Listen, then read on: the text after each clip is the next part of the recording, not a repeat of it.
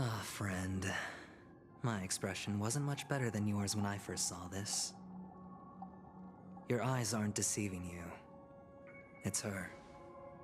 The famous singer, Robin.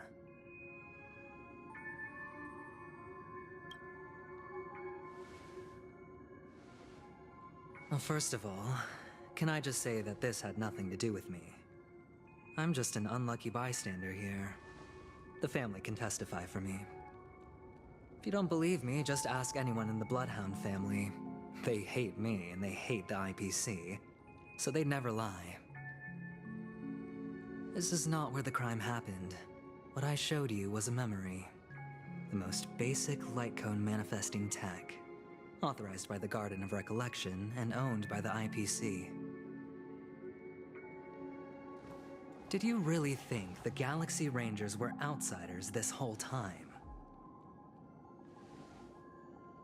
Penacony has made a solemn commitment to protect the safety of anyone inside a family dream. Any person in distress will be forcibly awakened and safely returned to reality. What gives them the confidence to make such conclusive statements? Because behind this promise is the harmony. The family's Dreamweavers link up their minds together to construct an unbreakable defensive line. Breaking through this line of defense to create death in the dreamscape. Not even a memo keeper could do that without the family's permission. Who could have done it, friend? The only one is her. The girl who calls herself a Galaxy Ranger. An imposter. An unsought guest. An emanator who hides her true identity. Ifrit's death was a foregone conclusion. And Robin? Her misfortune was staring right at her.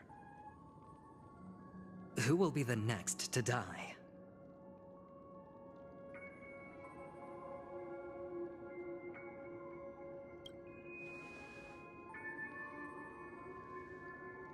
It's fine. Listen to your gut. Building trust always takes time, and I'm willing to wait. I just hope you realize that wherever that legacy is concerned, covert plans are already underway throughout Penacony. Everyone's got their own agenda. Careful you don't get stuck on the wrong side. If I were you, I'd keep my distance from Acheron. After all, any schemes out in the open are always going to be better than a monster in the shadows, right? Who's to say there isn't an even deeper conspiracy lurking beneath the surface? Memo Keeper, I think our little deal is finished. Aventurine is telling the truth. This memory is a real one, and there's no sign of any distortion grafting on.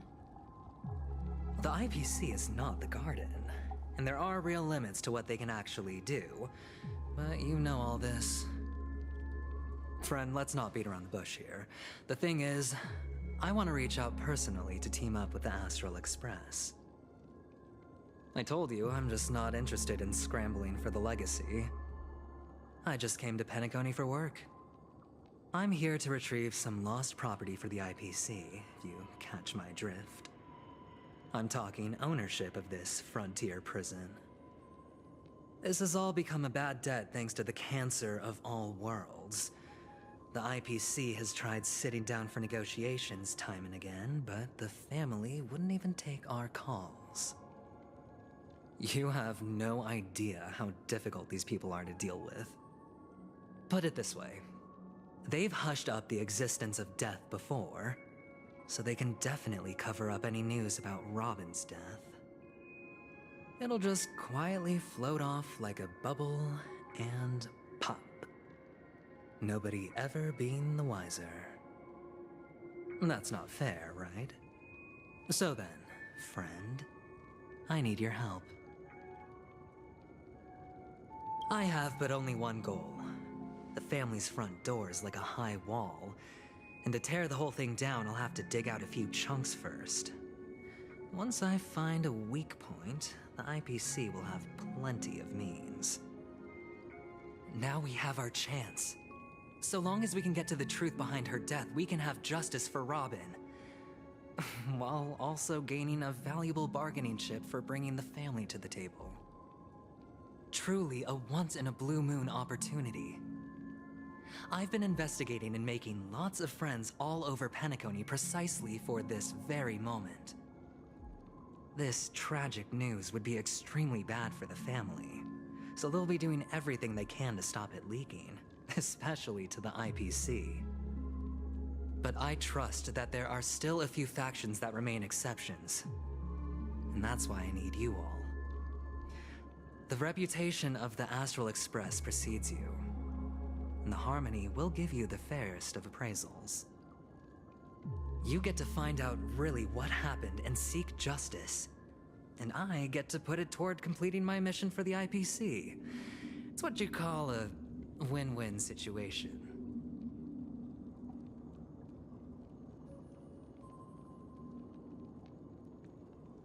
Don't worry, just head back and talk things over with your companions. That navigator is really smart. She must understand the value of this deal. Look, here's my contact details. If you come to any conclusions, call me. Oh, and take this. A thorough investigation can always use a little more funding. Don't mention it. So long, friend. I really am looking forward to uncovering the truth about death with everyone. Aventurine just sauntered off. He really doesn't mean to force it, but something still seems off. What now? What are your plans? Black Swan. What is she thinking?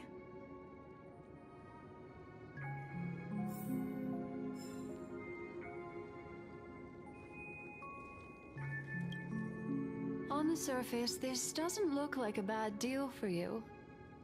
But Aventurine is a shrewd merchant whose scheme won't just be as simple as it appears to be. He doesn't know about Miss Firefly yet, but judging by your reaction, he may have noticed something going on and deliberately shifted topics to the truth of death to try and pull you in line with his way of thinking. That's quick thinking and very sound logic. Aventurine is no fool, and working with him definitely has its dangers. But you're talking about real evil. Anyway, be careful out there. There's more than one way to blaze a trail. In a dark forest beset by wolves, ensuring your own escape to safety should be your primary concern. As for the other questions...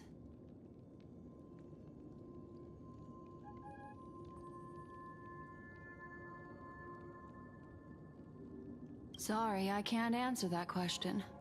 That ranger is shrouded in mystery. I'm afraid no one is capable of providing an answer. But without a doubt, she is the most special guest at this banquet. It's like Aventurine said just then. It's best to keep your distance from her. I'm not sure the two cases were committed by the same culprit, but that massive wound looked like its winged blade. We've all witnessed it in action before. Plus, it seems unlikely that there would be two lethal entities loose in the dreamscape. Two victims appearing one after the other in a very short time span, in and of itself, that's very unusual. Two possibilities. The collapse of Penacony's dreamscape has started speeding up, making death extremely agitated and weakening the family's protections. Or, everything has been planned out and executed by someone. If someone has chosen these victims deliberately, first a smuggler, then a family celebrity, then this murderer's motives are worth thoroughly chewing over. It's all happened so quickly, I can only make conjecture. After leaving here, go have a chat with your companions. I hope you can clarify the source of this confusion.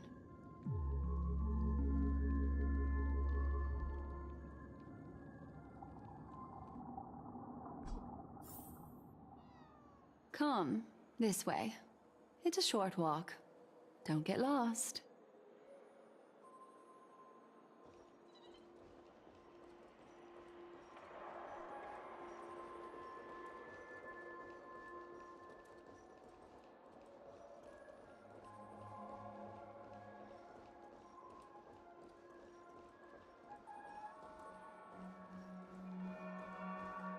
This way. This is where we part ways. All of this is like a nightmare. Unfortunately, the remembrance doesn't lie. What we just saw is the reality that happened, and it won't fade from our minds just because we wake up. But follow your heart and don't be afraid. We all walk through this world casting shadows of different lengths, and ultimately, all we leave behind are precious memories. Hold on just a sec.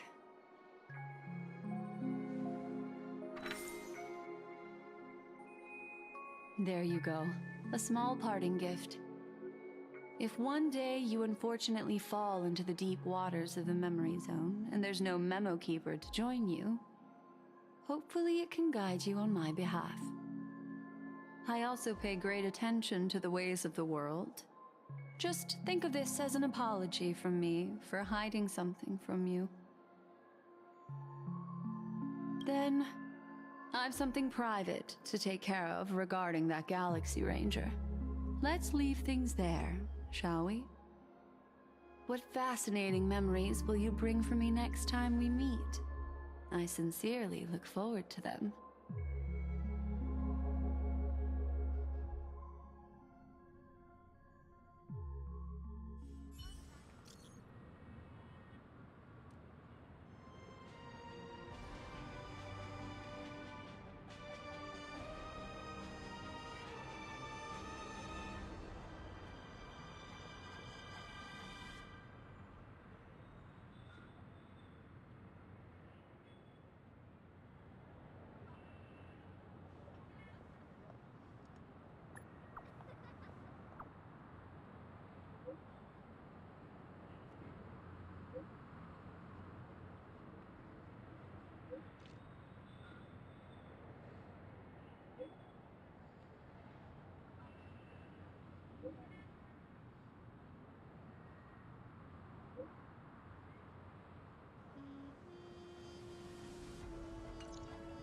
A family rep. Is Himiko okay?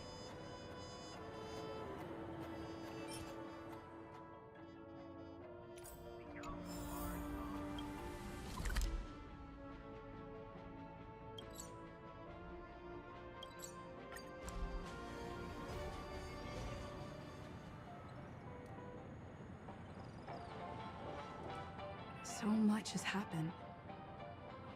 I should take a moment to gather my thoughts and wait for everyone to arrive.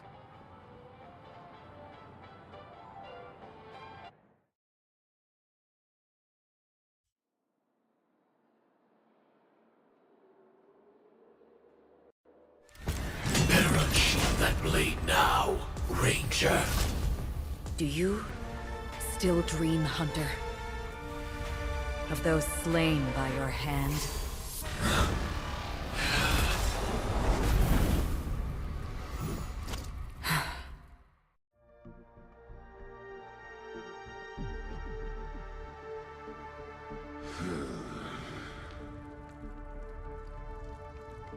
It appears the outcome has already been determined. You're still alive, as are you.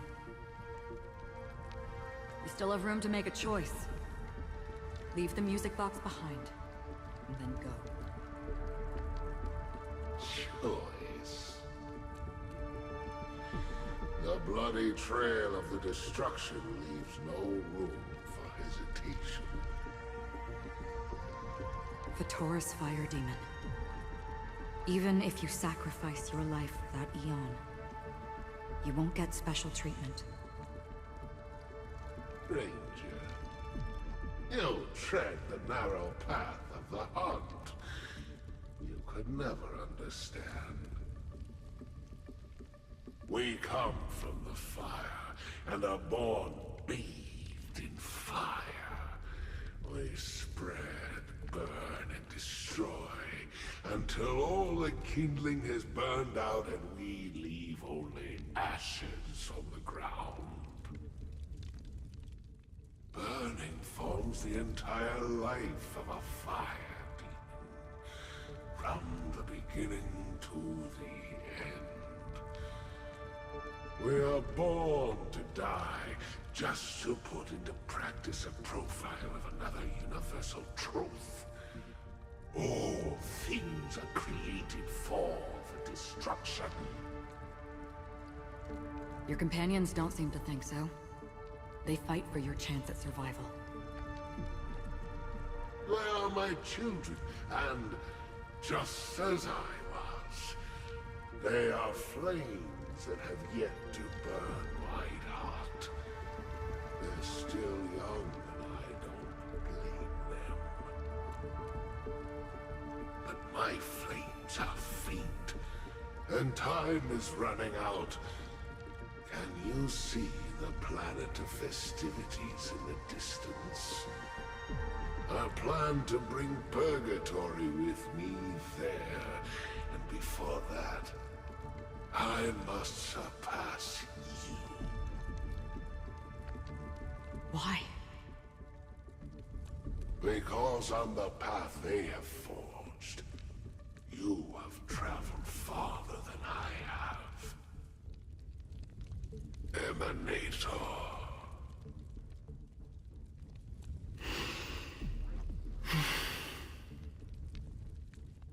You cannot hide your true identity. Draw that sword, for we shall indeed remain here, bound to fight a decisive battle to the death, for I choose this. Destruction is intense, but brief. To cravenly cling to life is to endure an endlessly prolonged existence. Even if the answer turns out to be your own destruction. What is important is not the answer, but that it exists, just as you exist. Everything exists to be destroyed. Emanators are no different. Just as even sweet dreams may be born of the void, the so-called impossible is merely something that has yet to happen.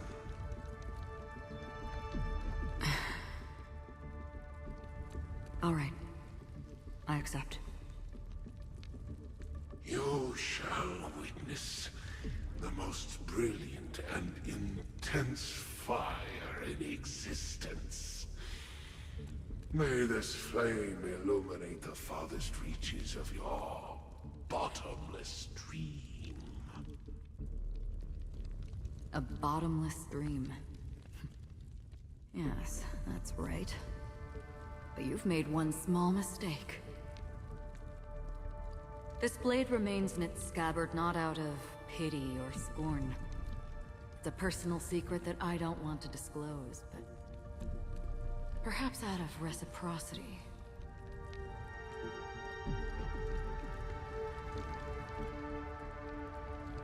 I'll reveal the truth to you. The hunt is not the path I truly follow. May death be the end of your boundless dream, guiding you back to the waking world.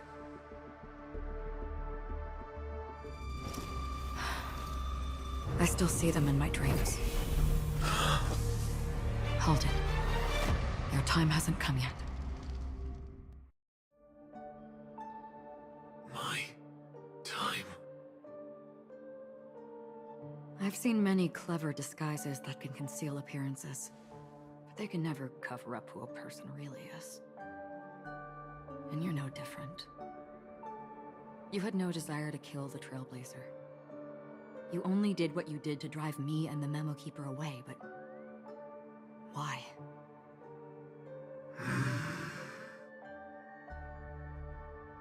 Did Destiny's slave make you do it? You know, Elio. I thought this is just the kind of thing that'd get written into your script. My script has always been brief. Other than that, anything beyond that is unnecessary. He knows my nature. There is but a single destiny from which no one can escape. And until then, I hold the privilege of choice. However, you appear to be ignorant of this. So it's time for me to inquire. Who exactly are you? Not your enemy, perhaps. That's not what I asked. I don't deserve your curiosity. Loners wandering the cosmos always have their secrets. Take me. I'm wanted by the IPC, so it's little wonder that I know something about the Stellaron Hunters. That's all. Maybe I can help. What reason would you have for doing that? I tend to forget things.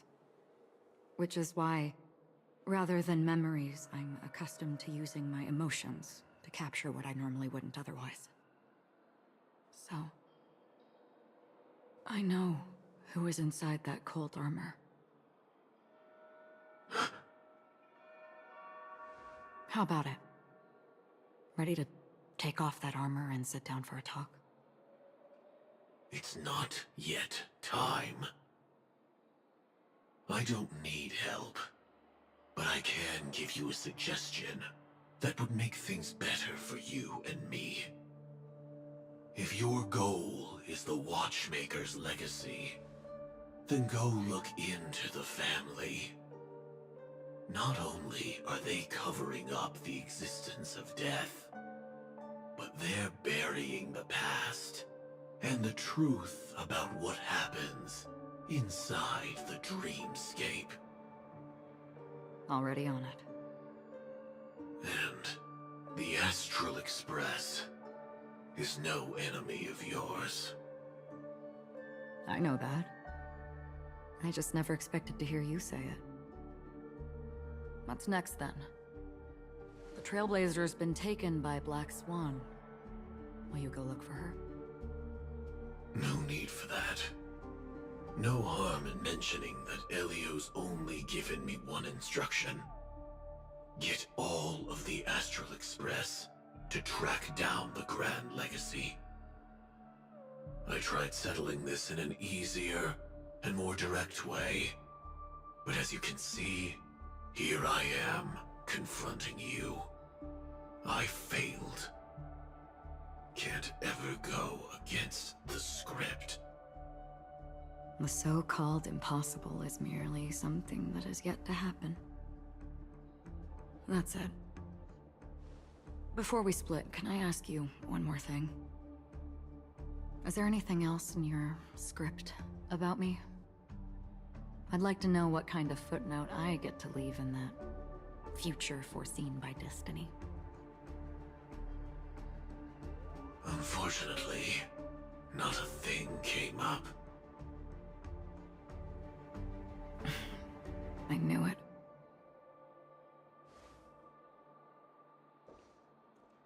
Hang on. I don't. Don't. What? Your first question was, do you still have dreams about everyone who died because of you? I don't. Never have. I was born without the ability to dream.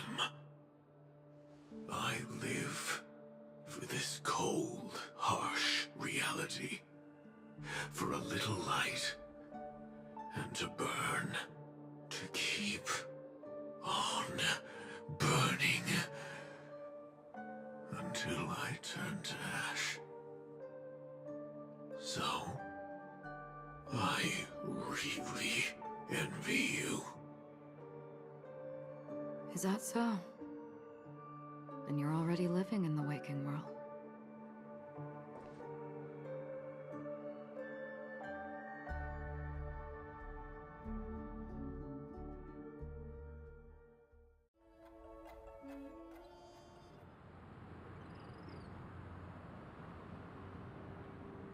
We heard about Miss Firefly from Black Swan, but we never expected Miss Robin to...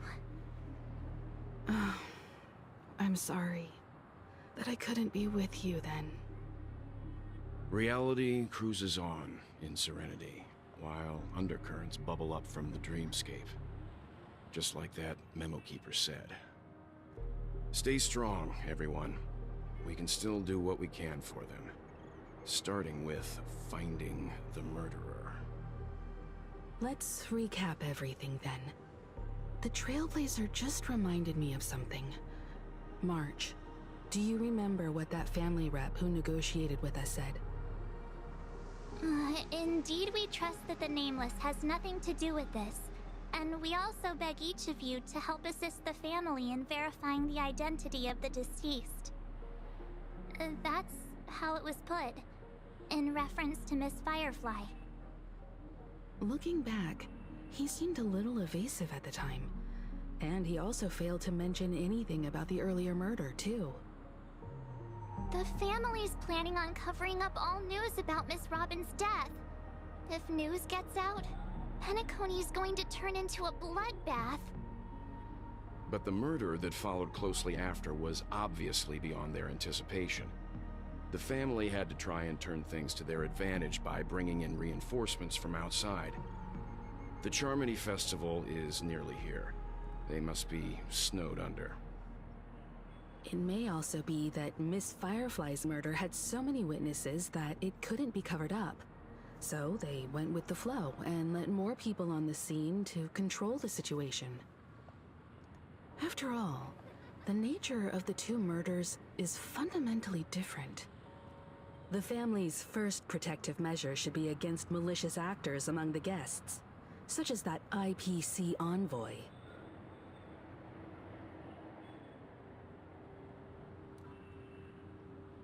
All the while accusing that Galaxy Ranger. Are we missing the forest for the trees here? I always felt that Aventurine's reasons for accusing Miss Acheron were highly subtle. Can we believe him? At this point, I'm afraid the only ones we can trust are ourselves. Look, let's try to gather intel first and then list all the possible outcomes we can. Then we go through them, eliminating contradictions one by one. The fewer facts remaining, the closer we are to the truth. I've still got this sense of foreboding. It's like we're stuck in a whirlpool, spinning around that legacy even after everything that's happened. This time we're playing the role of a real detective. But before we start, what are we going to say to the family and Aventurine? As I see things, the family harbors no ill will towards the Astral Express. If they didn't trust the crew, they wouldn't have casually commissioned outsiders to investigate a case that's, in all likelihood, a scandal. Plus, this is the family's turf. Teaming up with them should make things easier for us in the future. As for that Aventurine, well, I'd like to hear your thoughts. He's complex. He deliberately slow-played his hand during negotiations while running circles around us all the while. He appealed convincingly to both reason and emotion. It wasn't forced, but the intent was obvious. Still, it's good to have contacts among all this uncertainty. Aventurine showed his skills, and as far as our interests are aligned, he can become a reliable ally. We also need to keep a certain distance from the family. Never let them get too close. Teaming up with the IPC helps balance that out. If either side makes a move, we have the option to pull out. So, you suggest accepting Aventurine's proposal to team up? Yes. It's risky, but we can only wait until both sides have played their cards before making any further judgments. I get why, but there's a whole lot of bad guys and girls around here, and I'm worried about getting stabbed in the back. She's been bullied a few times now, and I can't stand it anymore. You're like a broken record. Forget about it. Just let me keep an eye on him. If that doesn't work, we can just turn the tables and use him instead. Then, could you please reply to Aventurine? Everyone, take this time to put together your thoughts.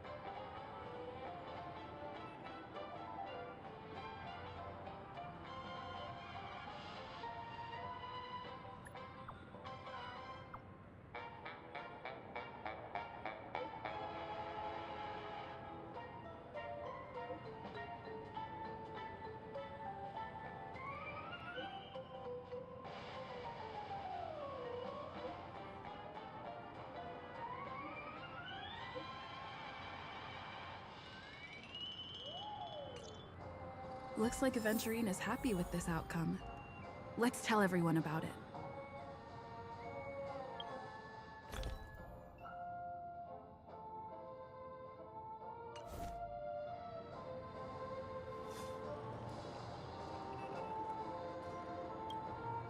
Aventurine's goal is to try and recapture Penacony for IPC. To do this, he'll have to bring down the family in its entirety to create a big enough chance. The existence of death will be covered up by the family. So how does he plan on taking them down? It's gotta be something important enough that everyone will notice. But it also can't be anything too out in the open.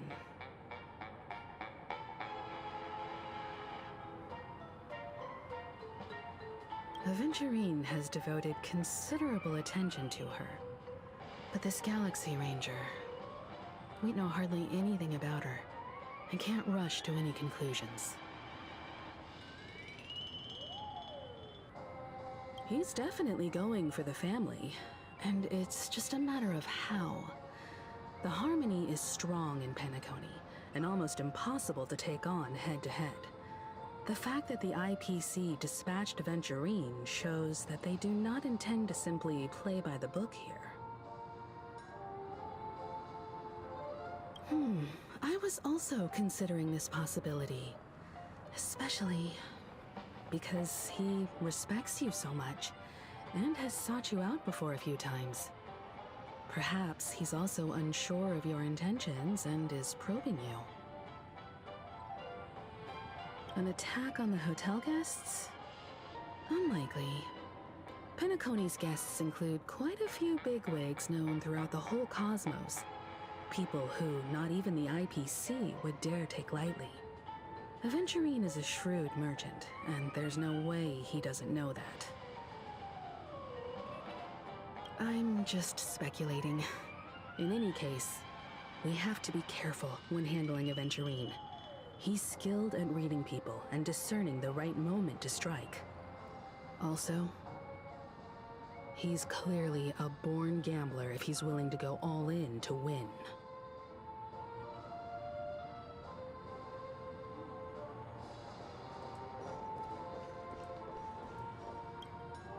Aventurine said something that concerns me. He accused that Galaxy Ranger of killing Robin without any evidence whatsoever, but said nothing about her connection to that memory zone meme or why he was stalking you. It was a groundless accusation, which only serves to make him seem more suspicious. Maybe Aventurine's goal was never to gain our trust. Maybe he wanted to foster a feeling of enmity towards Acheron and make the situation more volatile. Two birds, one stone. However, I asked Don Hung back on the Express to confirm that story about the Annihilation Gang and the lost messages. It wasn't something that Aventurine made up out of thin air. You've met her many times now. What's your impression of Miss Acheron?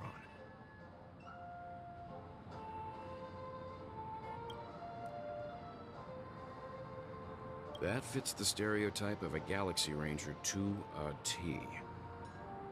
They're eccentric, unpredictable, and fond of being alone. No wonder she's a suspect.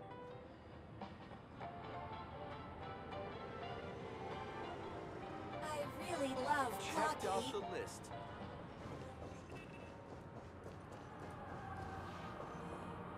Can this be considered the majestic? I hope it's not too soon to bring it up, but I feel like Miss Robin isn't actually dead, but that she's still alive and well. Somewhere. That everything's just some horrible prank. Because aren't we supposed to be inside a dream? How could someone die in a beautiful dreamscape like this? Shouldn't only good things happen here? Whenever I see the Grand Theater, I just can't stop all these thoughts from flooding my head.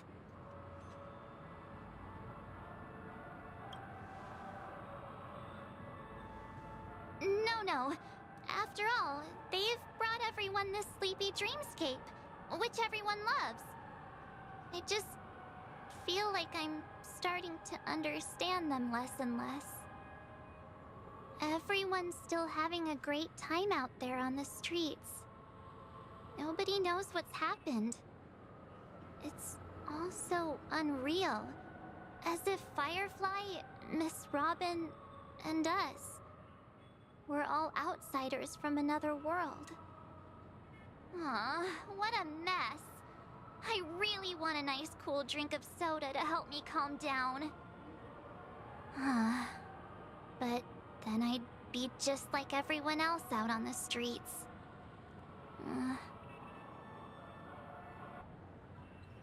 Looks like Aventurine doesn't need anything else. Let's turn our attention to the family's assignment for now. Himiko, what do you think? Among our current clues, the two murders that she witnessed are the most directly connected. I suggest starting here. One thing I'm curious about is, if a person dies in a dream, what happens to them in real life?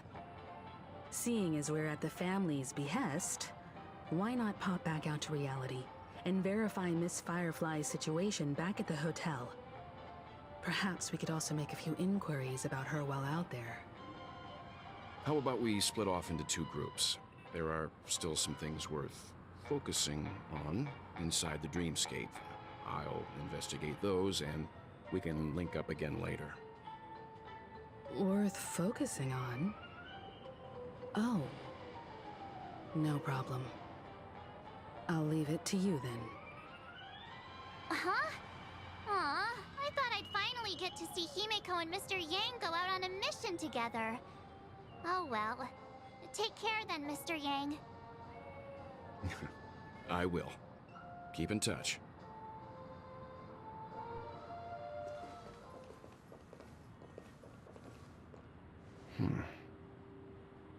Honored guest, could you come out for a second?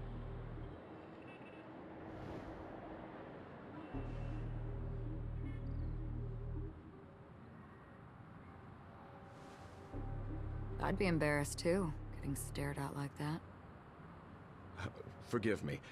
My name is Yang. I'm one of the crew members on the Astral Express. I believe you've met my colleagues. Well, Is there something about my name? first, don't you want to know my name? I already do, Miss Acheron. You're a prominent figure in Penacony. What are they saying about me? Some claim that you're the real culprit behind these murders, that the Annihilation Gang's tragic fate at the banquet was a result of your blade, and that you're now attempting to unleash another bloodbath on Penacony. The Annihilation Gang. Ifrit of Everflame Mansion. Tragic fate. That Duke turned his dying body to flames and sacrificed his life as a martyr. He was a determined and heroic pathstrider. Not even a villain should be disparaged like this. And what's more, there were plenty of suspects invited. Do they really think that a blade is more dangerous than that black hole you're wielding? Keen intuition. Not even the family managed to point out the truth behind this cane. So you must surely know, Miss Acheron, that peering into a black hole is not a wise move. As a potential threat, your knowledge of us has reached uncomfortable depths. Reveal your true identity and intentions. Otherwise, brace yourself for gravitational disintegration. That shouldn't be necessary. But if it makes the Nameless feel less defensive, I'll be happy to abide. Believe it or not, Galaxy Ranger, Acheron, those are the names I go by to this very day. My trip to Penacony is solely to fulfill an old, final request. I'm here for the Watchmaker's legacy. And that's it. I think I've been honest enough. Still unwilling to reveal your true identity? It's not that I don't want to. It's just that I can't. I've come so far, and I can't sum up all of that in just a few words. Everyone has their own unspeakable past. Secrets that they don't want to be revealed. And I won't be asking any more questions, such as why the Astral Express is roaming around the cosmos with a Stellaron on board. Is she okay? That memo keeper didn't do anything, right? She's fine. Let's just stick with the topic. Gaining my trust depends on how much you're willing to reveal. I've run around many different Penacony dreamscapes just to try and find that legacy. And during this period, I came into contact with quite a few guests. In the process, I gradually came to realize the secret of Penacony may be closely related to the Trailblaze. That's why I've come to ask for your help. I don't have enough proof yet, but I'd like to speculate something. The source of all tragedy lies within the family. If you could trust me, we could find the proof to support this claim together. Mr. Yang, I think you've come to the same conclusion, haven't you? Let's leave it at that. For now, I'll choose to believe that you bear no hostility. Share your findings with me, and me alone. I don't want vague conjecture to interfere with other people's judgments before we find solid proof. By the way, would you like something to drink? Before we go, how about 2 cups of Wake the Heck Up? No, 4 cups. Because the conversation coming up will last forever.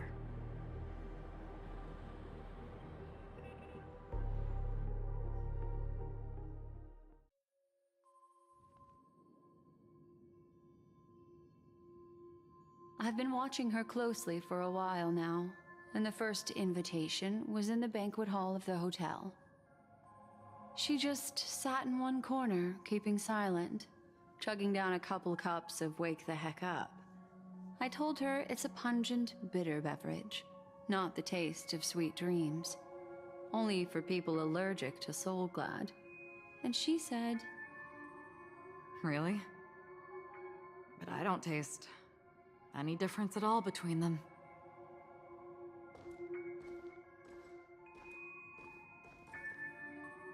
the guest rooms are charmingly minimalist.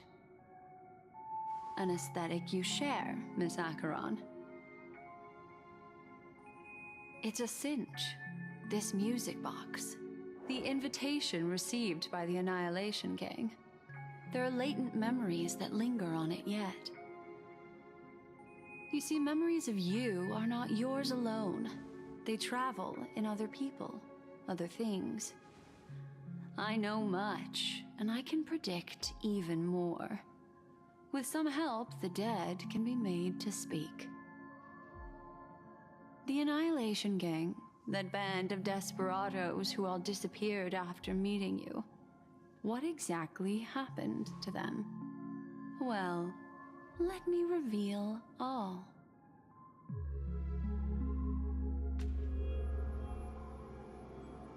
Gradation 12. Dreamscape 12. Father, I dedicate this to you. Well done, Dubra. Wherever they go, shall be met by annihilation. There it is. It's hazy, but it's Ifrit's voice. The other one is probably his progeny. This is the residual memory from when the invitation was first delivered. They were abruptly interrupted. Then, what happened next is...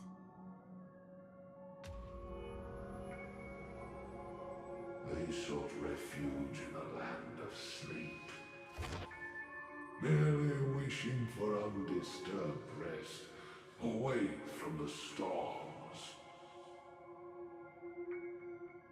Children of the flame, this marks your rite of passage. She won't be necessary. I alone am enough.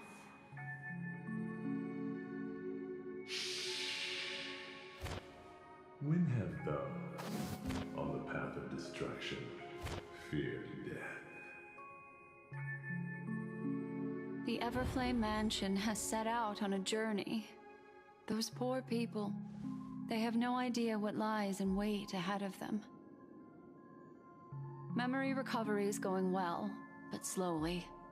She'll be here soon, and time is short. There's nobody else here, so there's no need to be delicate. In fact, I think I'd better go all out.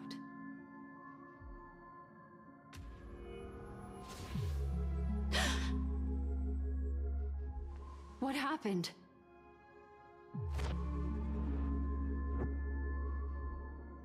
The memory after that is blank. How is that possible? This music box fell into Acheron's hands, and she brought it to Penacony. That's a fact, and that's how it should have gone. But along the way...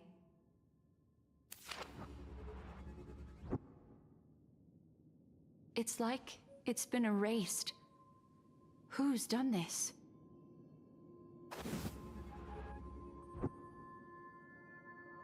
Who are you? Who are you? It's... no. Is this not a memory? Oh, a memo keeper. Do you serve the Garden of Recollection? Or the Cremators? My name is Constance. A pleasure to meet you. We were supposed to meet in Penacony and spend an unforgettable time together. But that seems unrealistic.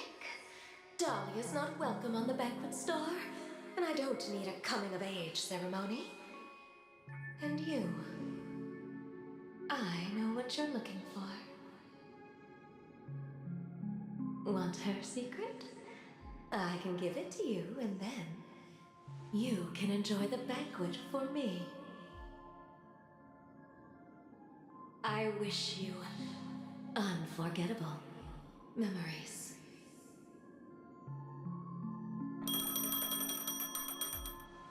Oh. A phone. Wanna listen in?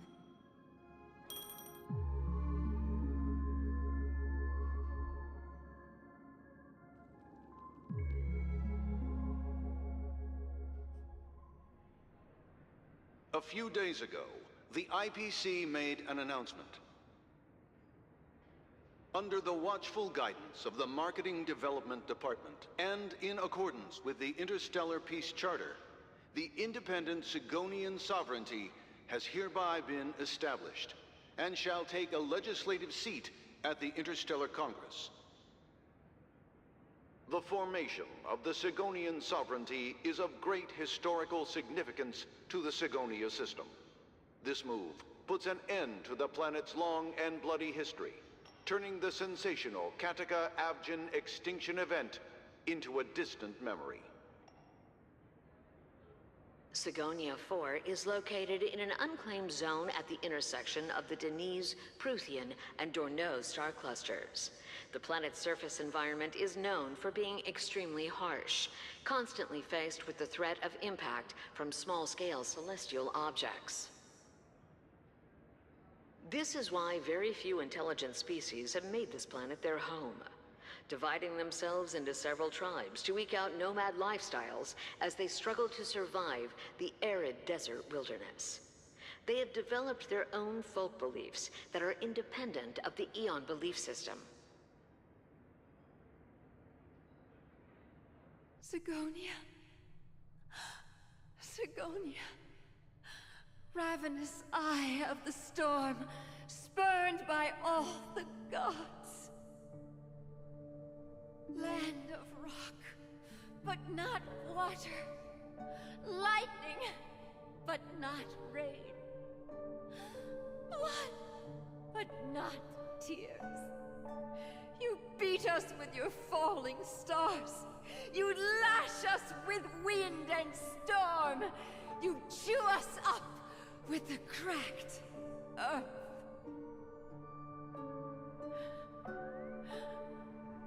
You promised us a land of honey, yet yoked us beneath a sword of bitterness. Oh, Gaiathra Triclops, if thou can hear me, please open up thy 3 eyes and gaze upon this child. When you took his father, my child was still sleeping in my belly. And where my husband went, I too soon must go. I don't ask for a peaceful death. Just for you to tell me, does the baby swaddled sweetly asleep? Does he dream of his mother's heartbeat and the sound of falling rain? Please tell me whether this life is all just a fleeting dream. Otherwise, why would this child be born to face impending death? Mommy! Mommy! Mommy, the rain. It's raining. Raining?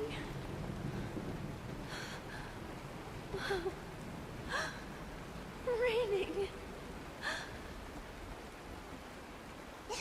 It is raining. It's true. Those Outworlders weren't lying to us. They really did summon the rain. Mommy, we can leave here. We can go back home.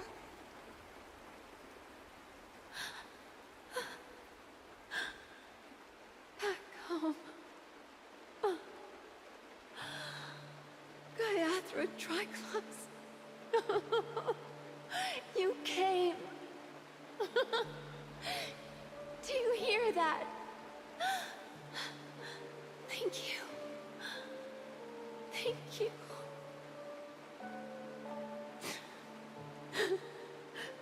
Darling, listen.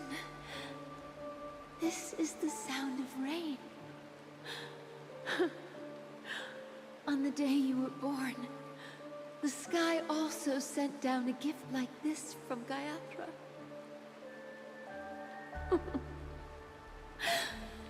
Such a lucky child. Such a blessed child. Just like your name. A gift from them to Avgen. My boy.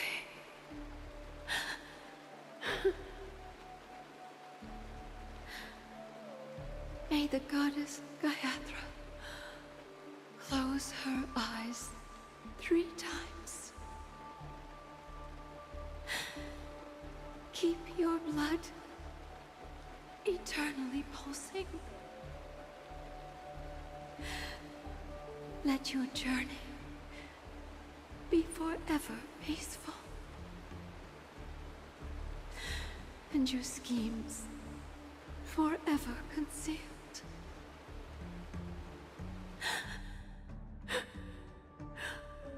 Welcome to this sad world, Kakavasha.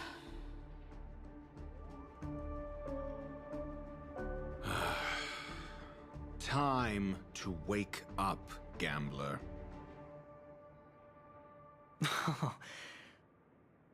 Oh, heavens. I must have drunk too much Soul Glad.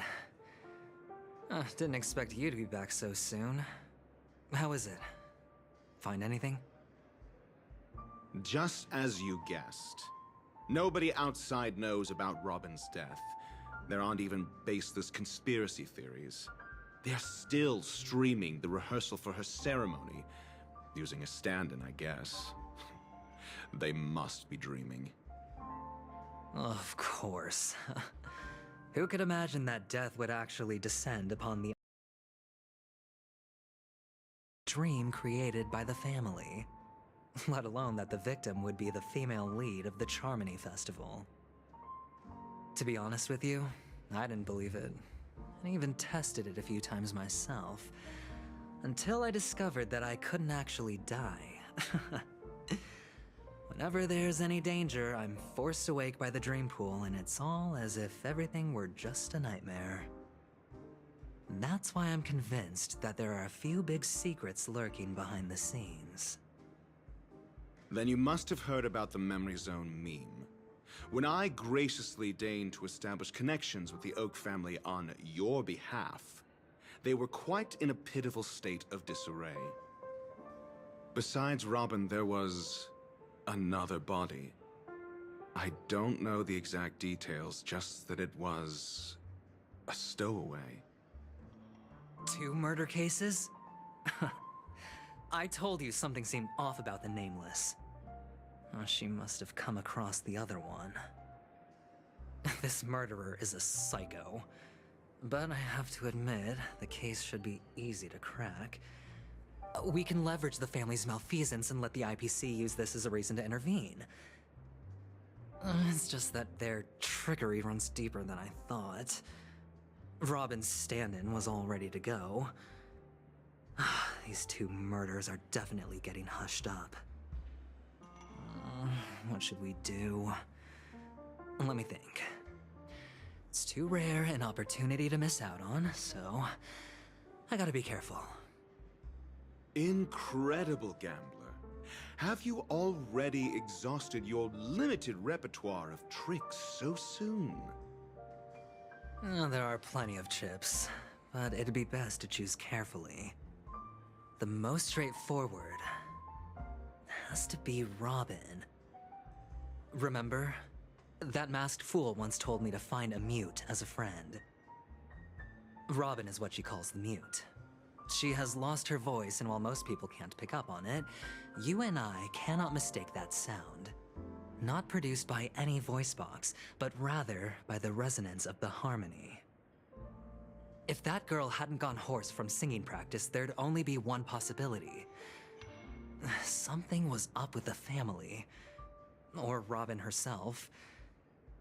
To get to the bottom of this, I tried every way I could to meet her. But she died.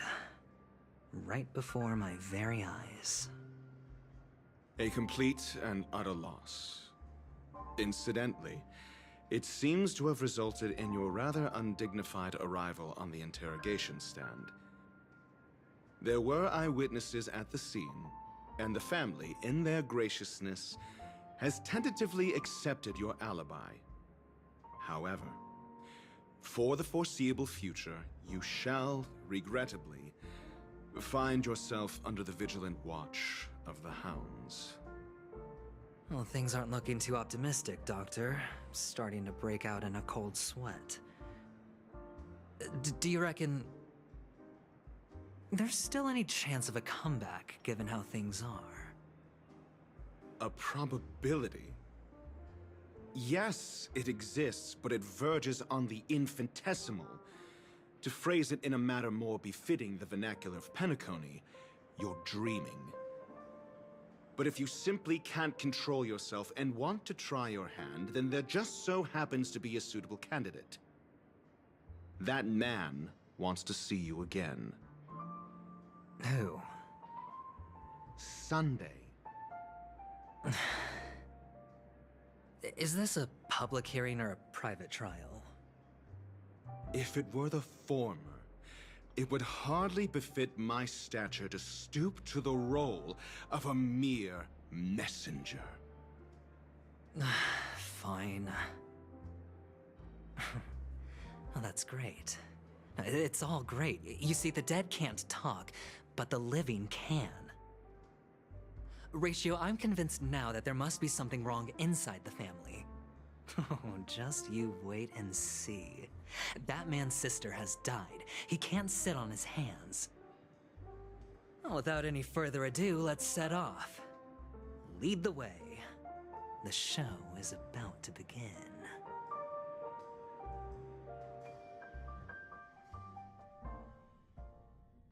We're here.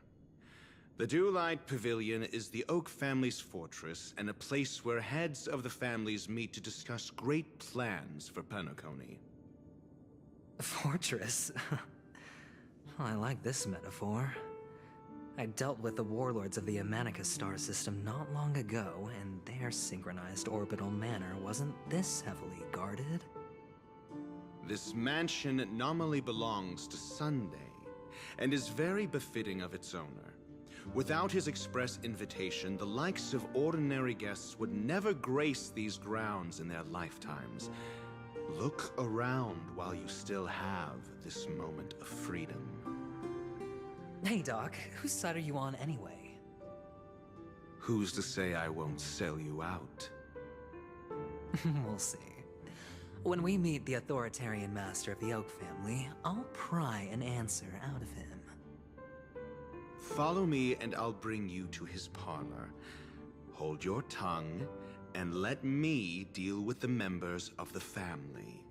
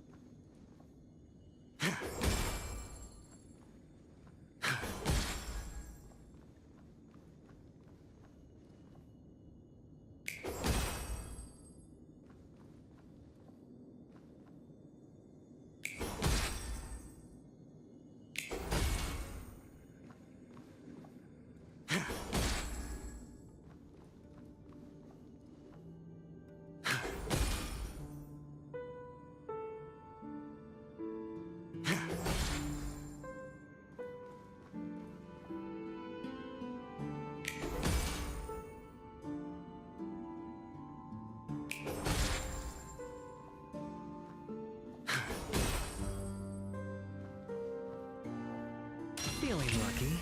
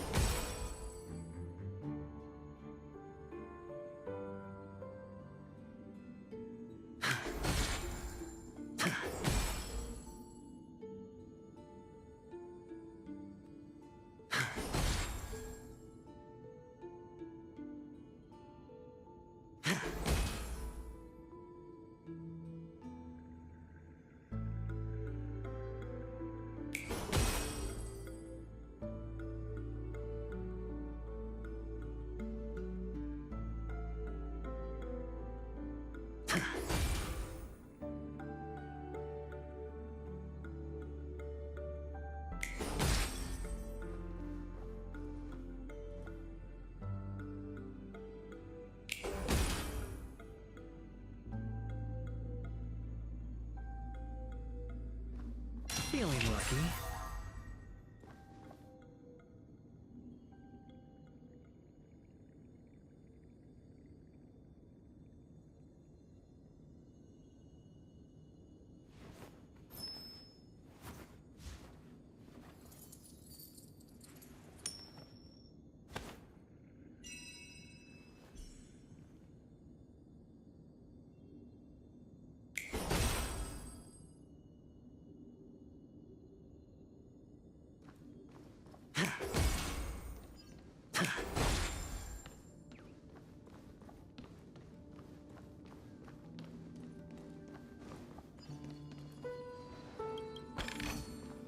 A reward with no risk? I'll take it.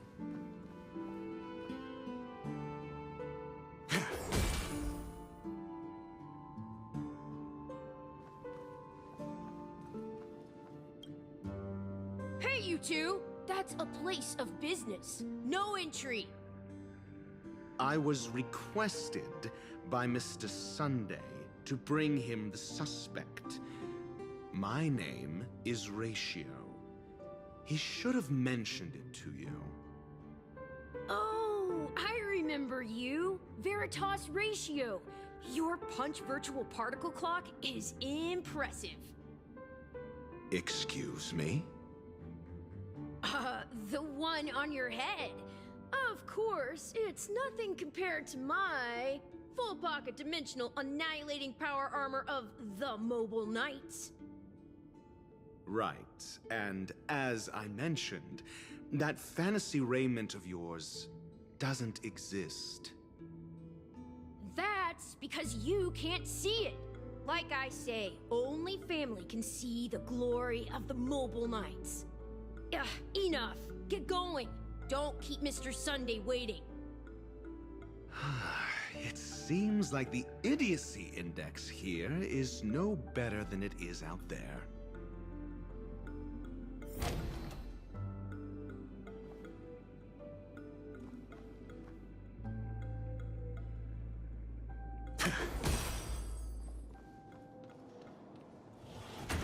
A dead end?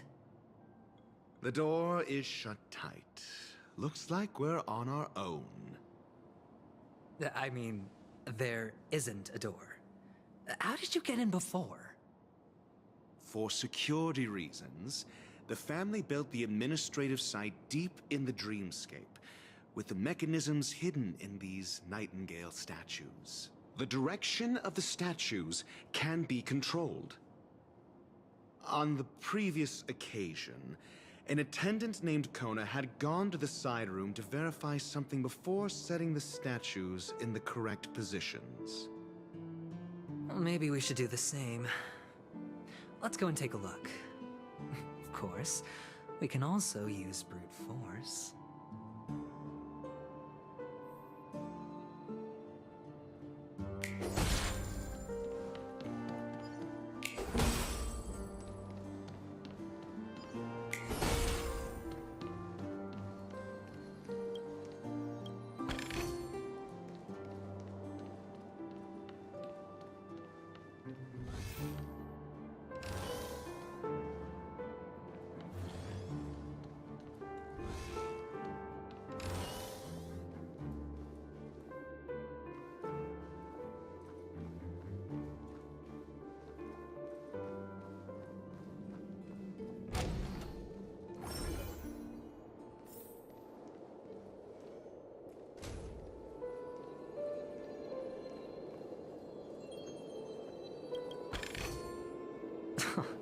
This is hardly enough for a seat at the table.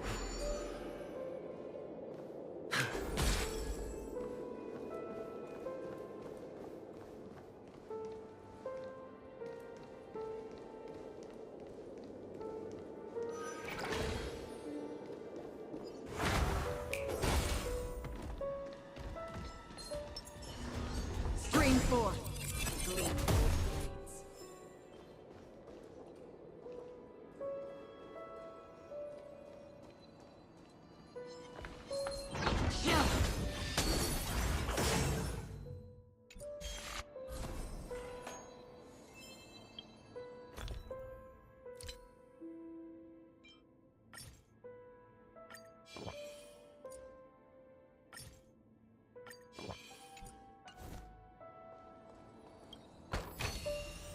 Seek, and you will find.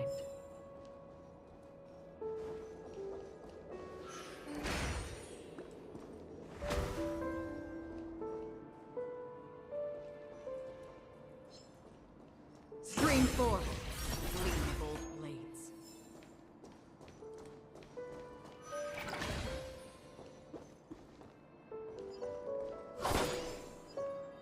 Six nightingales facing in different directions.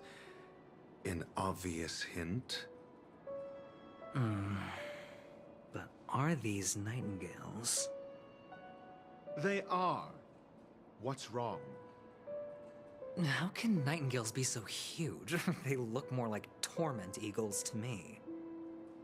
There are no eagles in the 5 families, only nightingales. Why am I wasting time with you on this?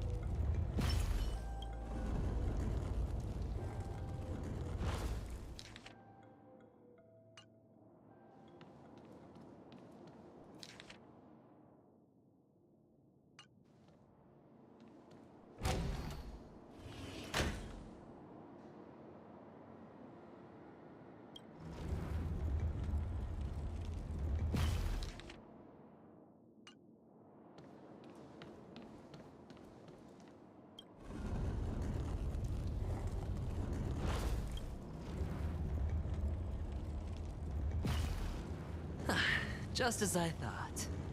Here's the correct answer.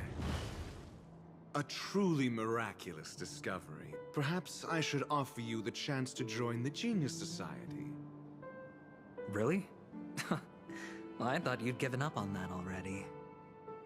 I was being sarcastic. Can't you tell?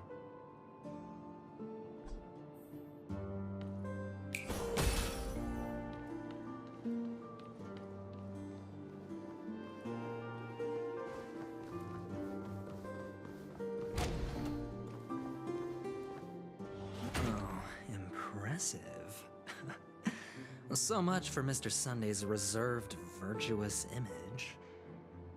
Do you need me to remind you? We're in a dreamscape. No matter how grand the mansion looks, it'll not affect Penacony. Stop wasting your time nitpicking the family here. Yeah, you're right. The only way to destroy the family is death. Sunday must have thought the same. Let's head down.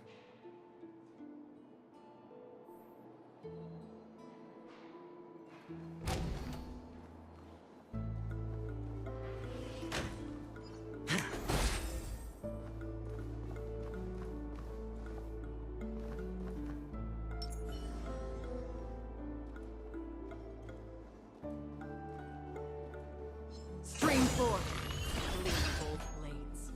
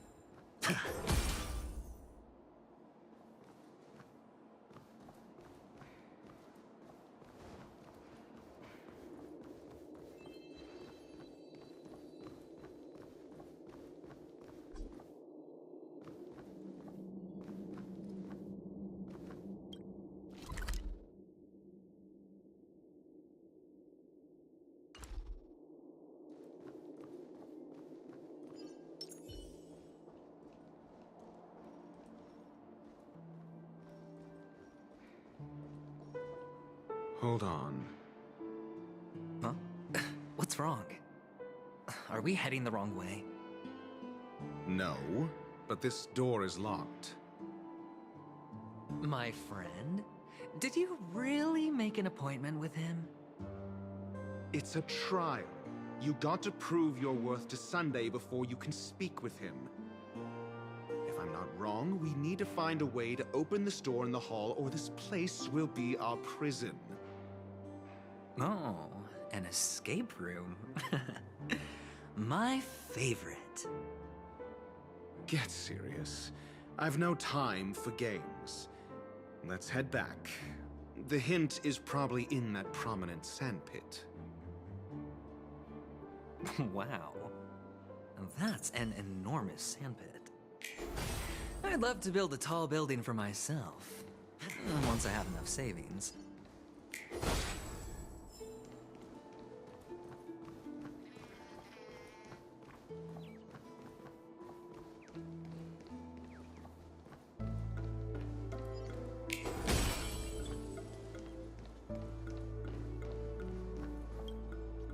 Oh, look. There's a noticeable gap in the model. I believe you're right. There wasn't a gap before. That man must have done it intentionally. Well, with your brilliant mind, you shouldn't have any trouble recalling what was here last time. Right, Doctor? Of course. Let's look around. When I see it, I will know it. Fine. Fine. Why do I feel that we're pursuing a degree in burglary now?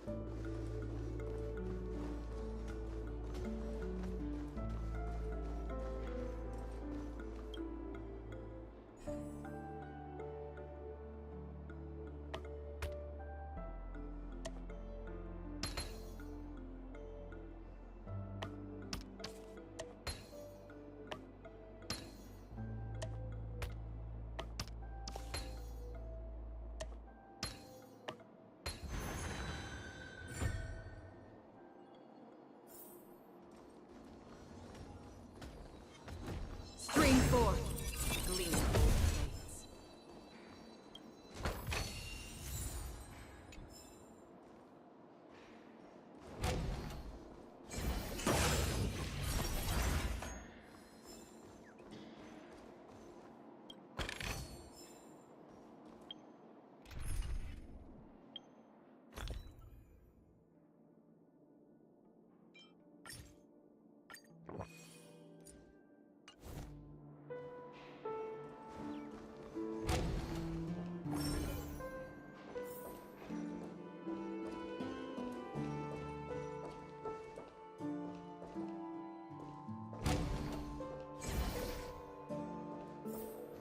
Found it. This is it.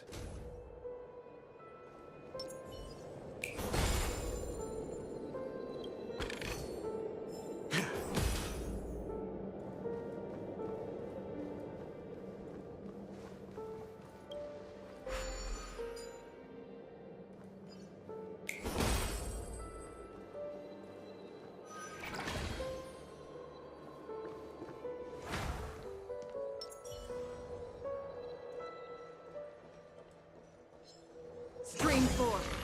Gleam's old blades.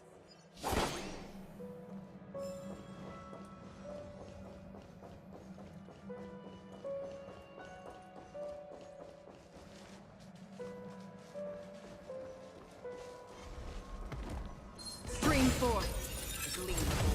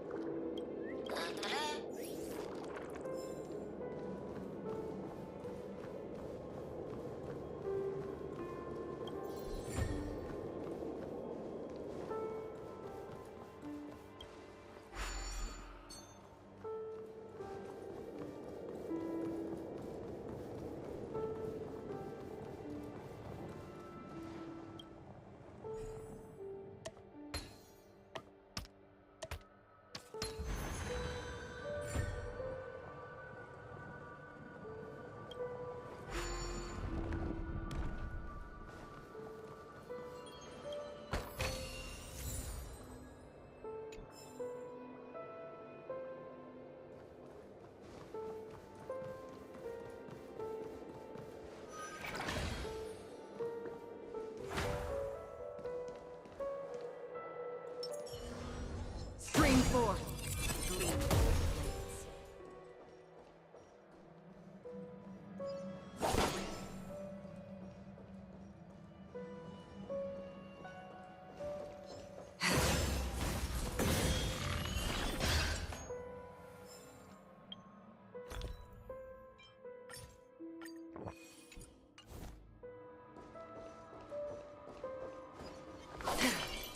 Stream 4.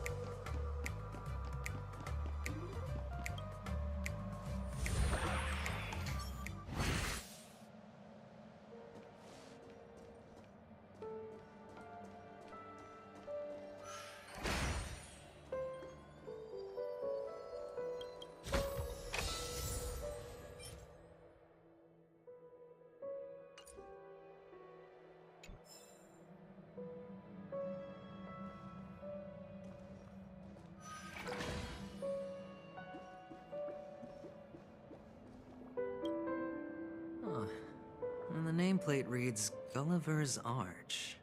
Well, I'm amazed you can remember something this tiny. You know, this reminds me of a tunnel I once saw that could shrink people who passed through it. If I were you, I would shut my mouth. It's wise to remain silent when you should.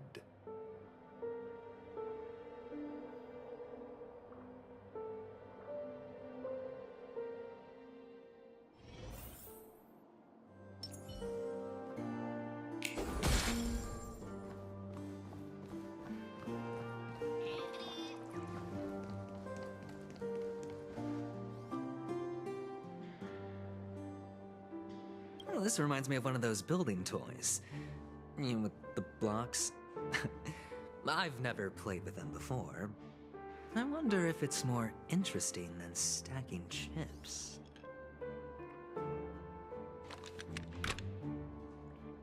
Oh, look. The gap is closed. And it fits perfectly. So, what's next?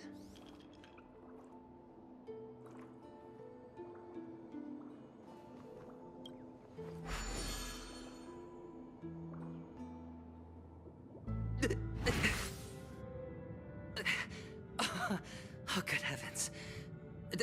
Did I shrink? Am I still in a dream? Indeed. Oh, Doctor, you're huge. It's me! Down here! In the sand pit! Oh, actually, I think we could make this work for us. Just find a way to slip me into Sunday's collar, and I'll infiltrate the family just like that.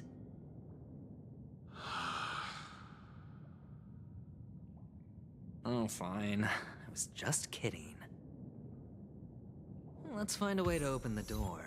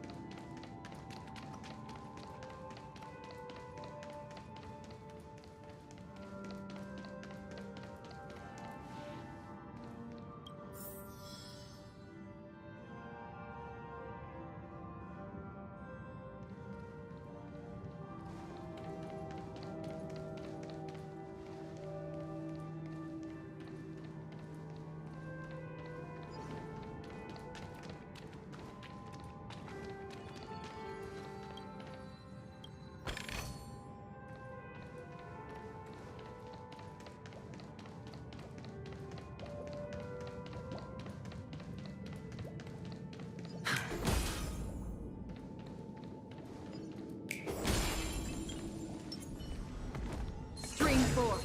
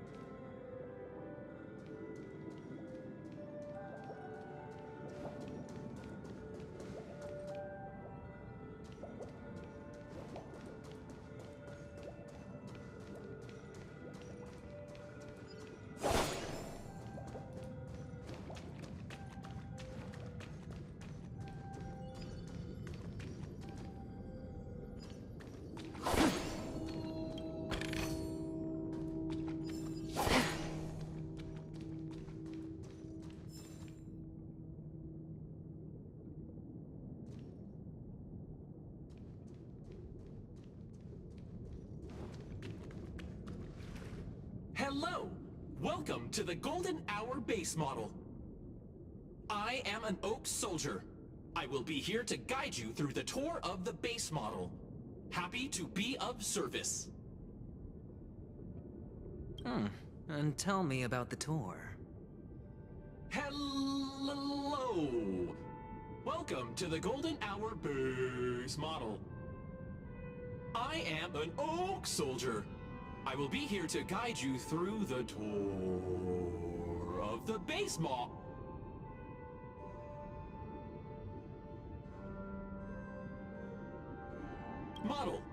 Happy to be of service. Generating guide. Please wait patient.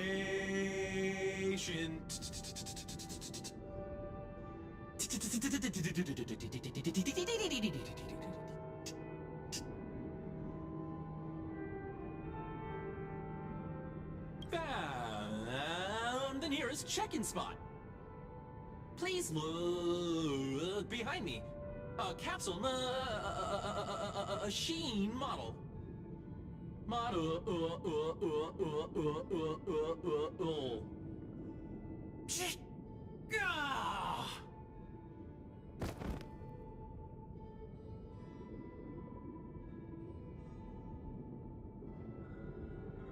What's up with that?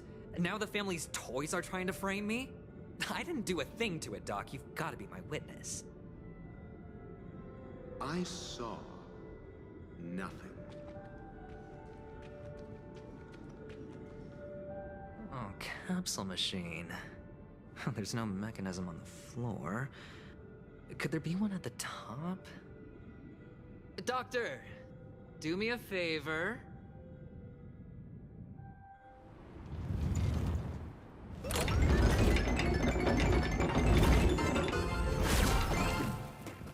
So, I was right. These models have interiors that look exactly like the real buildings. The only difference is that no one lives in them. Funny that Sunday puts a miniature that makes him seem like a giant by comparison right where he can see it first thing in the morning. Insecure much?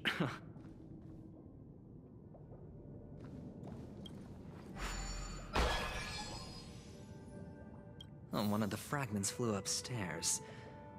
I'll need to use the pinball machine to flick myself up there. But it's tough.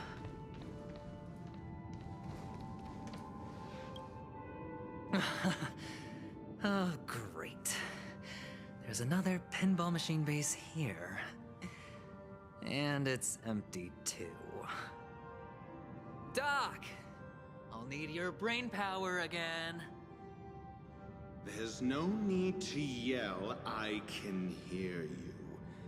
The pinball machine must be hidden somewhere in the hall, like the arch. Wait here, and I'll be back in a minute.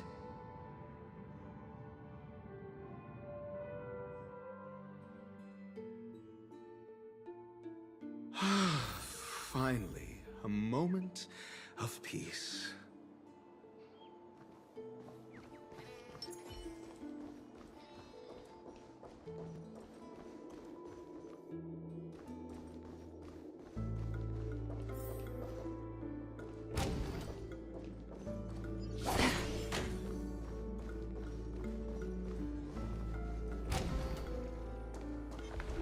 Stream 4.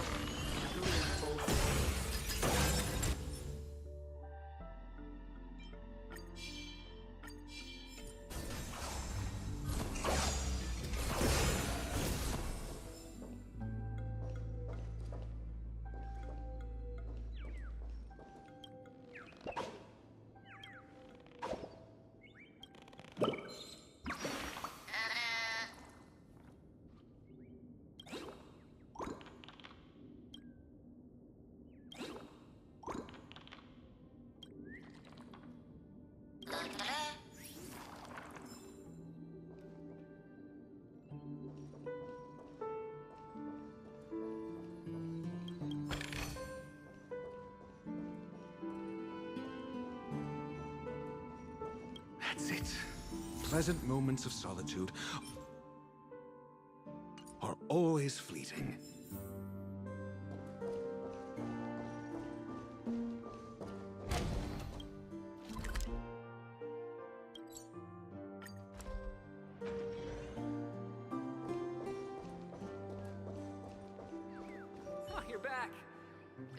place it here. Thank you.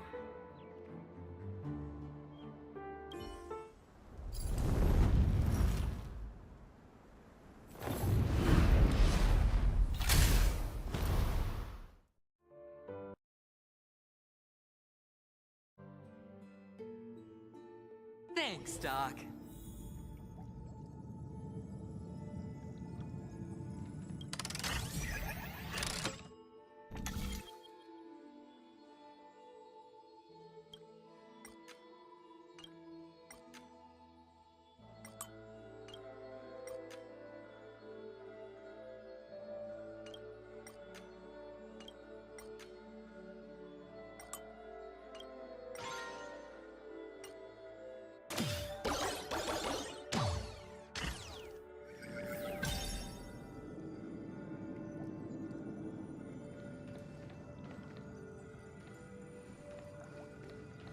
Oh, Horatio, you should come in here and take a look. The view here is breathtaking. Honestly, you could easily squash me with just a pinch. If that is your wish, I will do so without a moment's hesitation.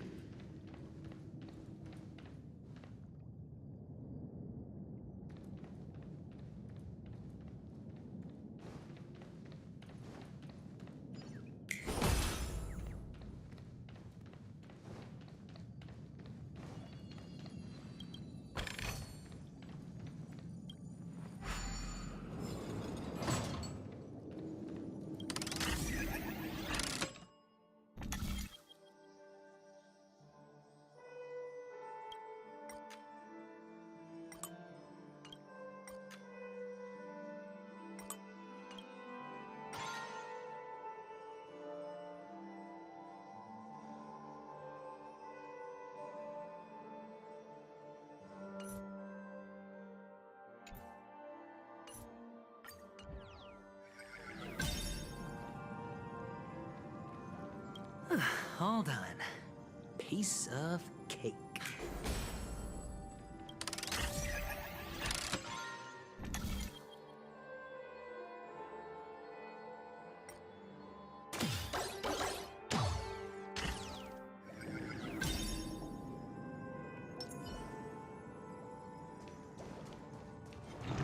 String forth. Gleam of old blades.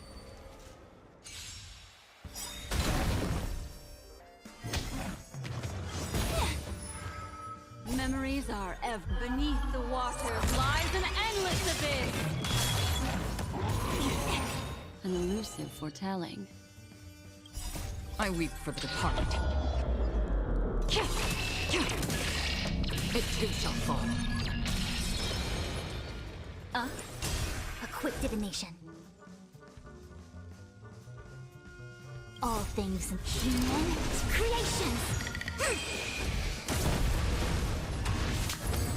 Sure, I'll play along. Another journey begins. Destined for oblivion.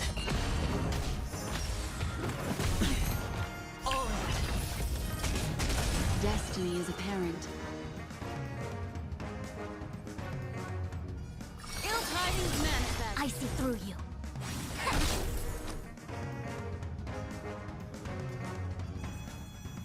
It's on me. Still waters of oblivion. I weep for the departed. It too shall fall. What do you want to know?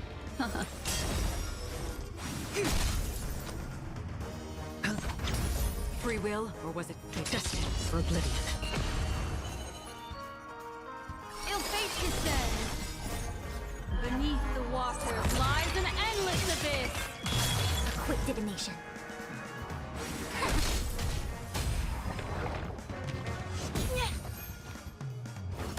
No dirty tricks. Watch your head. Hedge your bets. Another journey begins. Still waters of oblivion.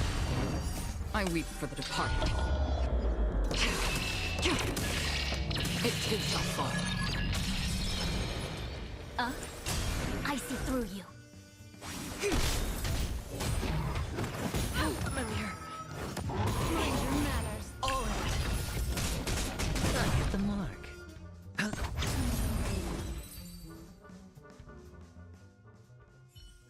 All done. Piece of cake.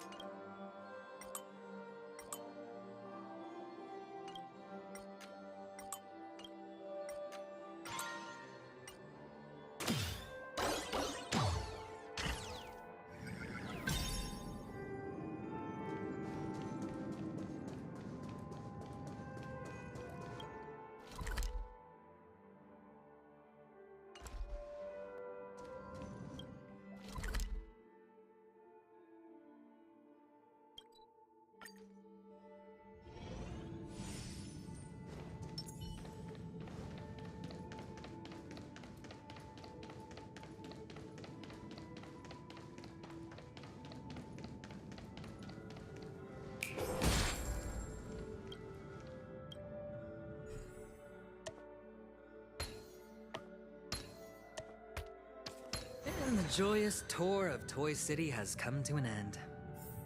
Makes me feel sad. Penacony isn't all bad, right?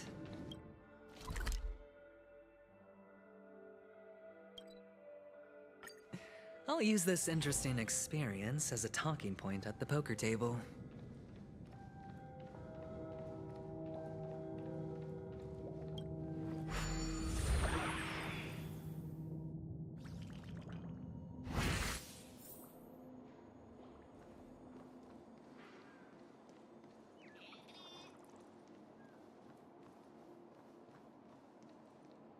It's a pity you made it out of the sandpit alive. Sunday is just beyond this door. From my limited understanding, he's not someone easily handled. Are you prepared? Yeah. Only I believe he's the one who should be prepared to face me. Tell me about your plan. I don't have a plan. I'll just play it by ear.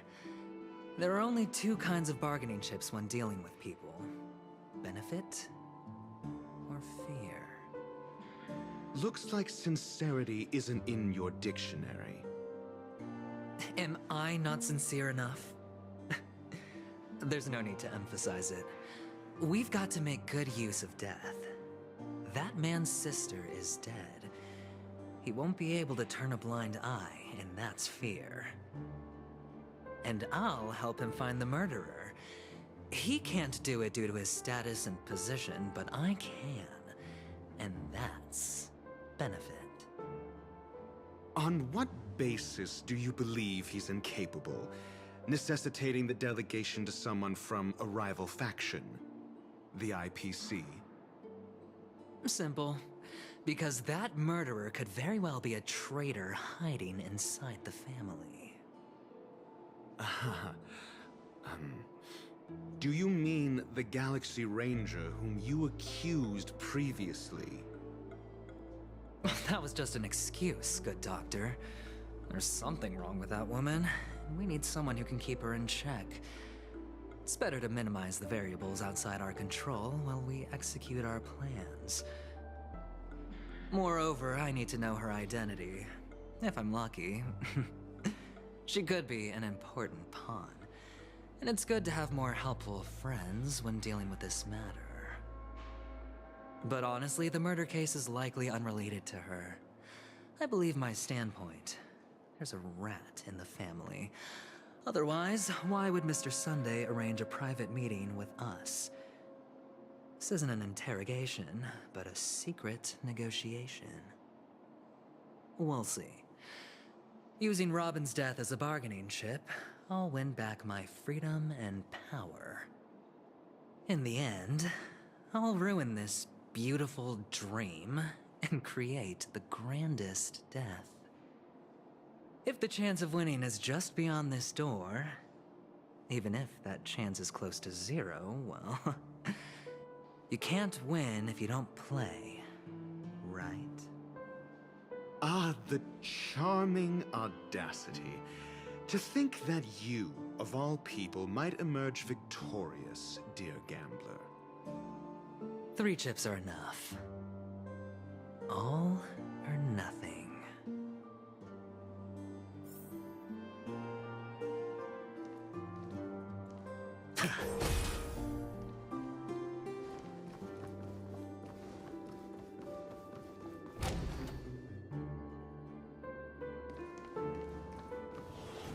It seems my puzzles are too effortless for you, IPC Ambassador. I appreciate your words. And I see you put a lot of effort into welcoming me, Mr. Sunday. However, this is no way to greet a guest. Well, this isn't an invitation, but a summoning. Before we speak, I need to test your character. I imagine this knowledgeable doctor friend of yours has been of great help, yes? Certainly. You ought to know this better than I do. He's already faithfully fulfilled his duties, hasn't he? Yes, the doctor has assured me of your noble character. He considers you, like himself, a virtuous person who can be trusted by the family. I have come to know you very well as a person, Mr. Aventurine. You're diligent, generous, and willing to cooperate. The fact that you succeeded in overcoming many obstacles just to meet me gave me the reason to believe in your wisdom and courage. But there's one thing I must ask you. That is, you've used your wisdom at the wrong place to meet the wrong person and put yourself in a situation where you shouldn't be, witnessing a tragedy that shouldn't have happened. You don't look too well. Am I making you anxious? If not, then it means I'm on your side. If I wasn't mistaken, you'd just made a serious accusation against the family. No, you weren't mistaken. For depravity is creeping in around you. Well, there's no need for us to be evasive. Let's talk about your sister. Your sister's talent is unrivaled in the world of show business. As you know, her voice has been out of tune since she returned to Penacony. What's more disheartening, she can't sing anymore. Who could be responsible for this? Many suspect the culprit is among the outsiders, but I know you hold a different opinion. Now your noble status has become a shackle, preventing you from apprehending the murderer and avenging your sister's death. You're feeling anxious because you're out on a limb. But don't worry, I'm on your side. I'm immensely honored by your concern for me, Mr. Aventurine. Since you're so selfless and generous, I believe you wouldn't ask for anything in return, would you? Well, naturally, you wouldn't incur any loss from this. I just want to reclaim what is mine. My liberty and the personal items under the family's custody, the bag of gift money, and... the box in which the cornerstone is stored. That's right. Cornerstone. I've heard it's a treasured asset of the Strategic Investment Department. A sacred stone that seals the Preservation Emanator, granting significant power, and every liquidation specialist holds one. For an object so precious, it probably comes at an even higher price than other forms of recompense. Well, I'm sure you're aware of the high level of risk I'll be undertaking to bring the truth to light. Mr. Aventurine, when you're out and about, do you always make adjustments to your appearance? Your tie should be on the center line. Your shirt must not protrude from your vest. Your trouser creases should be perfectly straight, and always aligned with the tips of your shoes. Of course. But I don't, because it's not appropriate to do so in public. You should make sure everything is presentable and in order before leaving the house. I'm not the kind that takes risks. The cornerstone must be in the custody of the family. No room for negotiation. Please, don't let me turn you down twice. Sure. The gift money is good enough. I suppose you wouldn't mind that. After all, a merchant can't function without a bargaining chip. You compromised quicker than I thought. Unfortunately, it's a gambler that needs a bargaining chip, not a merchant. I can give you your gift money, but before that, I want you to tell me.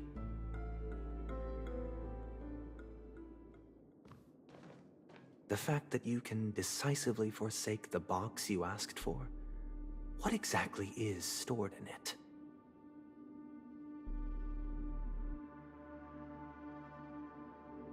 Oh, triple-faced soul, please sear his tongue and palms with a hot iron, so that he will not be able to fabricate lies and make false vows. What have you done? Under the light of the harmony, all wickedness is revealed. I implore them to shed their light, and I'll ask you questions on their behalf. Next, you have 113 seconds to prove your innocence and gain my trust. And if I refuse to answer? You can try, and we'll see if the harmony rejects you. Question. Do you own a cornerstone? Yes. What a simple answer. You, too, understand that idle chatter leads only to poverty. Did you hand over the cornerstone to the family when you entered Penacony? Yes. Does the cornerstone you handed over to the family belong to you? Yes. Is your cornerstone in this room right now? Yes. Is your memory free from any kind of tampering or deletion, encompassing but not restricted to the techniques of the Garden of Recollection? Yes. Are you an Avgin from Sigonia? Yes. You even know about that? Do the Avgins have any ability to read, tamper with, or manipulate one's own or another's mind? No. Does it matter? Do you love your family more than yourself? Yes. All the Avgins were killed in a massacre. Am I right? No. Are you your clan's sole survivor?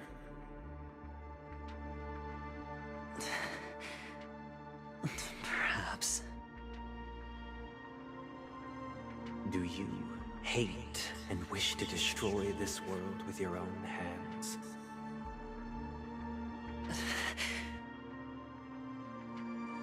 I don't know. Interesting. Now, the final question. Can you swear that at this very moment, the Aventurine stone is safe and sound in this box?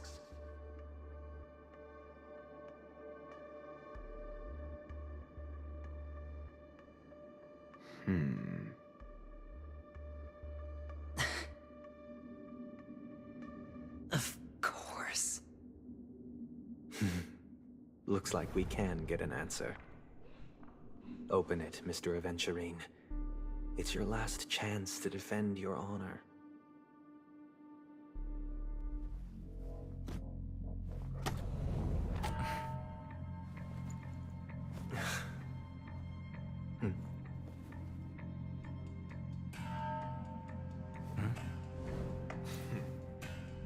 please.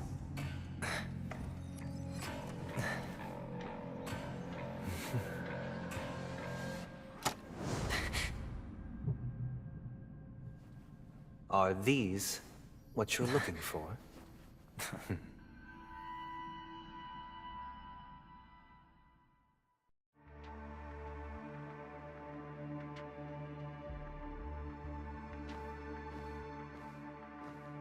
Since you came as promised, learned doctor, does this mean that you are willing to take the side of the family in this farce? What makes you think you can convince me? I've heard you haven't enjoyed Mr. Aventurine's company. I also understand that you're an avid learner who sees the pursuit of knowledge above all. In that case, you ought to realize that a competent scholar knows their position and wouldn't forsake more vital matters for the sake of petty pride. If you agree to assist the family, I'll share our research findings on the Stellaron. You must be quite aware that, besides the family, no other faction is willing to share such information.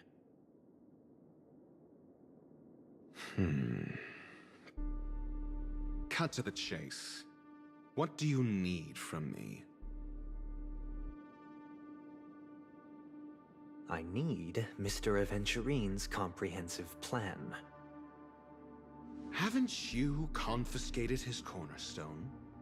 You can't expect a featherless bird to take flight. But I've also heard the 10 elites in the Strategic Investment Department have united, progressing together in the interests of the IPC. You'll have to speak more clearly than that. The cornerstone, which Mr. Aventurine surrendered. Was it really his? You question whether he would entrust you with someone else's cornerstone. The 10 Stonehearts aren't as united as you think. Cornerstones are significantly more precious to them than their very own lives. But you know that he's a crazed gambler. The more vocal he is about it, the more cautious I must be. I never imagined someone would share his way of thinking. Honestly, you should see a shrink. Bring it. The box containing the cornerstone is unique, and only IPC senior staff and related members can access it. But I happen to be among them.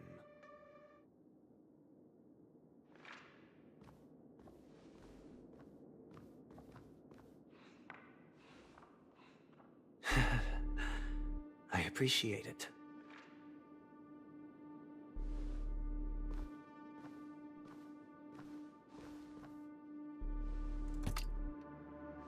Unfortunately, your guess is correct.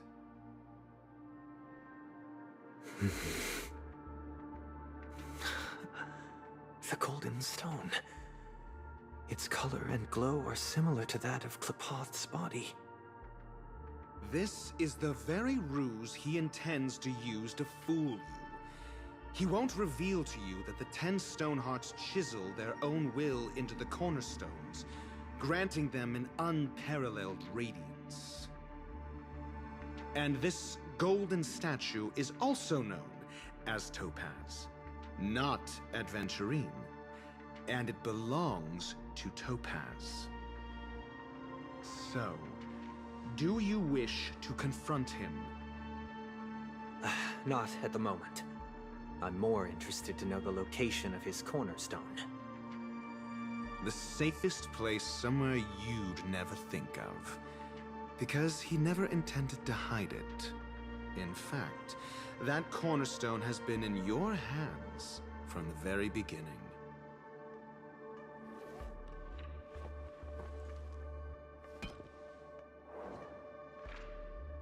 I see.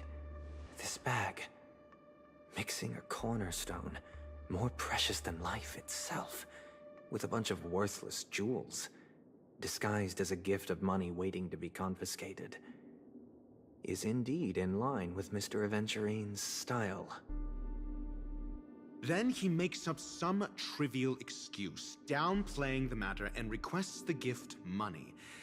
This is a gamble, one he's all too familiar with, betting on your single misstep, leading to a total loss. Learned doctor, I am grateful for your help. The family will surely reward a righteous person like you. As for the villain, I hope he retreats in humiliation. It was all thanks to your friend with a keen eye that I could add a blot of utter failure to your storied career. Ratio, you wretch. Finally shown your true colors, huh? Oh, and just to remind you, you currently only have 17 system hours left to live. Treasure your remaining time, and savor the delectable aftertaste of defeat. You might as well explain yourself a little more clearly. What I performed on you just now was the Harmony's consecration. You were to show allegiance beneath the illumination of their grace.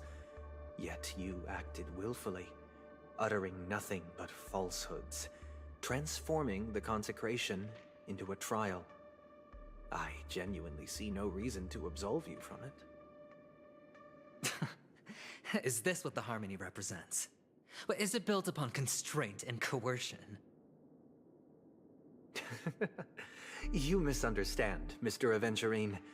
Punishment is meant for the irreverent, but I have seen your resilient spirit, and thus I offer you the possibility of a new beginning. Throughout these 17 system hours, you will be unable to escape the dreamscape, or contact any of your companions. You only have 2 paths before you, and it all depends on whether you can complete my test within the time limit. Should you succeed, you will be able to coalesce into the Harmony and be with your family. If you fail, you will suffer the wrath of the Eternal Centurion and fall into an abyss of doom. Sounds like I'm gonna end up the same either way. I indeed do need a servant to help me uncover the evil hidden in the family from an external perspective. I will purge the evil from the inside and bring the real culprits to justice within 17 system hours. When the time comes, compare your findings with mine. If both our findings align, or if you can provide me more insights, then they will truly be able to grant you mercy and honesty. Shameless hypocrites. You took everything from me and still demand the truth? That isn't fair. Your carnival reeks with the stench of cash. Nothing is achievable without it. This is meant to be an act of personal virtue, not requiring the family's support. Your bag is over there. Do as you please. I believe you can trade this bag of worthless jewels for everything you need. That's what gamblers excel at, isn't it? Off you go, Mr. Aventurine. You are free. I will wait here for your good news.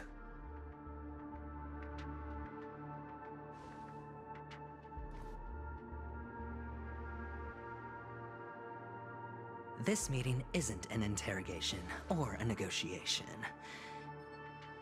It's an outright execution. Why would I do that, Mr. Aventurine? I'm just wondering what a passerby who stumbled upon a scene of a murder could have found out. That's all.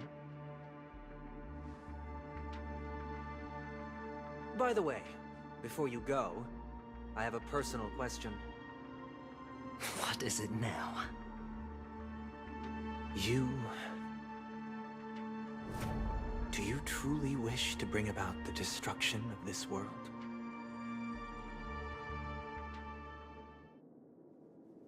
Kakavasha! Where did you go?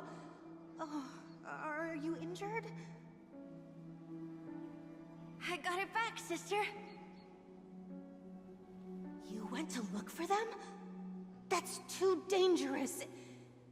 It's just a necklace. It's neither food nor water. We can survive without it. But I can't live without you, little brother. Promise me not to look for those catechins again, okay? Sister, don't be afraid. The catechins are fools, but I'm smart. I played a game with them, and I won. Won? What happened exactly? Tell me. I made a bet with them. The two birds in the desert and me. Who will die first? I won. They suspected me of cheating, but I didn't. I won fair and square. Of course you'd win. You've always been a lucky child. Gaiathra Triclops must be watching over you. But that's no reason to push your luck by going up against those bloodthirsty, cruel catechins. Have you forgotten how Mom and Dad...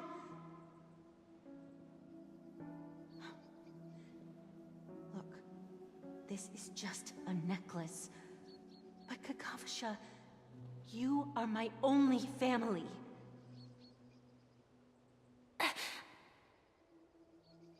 I'm sorry, sister.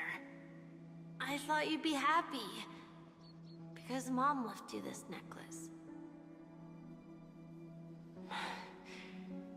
There'll be no next time. It is important. But not as important as you, my dearest brother. I don't blame you, but you must remember what Mom said. Pain and poverty are the trials of Gaiathra Triclops. She has also granted us a chance. And that's your good luck, Kakavasha. Your good luck is the most precious wealth we, all Avgin, have. You're a child blessed by Gaiathra Triclops, and can lead the clan to happiness. So always remember to protect yourself, and never resent the pain and poverty you're going through, all right?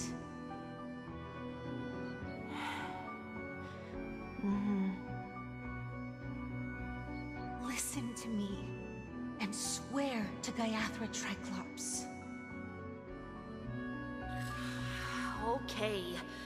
We'll swear to Gaiathra Triclops to protect this wealth. But sister, if Gaiathra Triclops was really watching over us, then why did she not protect Dad when he was swept away by the quicksand? After all, Dad went to the Catechins' land only to prepare for Gaiathra Triclops' offerings. And where was Gaiathra Triclops when Mom was shivering in our arms? Mom was still pleading for Gaiathra Triclops' forgiveness under her breath, until the moment she closed her eyes. Sister, everyone praises me for being smart, but I don't get it. If every rain pour was Gaiathra Triclops' forgiveness and grace, then how bad were our sins? So much so that we were born in this world of death?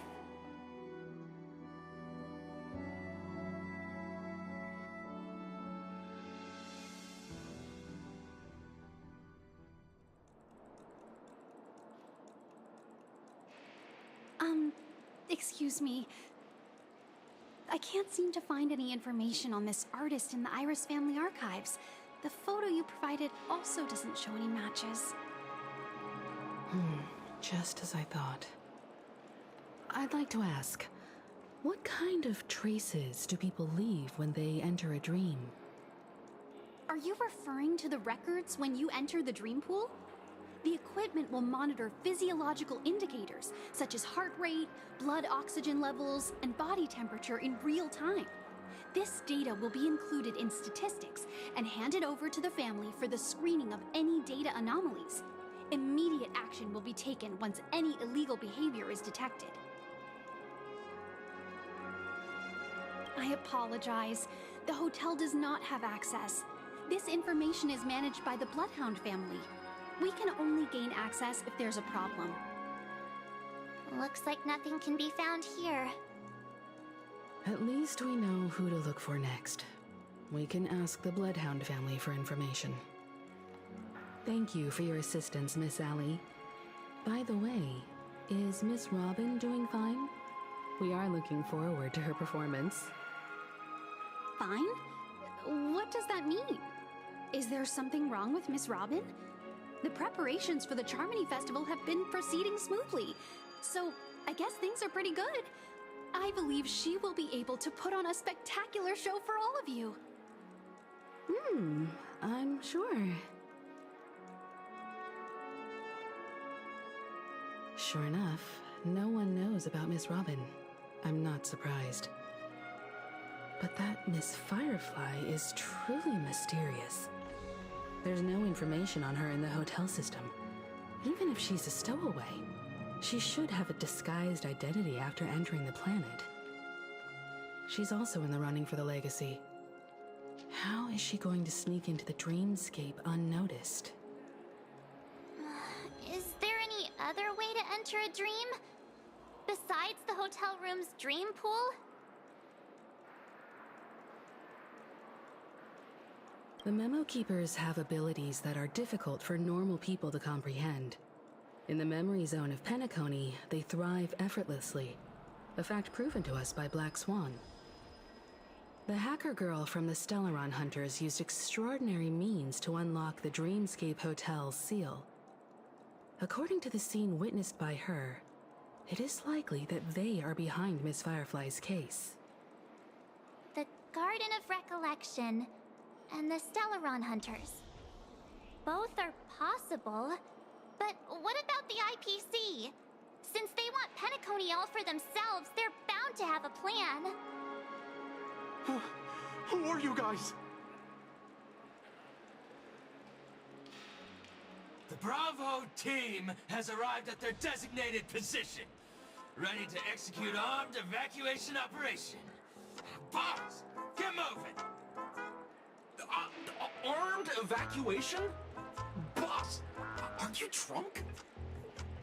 What do you know? It's more efficient this way. Just don't let the director find out. Act first, report later. Understood? Help! Help me! I spent all my year-end bonus on the snowball! I don't want my name on the department's major disciplinary notice! Hey, check it out! That place. Could it be the IPC workers from Bellabog? To all guests, the IPC will be conducting special operations within the hotel. Please follow the staff in charge of evacuation to the designated safe zones, or compulsory measures will be enforced. I'll request a beating for you lot! You've been told not to drink during work hours. Take him back to the hotel room. I'll organize a meeting later to properly go over how this incident report should be written. Miss Topaz? I never thought I'd run into you on Penacony. Oh, long time no see, Astral Express crew. Aventurine has told me a lot about your happenings. Huh?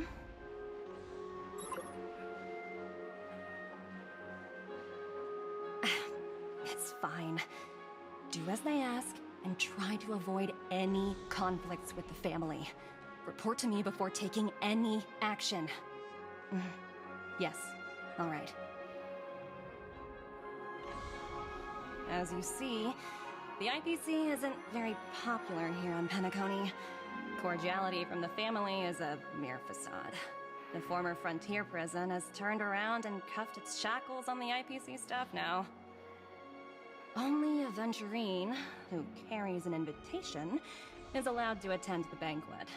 An entourage like us, we can only sit around in the reality hotel, unauthorized to even enter dreams. No wonder Aventurine's scrambling to partner up with someone. The IPC can't back him up in the dreamscape. His situation isn't optimistic, I hear. You're all helping to investigate some dirt on the family, are you not? Let me know if you need anything outside the dreamscape. The IPC always treats its partners well. Thank you, Miss Topaz. We're on our way to the Hounds to verify some intel. Perhaps you've had dealings with them? Yep. They're tailing us right now. Why not go and talk to them? It'll take the spotlight off me. Being constantly stared at is really uncomfortable.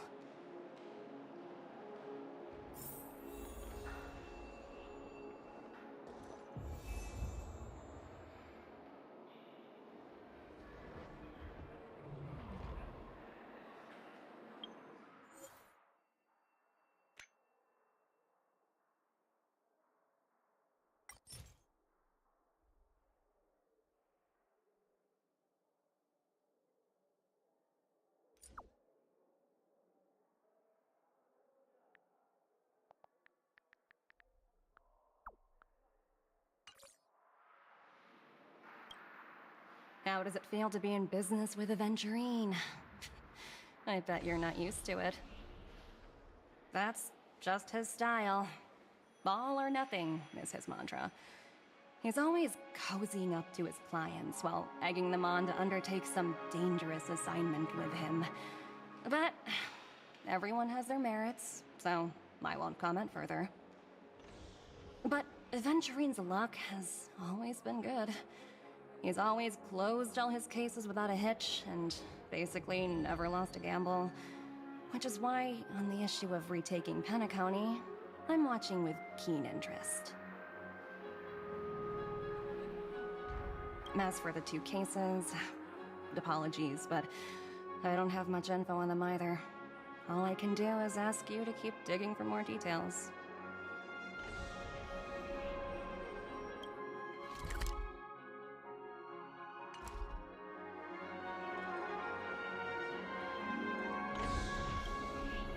We're carrying out our captain's orders.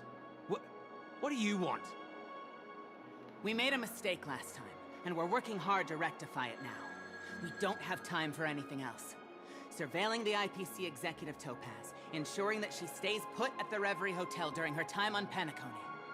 We've got the right one this time. So that's it. They were the pair who were after Firefly at the time.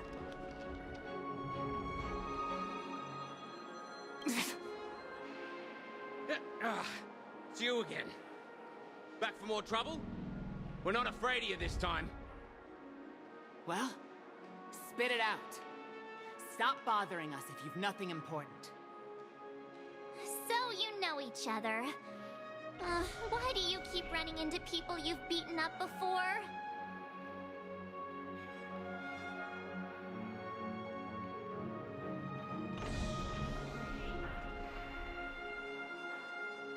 That's right.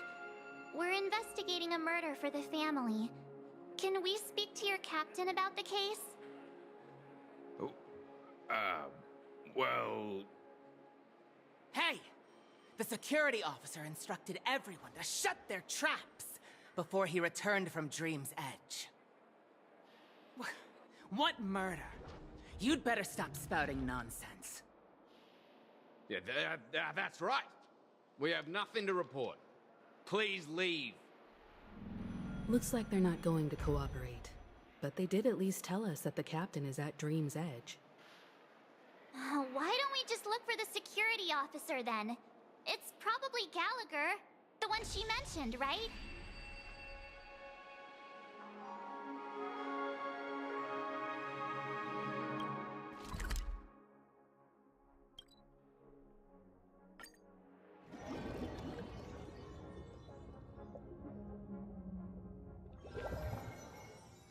Such tight security.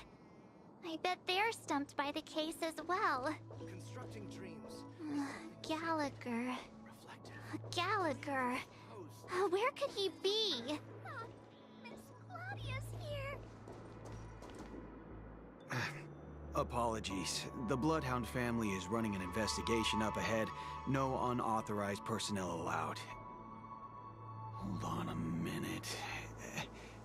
I think I've seen you before. The gray-haired one. How much trouble have you stirred up exactly on Penacony?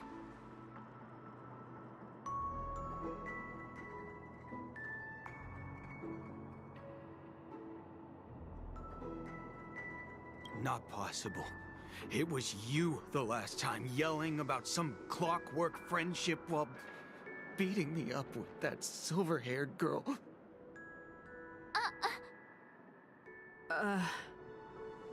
I'm not letting you get by this time. Please leave, or I'll have to get on my knees and beg you. Huh? What kind of heinous crime have you committed now? Hold on, sir. We have documents authorized by the family that would aid your investigation. If it wouldn't trouble you, could we see this Mr. Gallagher? Who exactly is this Gallagher you keep talking about? There've been a few people mentioning this name. Even the one with the gray hair. He didn't send you all here? It was the security officer who dispatched us. That's all I can divulge.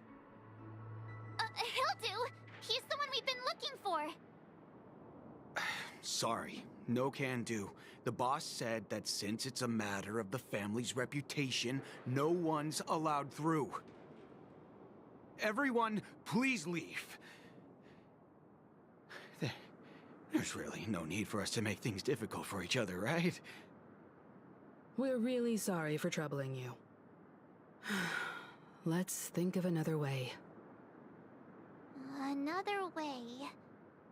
That's it! Didn't they say something about that... what was it?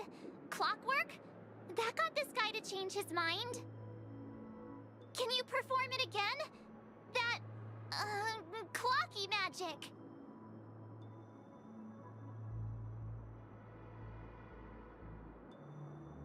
It's not bad if we're resolving a misunderstanding.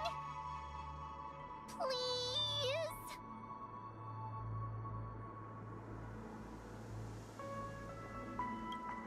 Sorry, no can do.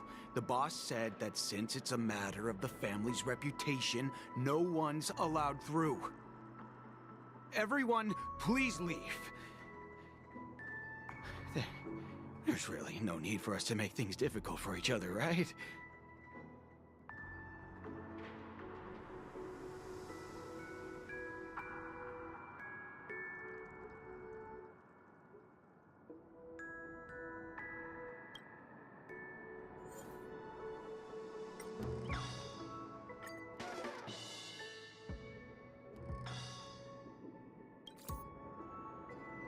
You punk.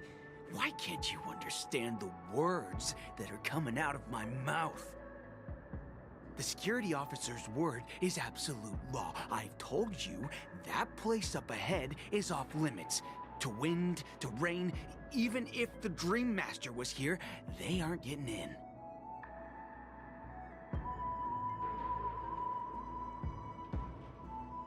That's just a metaphor. A metaphor. Don't you get it? Oh, I'm warning you. If you keep insisting, I'm gonna have to show you my true power. He looks kinda angry now. Should we?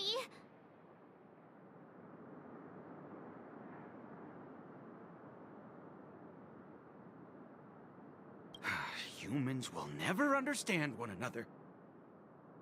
Oh, great. Even if Klipop were here, they wouldn't be able to protect him. There is no meaning to death in defiance. Why do you not understand? Sweet Dreams Troop, charge! Teach them a lesson they won't forget!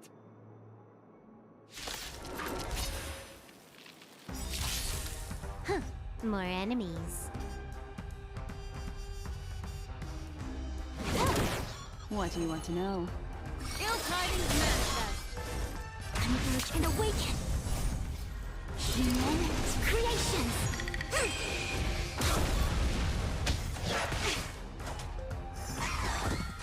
Again, another journey begins on the still waters of oblivion.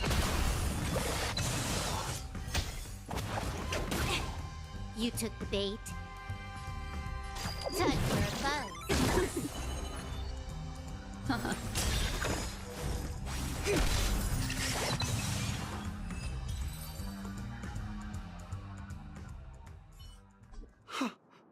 Am I destined to relive this outcome? Looks like you and I have been plunged into a cycle of despair. Oh, what's he talking about? However, this time, I will sever the chains of tragedy. The only way any of you will pass is over my dead body! He doesn't have to be so melodramatic, does he? Looks like he still doesn't want to divulge anything.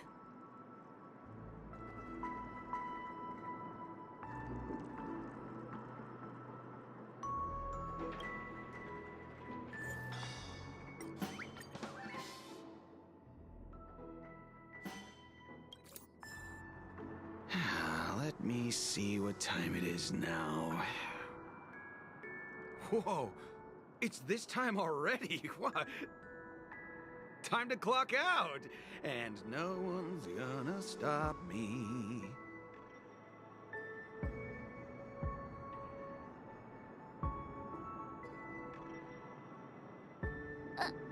What? Huh? This clockwork trick of yours, it's kinda dangerous. At least he won't be getting in our way again. Let's go find that Gallagher and ask him the intricacies of the case. I was wondering what all the commotion was. Huh. Oh, it's you guys. Welcome. Since you made it here, what can I do for you? Hello, Mr. Gallagher, sir. Judging from your tone, it sounds like you were expecting us. Miss Himiko, you're too polite. There's no need to call me sir. Mr. Gallagher, you even know my name. Of course I do. You folks are from the legendary Astral Express, and honorable guests of the Watchmaker. I had an encounter with this lady in the Golden Hour. I remember that little silver-haired girl was there too. I'm sorry for what happened to that kid.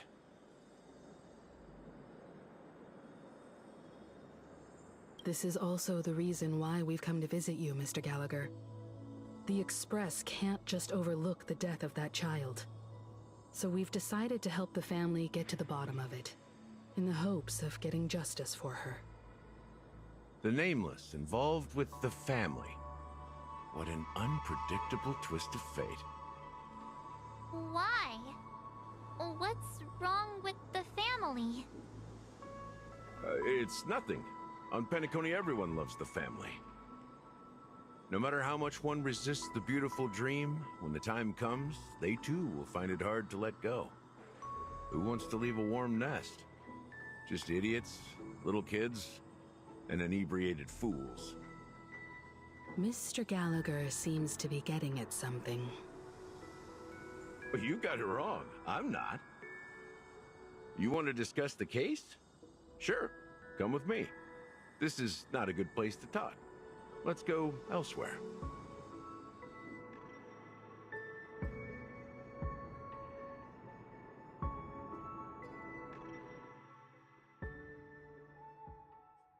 Even after that chilling tragedy, this dream is still running effortlessly.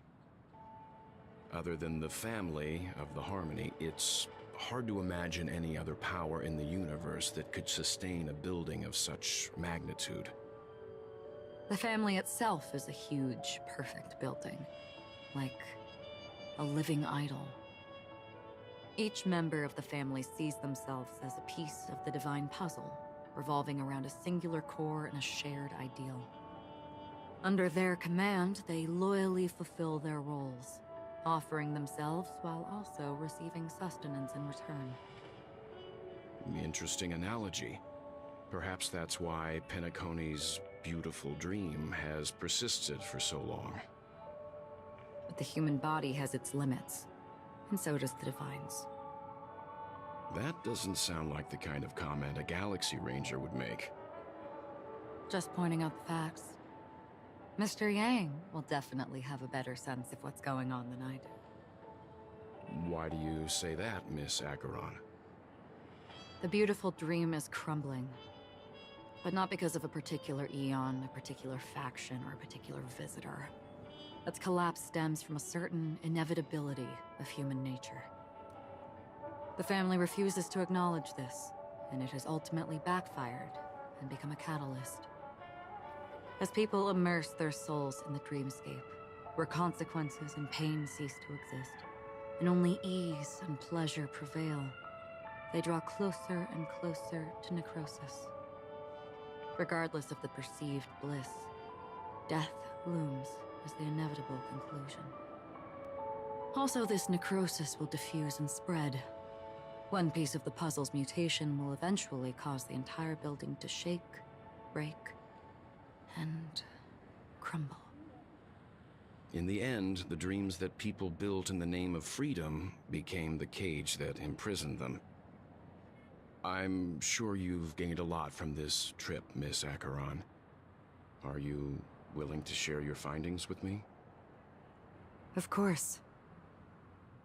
That's if I remember.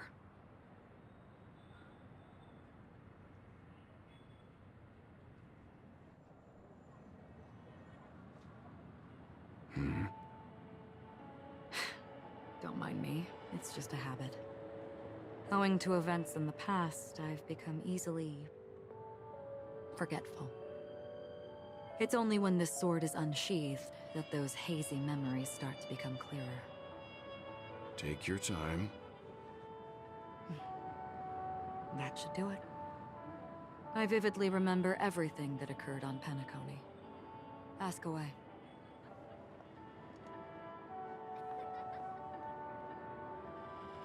The moment of daybreak. I've heard that's where the Dawn Factory, which processes the foundation of the dreamscape, is located. Behind the dreamscape's song and dance stand many imagination factories. Workers create all kinds of whimsical works day in and day out in their dreams. Then they return to reality and sleep on a narrow bed in a room. A far cry from luxury. They say it will suffice. Experiencing the bizarre and motley dreamscape is the best reward. There I encountered a young woman who had just come of age. The perfect time to indulge in beautiful dreams.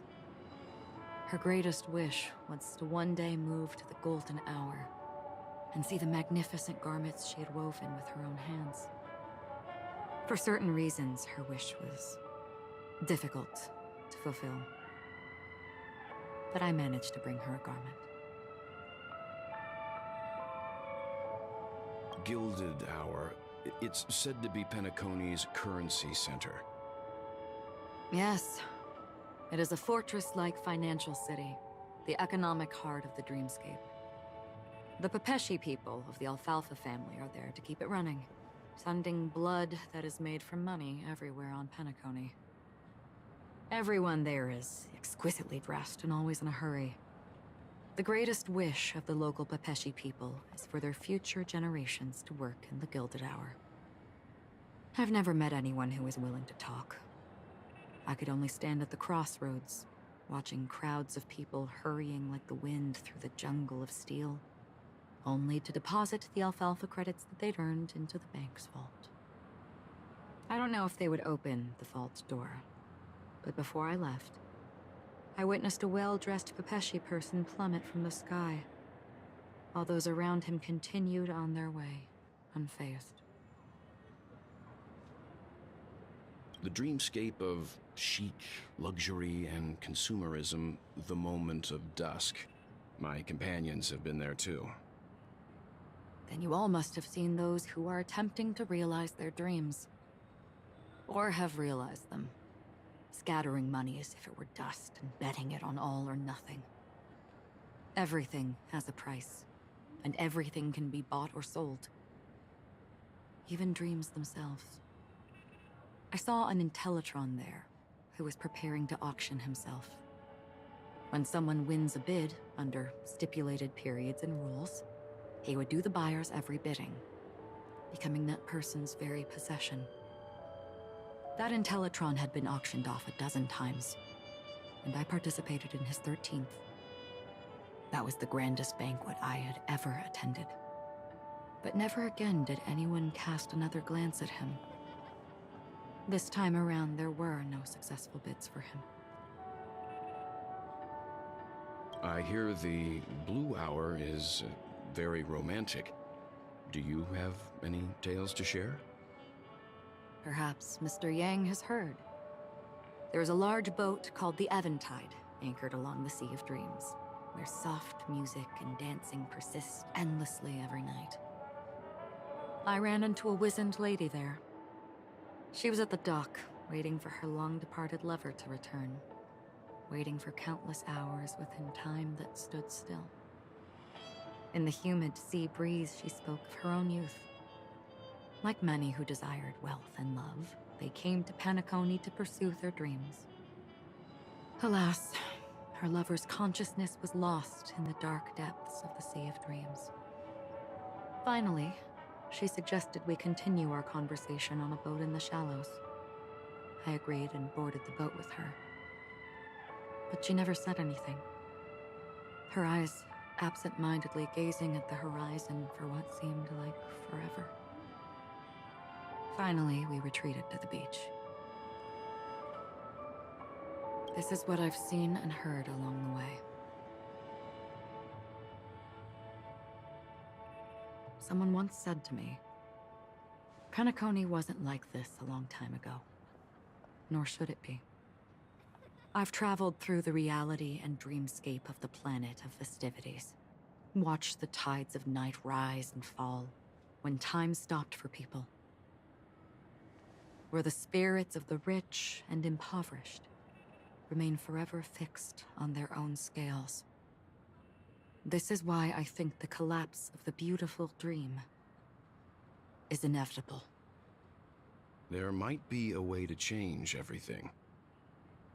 Perhaps. But if this is indeed the world that people desire, if this is precisely why life chooses to slumber, should we still seek to change it?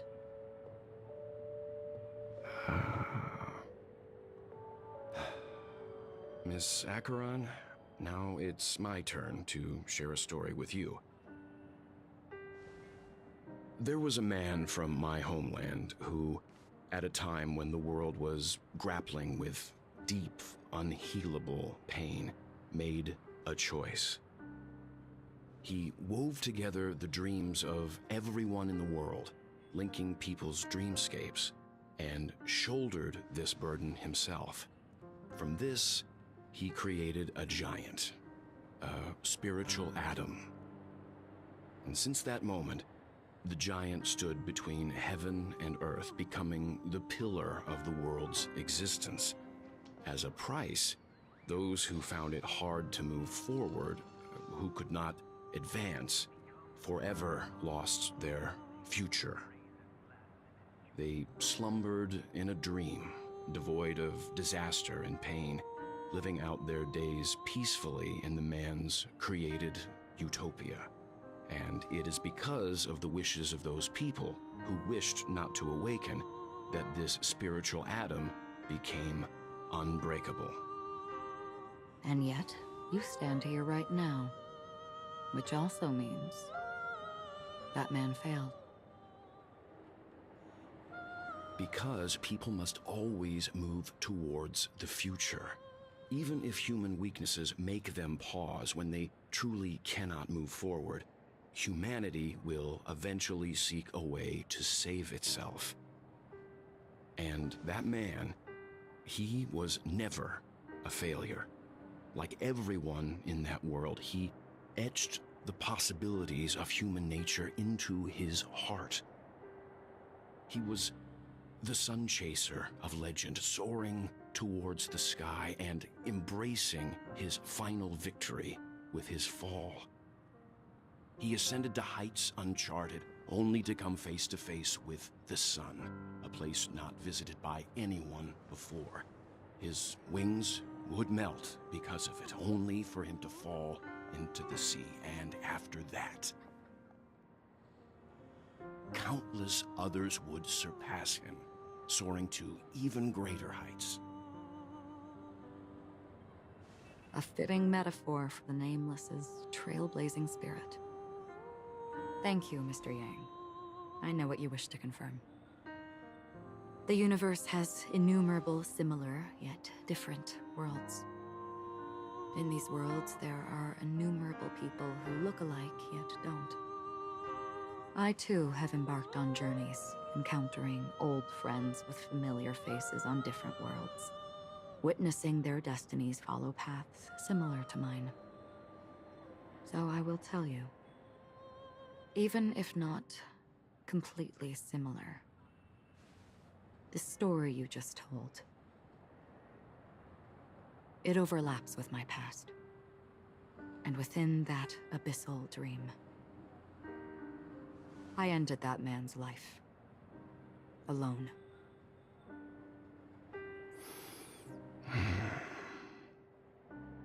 I am not who you think I am, nor will my home be as fortunate as your world. I am sorry. It's fine. I don't mind, so long as I can alleviate your suspicions. There's something I still wish to know, Miss Acheron. Under that representation of the hunt, exactly what sort of power is it that has motivated your solitary journey thus far? Mr. Yang, before answering that question, I wish to continue the previous topic. I like your analogy very much. Indeed, birds are born to fly. But in a distant past, their ancestors could only gaze at the sky in envy. They saw that faraway ray of light from above the heavens, piercing through the clouds and blanketing the earth. And so, time and time again, generation after generation, the birds spread their wings and took to the sky, attempting to touch its ceiling, all because the sun was there. Then, what if the last bird finally soars into the sky, only to realize that the end of the light is not the sun, but darkness? Then why, exactly, do we even walk towards the light?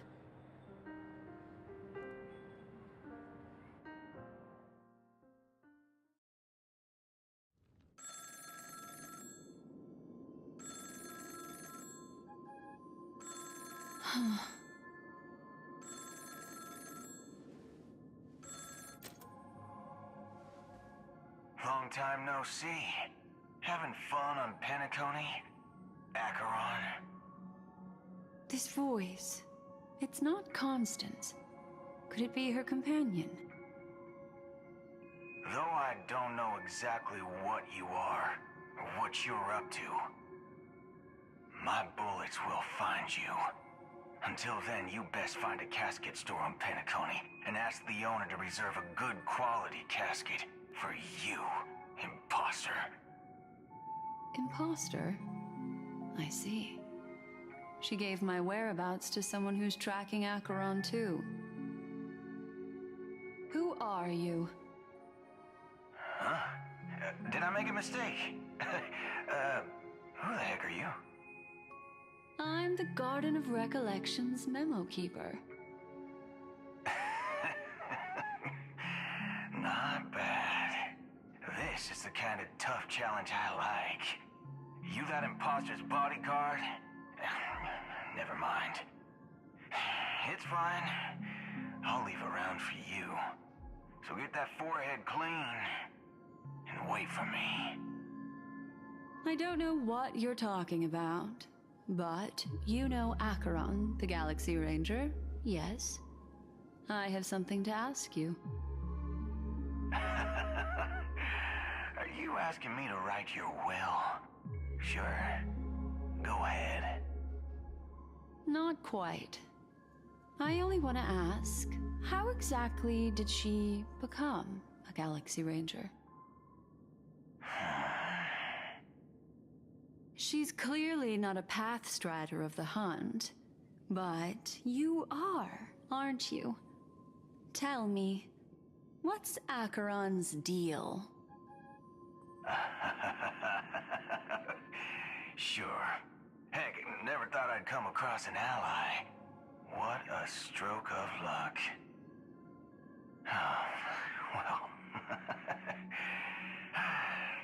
I'll be on Penacony soon. Memo Keeper, go buy a bottle of Donna's White Oak and warm it up, and I'll raise a glass to you. That lady's passed. Well, nobody knows. But if all you want is a simple answer, sure, you best get a chair and take a seat. That woman, named Acheron, is an emanator who should not exist.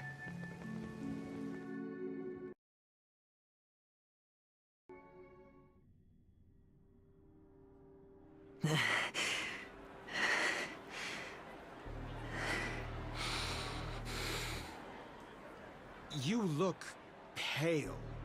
Or is that also part of your act? I didn't think you'd have the nerve to show yourself. I thought this was exactly what you wanted. After all, I faithfully fulfilled my duties as you instructed. Just tell me if you can't hold on any longer. So, the genius of the Council of Mundanites wants to be my Undertaker now. My, what an honor. Yes, and I'm pretty sure the people at the Strategic Investment Department would love to be notified of your death in due time. But let's not forget, you won't be seeing them, because I'm the manager of this task. Great. Then tell your people that Aventurine is ready to go in 17 system hours. Oh, you've got a lot of nerve. How exactly do you plan on completing your task while your hands are tied by the Harmony? Well, my conversation with Sunday convinced me that there's a traitor in the family, and that they hold the secrets of Penacony. So, I took the opportunity to set everything in motion. I even managed to recover the gift money. Things haven't gone this smoothly since I walked through the doors of the Reverie. Now I'm only one step away from victory. Let's just wait and see. Sounds like a very elaborate way of saying that you failed. That's all I can say. Have you forgotten, Doctor? You betrayed me. Go. Do what you must. I look forward to the sight of the IPC fleet surrounding Penacony. You've achieved what you desired, haven't you?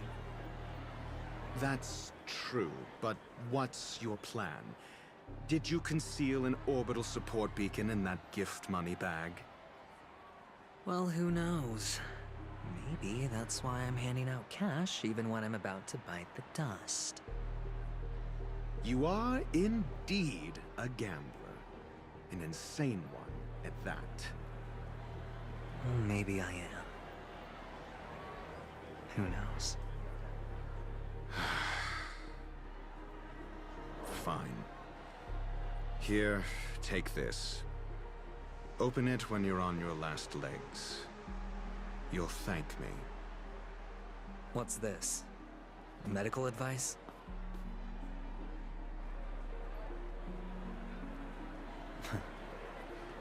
You catch on pretty fast, Doctor.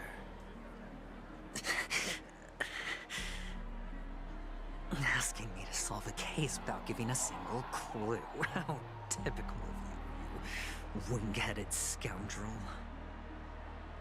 But the way you're all on edge about that stowaway, it's just as I guessed it would be. As for now, let the rain of wealth from the IPC fall evenly on everyone.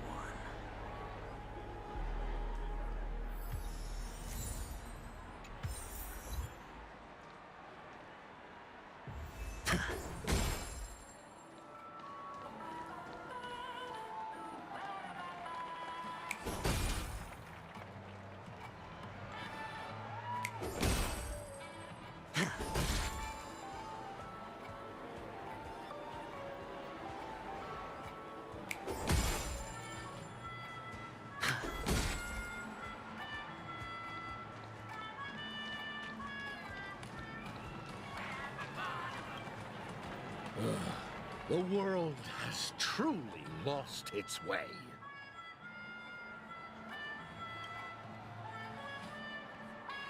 You... Wait. I get it now. This is some sort of prank show, right? You must have some cameras set up around here to film yourself doing good deeds, right? You youngsters are always looking for a quick way to get an audience. But you know what? A truly great show never comes easy. A great show will start soon, old man. But before that, I need to ask you something.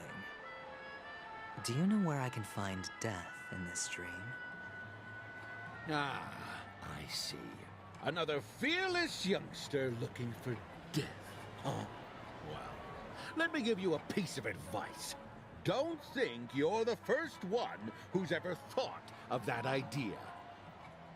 Death? Not even remotely innovative. I bought it from Dr. Edward. He claimed it was some exclusive fancy-schmancy stuff. Ah, but what a disappointment. The effects were awful. First, some monster covered in eyes stabs you in the gut. And then all you see are blurry glimpses of buildings and lights. The sky was spinning so fast it almost made me puke. Is that all? Yeah, what else can you expect?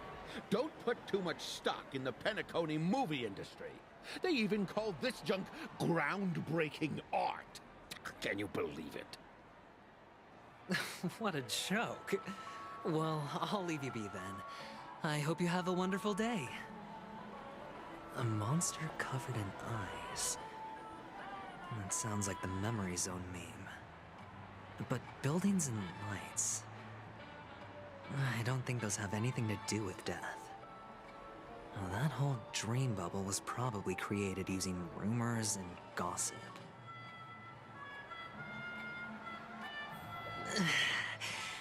I can feel something inside my head.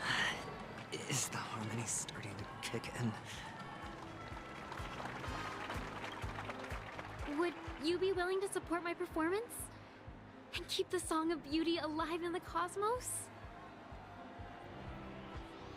Wow, how fabulous! But why would you give such a wonderful gift to a random stranger like me? Well, you see, I can't bear to see anyone in this sweet dream suffering from poverty. That's incredibly kind of you. Thank you so much, sir. If you ever get the chance, please, feel free to come by and indulge in my singing.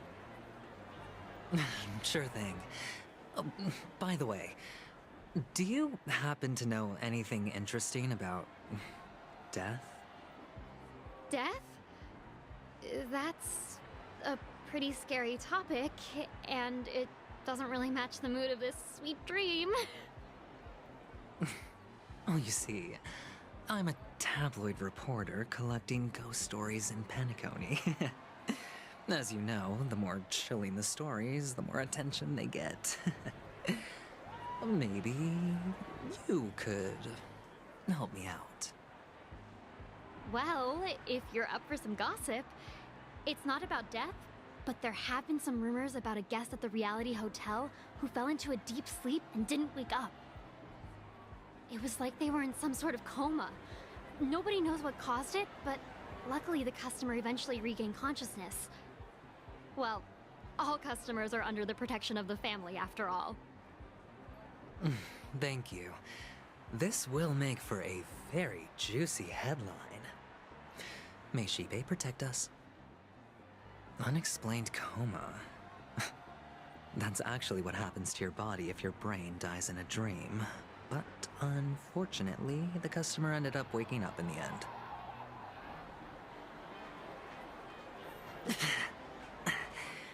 The disturbing voice in my head. It's getting closer.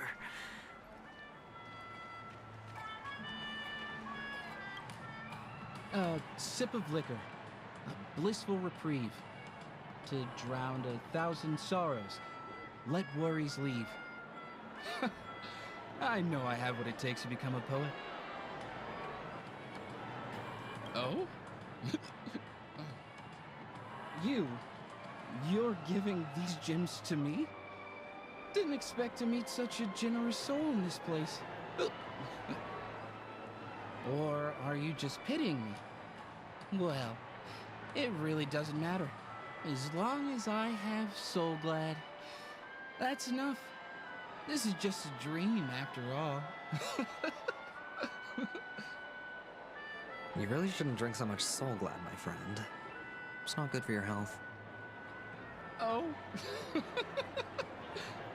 Maybe I really should quit. But not before meeting the Devil of Soul Glad. The Devil of Soul Glad? Care to elaborate? Yeah. It's a seahorse with a long neck. They say it loves to appear to drunk people, especially the ones who are passed out on the side of the road. How funny. Yeah. Very funny indeed. Thank you.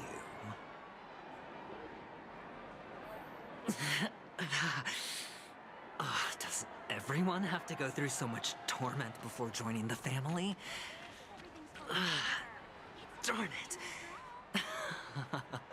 Now I just want to dig out my brain and use it as evidence. Take care, my friend.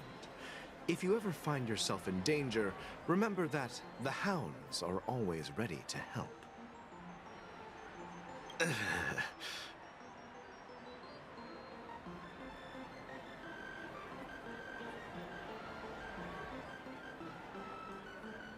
You don't look good, my friend.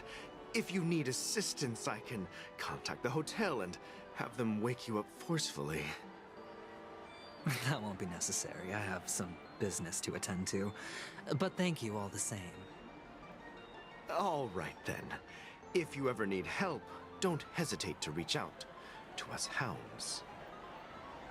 Well, actually, I do need a favor. As the most outstanding hound in Penacony, have you come across any stowaways recently? Stowaways? How could there be stowaways in Penacony? We've never had anything like that before. All right. Good luck with your work, then. Ugh, what was I even thinking? Family would never share intel with the IPC. Please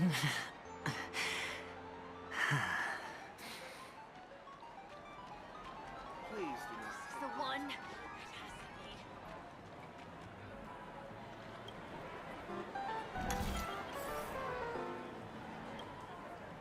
You want to talk to me? Sure, but nothing too sensitive, okay? Huh. Wealthy people have fancy ways to enjoy this dream. But to be honest, I've never seen anyone who gives out money to others like you. So, are you trying to be the prince from the tale, handing out his gold leaf garment and melting his lead heart in the fire? I'm flattered. I'm no prince, and I just thought these gems would help you speak. So, as an investigative reporter, maybe you've heard something about death? Ah, another curious soul. I see. Well, that was actually the topic I was most into when I entered the industry. But my boss shut it down. How did your boss talk you out of it? Well, she simply said, covering baseless urban legends like that would make us look like some third-rate tabloid. I thought about it, and she had a point. Reporting on stuff like blowing out birthday candles and getting spooked by nightmare ghosts isn't exactly professional material. Guess she's got a point. Thank you for sharing.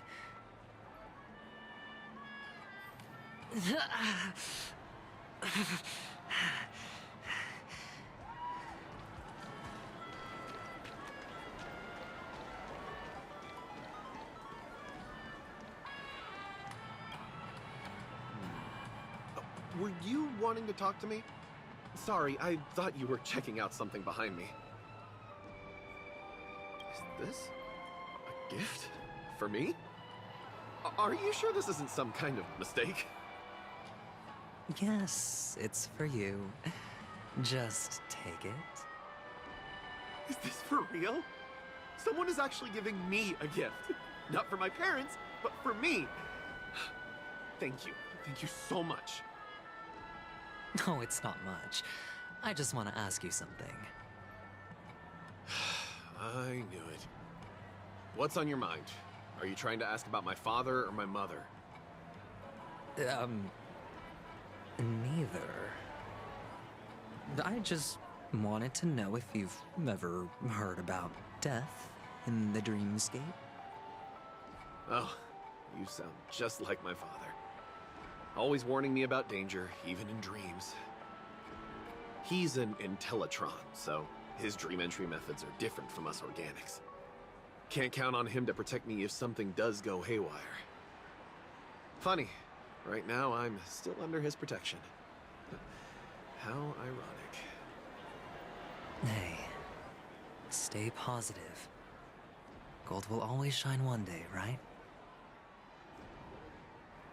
The Devil of Soulglad, Dangers in the Dream, and Nightmare Ghosts. Well, surely death is a popular topic in this sweet dream granted by the family. Well, I've collected a bunch of rumors, but no useful clues.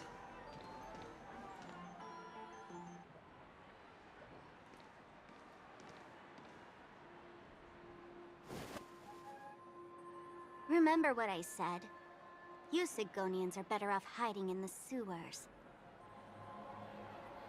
Look at you, snooping around and sticking your nose everywhere. Is the smell of death so enticing, my fine fellow?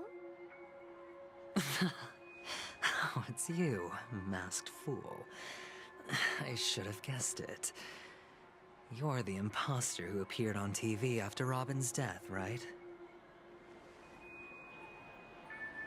I heard you got caught by the family. I gave you a clear clue. Befriend a mute. Simple and straightforward, you know? And what did you do? You messed it up and ended up as their prisoner. I told you to make friends with a mute, not become one yourself. You really let me down. What do you mean? You know better than I do. Who watched the little songbird that couldn't sing perish right before their eyes? You did, Blondie. No, I mean... What did you mean by becoming one myself? Well, it means you'll soon end up like her, unable to speak ever again.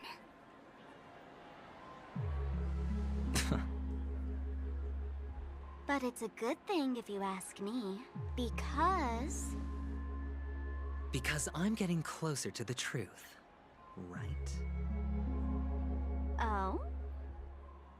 Why else do you think I'm handing out cheap trinkets all over the streets, fool?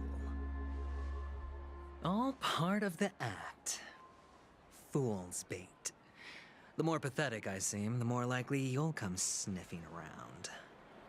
So, now that I've drawn you out, will you reward me with an answer for my efforts? Why should I help you? Don't you want to see Penacony descend into...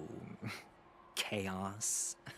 Well, I can make that happen. I just need an answer to one question. Back then, when you asked me to find a mute, did you really mean Robin?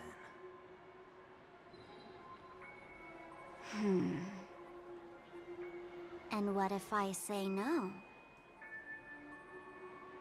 Then I'll thank you. Oh, the word no has never sounded so pleasing. Well done. I admit I underestimated you, but what difference would it make? Let me tell you something. There were 2 mutes, but one is dead now, and the other, though he's still in Penacony, I'm afraid you'll never find him again.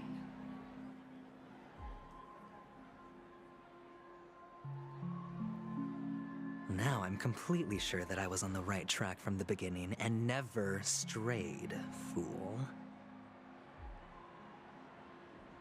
Right now, there are only 2 things missing from my grasp. The meaning behind the truth, and the means to expose it. How impressive. That's quite a fancy way of saying I haven't learned anything so far. Not exactly. I've gathered enough clues to prove its existence, and that's enough for me. As for the answers to my questions, I'll find them within 16 system hours. Oh, really? Only 16 system hours? Well, let me lend you a hand. Here you go. This is my precious, mutually assured distraction button, and I have one just like it. When either of us presses it, the other and the whole of Penacony will go up in smoke. If you're really so desperate for the IPC to take over Penacony, blowing up the chessboard isn't a bad idea. Start from scratch. That's where the IPC excels, right?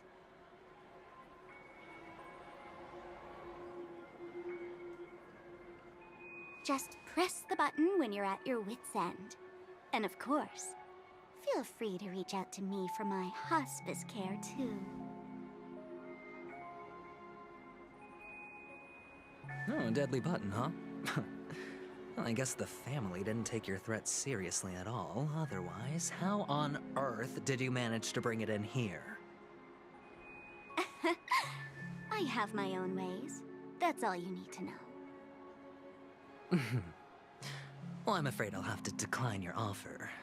Who knows if your little gadget will actually work. By the way, I have no plans to search for the other mute friend you speak of, but it's good to hear that he's still here in Penacony. I'll handle the rest myself. I'll orchestrate a grand finale for the downfall of the family. And at the climax, the walls will crumble, people will wake up, and those who couldn't speak will find their voices again. When that time comes, go ahead, press the button, light up the sky with a magnificent fireworks display for me. Catch you later, fool.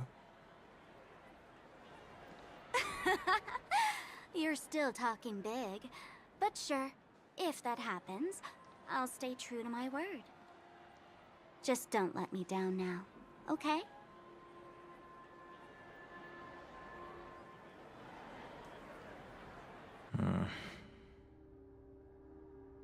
So, number 35.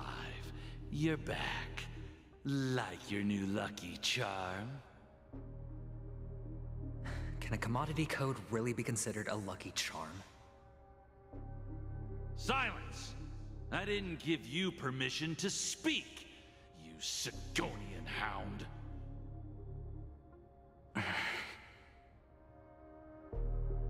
The guys in black didn't say much, so I've no idea what you did to save your skin in that massacre back in the day.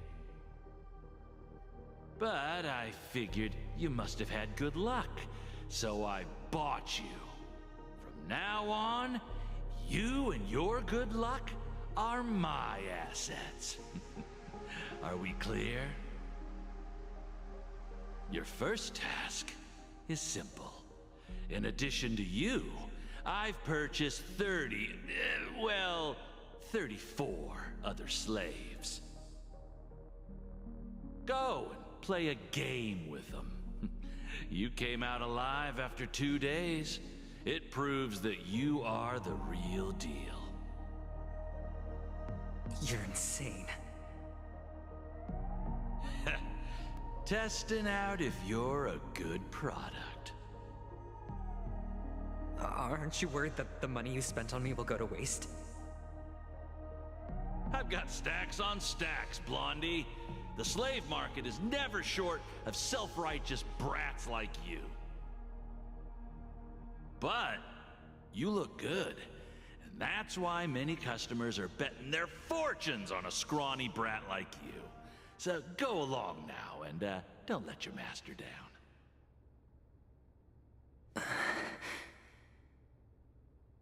How much did you spend? What? My price. How much did you pay for me? Huh. You really want to know? Well, it was 60 tanba. No more, no less. I'll take my chances. 30 tanba. If I come back alive, you'll give me 30 tanba. Deal? Are you trying to strike a bet with me? Oh, you've got some guts. Yeah, sorry, but that won't do. Don't forget your place, slave. You're not qualified to be at the table. You're just a chip. A life thrown away in someone else's hands. Either you come back with more chips for your master, or you never come back. It's all or nothing. Don't embarrass me, my lucky hound.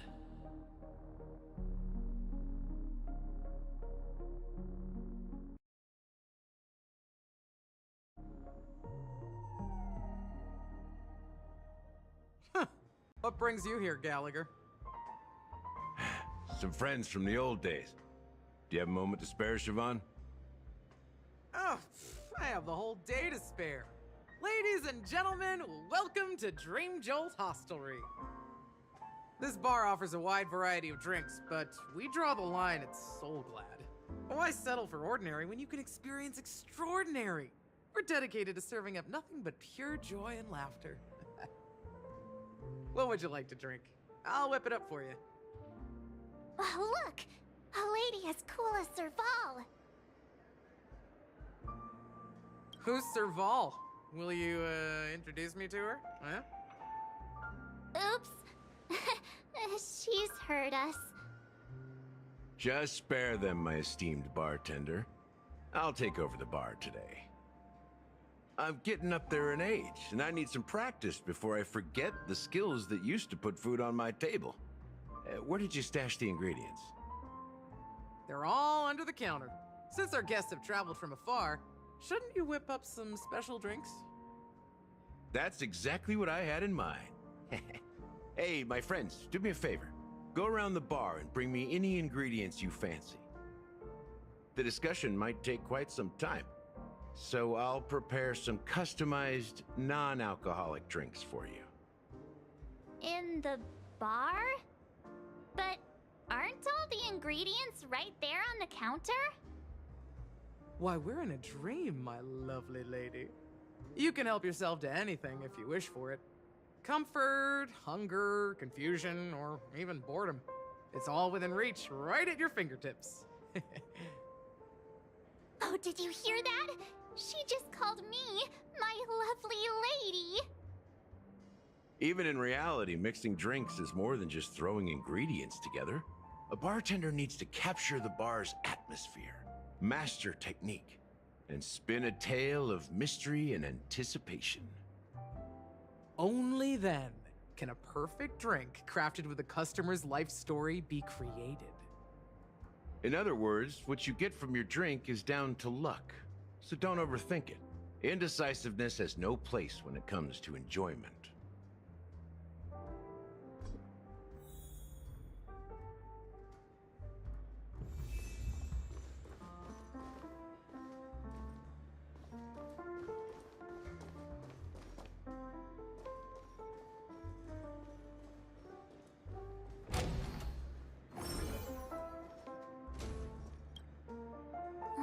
Can this be used for mixing drinks?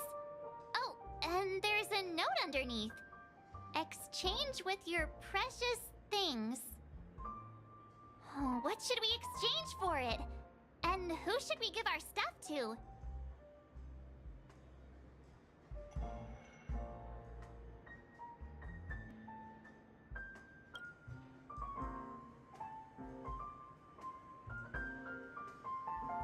Hey, what are you doing? You can't just throw trash.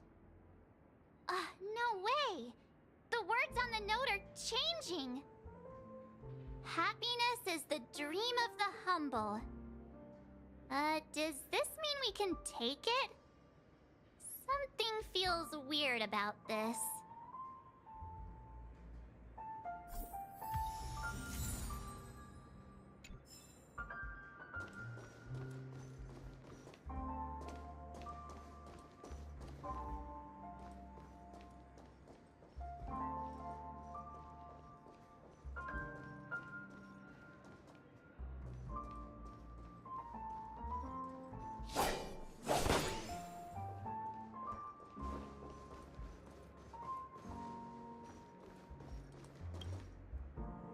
Check out this bottle!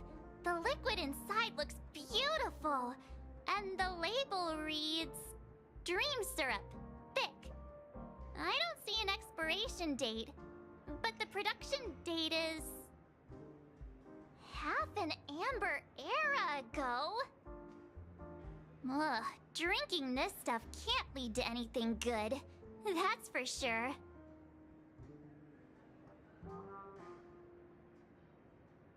That's true, but this really doesn't seem fresh.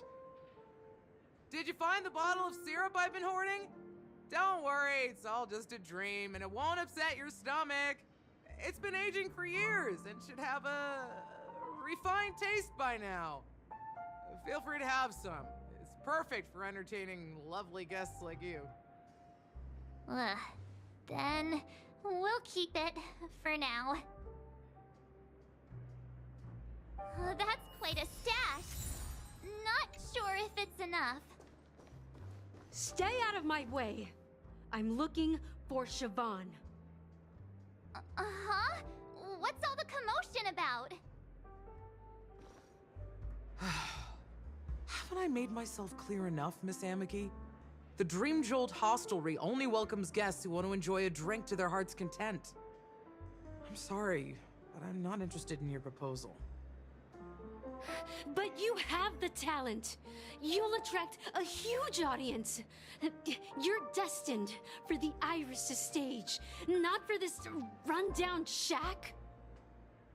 Come with me. We'll become the talk of Penacony, is shining light into every corner of the dreamscape. Please, Siobhan, I really need you. As you see, I'm entertaining my guests. Don't make me repeat myself. Fine. If you don't come along, I'll just sit here and not go anywhere else. Give me a sparkling drink. Sweet. With extra ice. Just... one moment. What's her deal? We can't discuss the case with other people hanging around the bar. Hey, can you do that clockwork trick of yours again?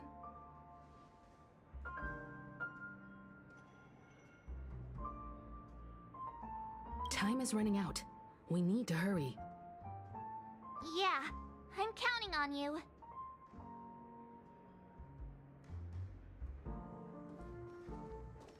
You're one of Siobhan's guests, right? What can I do for you? If you're here to convince me to leave, please stop it. I'll never leave until she accepts my proposal. I just don't get why she won't leave this place. This rundown shack with no customers whatsoever.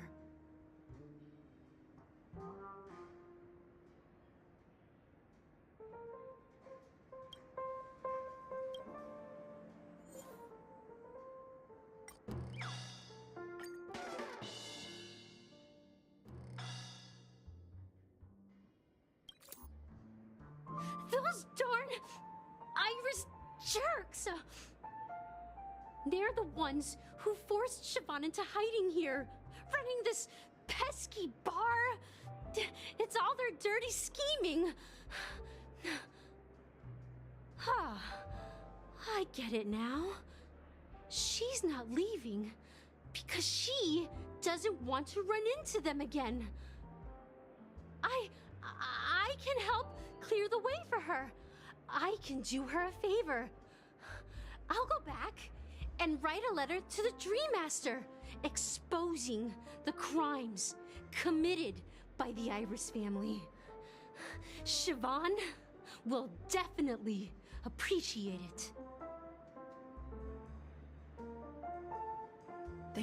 I just don't get why she won't leave this place. This rundown shack with no customers whatsoever.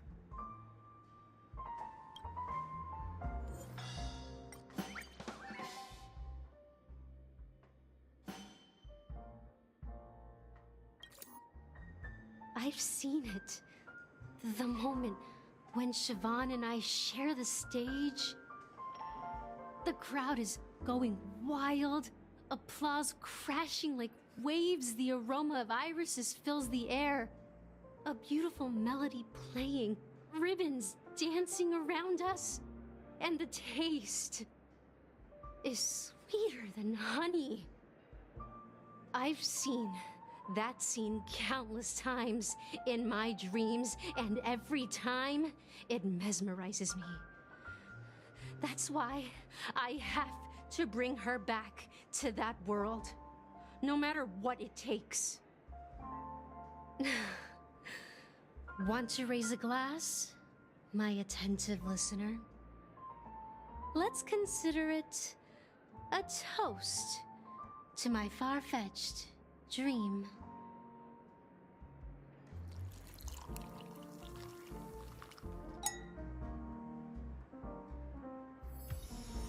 She's still not leaving. Maybe I'll have to try again. I just don't get why she won't leave this place.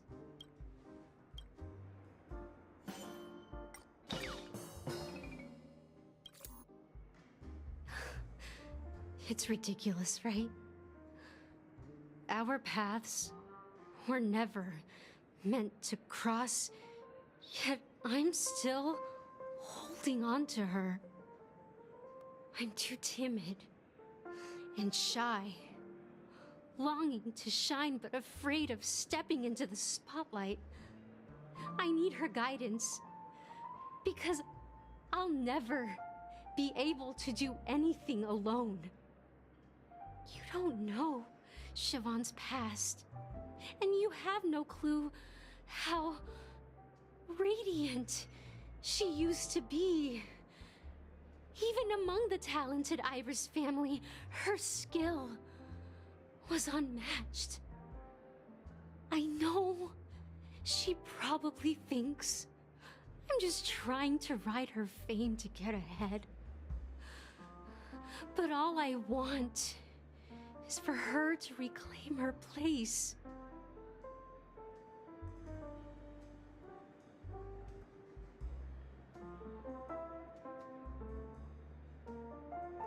Well, talking to you has got me feeling a bit down. My thoughts are swirling, making my mind clear, and bringing tears to my eyes. Maybe I should find a place to reflect on what Siobhan truly means to me. Here's the payment for the drinks. Please, pass it on to her. I'm leaving now. Amaki has left? That's good for her. Radiant dreams may be enticing, but they're nothing more than dreams.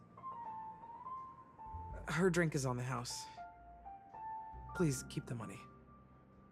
When you're ready, go to Gallagher. I can tell he's itching to show off his skills.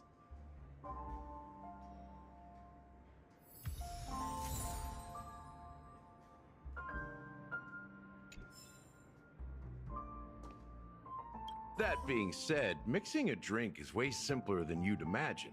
Just pick your favorite ingredients, toss them in a glass, mix it up, and it's done. So go ahead, explore the bar, and bring me any ingredients you prefer. Nice work. Let me take... You found some interesting ingredients there. Now, take your pick. Each drink has its own unique flavor, and the base ingredient sets the tone for the initial taste and the lingering aftertaste. So, which one would you like to use as the base?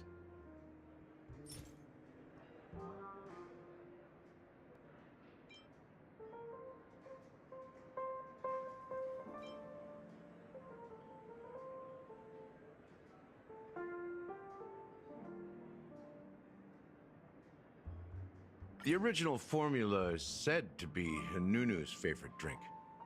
It's sour and bitter, and the bubbles burst in your throat like swallowing rusty chains, evoking thoughts of dungeons and prisons. Now that you've chosen the base, it's time to pick the adjunct, the ingredient that'll create a marvelous chemical reaction with the base. It should give an unforgettable taste without overpowering the main tone. So, what's your choice for the adjunct?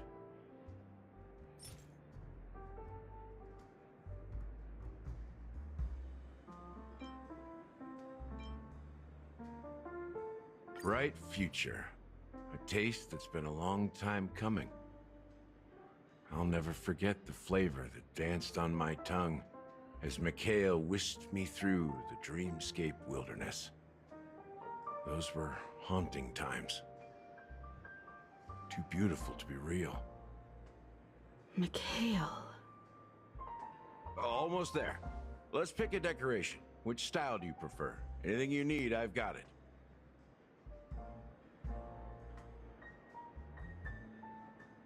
A symbol of bravery and dauntlessness. May you break free from your shackles just like he did. Well, it's done. Here's to you, the Nameless, with this glass of a ticket to the boneyard. To the dead and the dying. Well done, Gallagher. You're not over the hill yet. So, are you satisfied? Oh, the flavors! They're way more sophisticated than Soulglad. The richness and layers of these flavors are a masterpiece, especially with the adjuncts. I can taste the spicy and sour notes with a hint of sweetness. I'm not entirely sure what it all means. Maybe Mr. Gallagher can shed some light on it. Well, if you're expecting a profound answer, I'm afraid I'll disappoint you. The imagery it implies is pretty straightforward. It's just a glimpse of what this dream truly tastes like. Nothing more. Does this true taste have anything to do with that Mikhail? Yeah, that name does sound familiar. When you got knocked out by that masked fool girl, I think I heard someone calling that name. Do you remember? I was right about you. You guys seem to know quite a bit, and now there's no reason to hide anything from you anymore. Let's dig deeper into the case, and of course, I'll tell you a story about Mikhail. All right, let's start with what we know based on the clues the family has.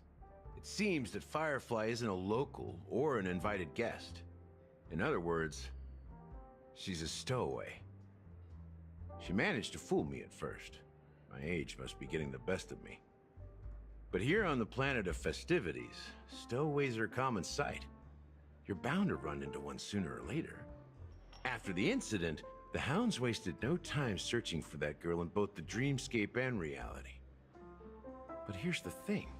We only received bad news, and the trickiest kind at that. She simply vanished, leaving no trace in the dreamscape or reality, as if she had never come to Penacony at all. Huh? Does that mean...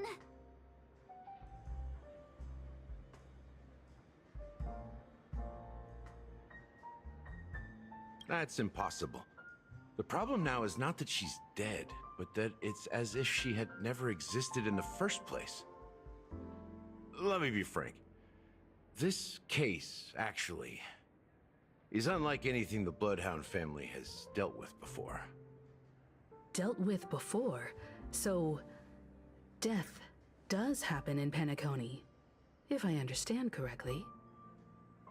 You've witnessed it, so there's no need to hide. Even the shiniest city has its dark side. We're all adults here. Surely I don't need to explain too much to you. Confronting the family based on that alone would be naive. Death may occur in sweet dreams. So what? Such events are highly unlikely and only affect a tiny number of people. If you really want to delve deeper into this case, you need to understand the true problem with the family. I guess it's time to tell the story of that Mikhail. You're very perceptive. The Astral Express has received that music box too, right? Do you know the secrets it holds? There's a message. Witness the impossible in the realm of dreams. Find the legacy of the Watchmaker, father of Penacony, and thus the answer to the question, why does life slumber? That's the exact wording. Hey, why are you laughing? Wait, did you write it? It's quite poetic. No, but I'm the officer in charge of this case, so how could I not know? I'm sure you must have noticed that this message didn't come from the family. You might have even guessed that the relationship between the family and the Watchmaker isn't as close as it seems. That's just our speculation. Actually, it's hard to believe that the father of Penacony and its actual managers are at odds. Now I can assure you that your speculation is absolutely correct. The family has considered the Watchmaker an enemy for a long time, but the hounds haven't been able to track him down, as he seems to be living only in the characters and stories he created. Let me ask you a question. Have you ever wondered why the family allowed the Watchmaker to send out such a ridiculous message to the outside world, inviting you here and causing chaos? So, you want to seize this opportunity to expose the Watchmaker? Well, now you understand why the Oak family authorized the Nameless to assist in the investigation, but kept you in the dark, right? Because the Watchmaker is not the legend of the land of the dreams at all. He's the most shameful stain in the history of Penacony, and he's the root cause of all the anomalies in the dreamscape. You don't get it? Well, I mean, Mikhail, the betrayer of the family, he's the Watchmaker.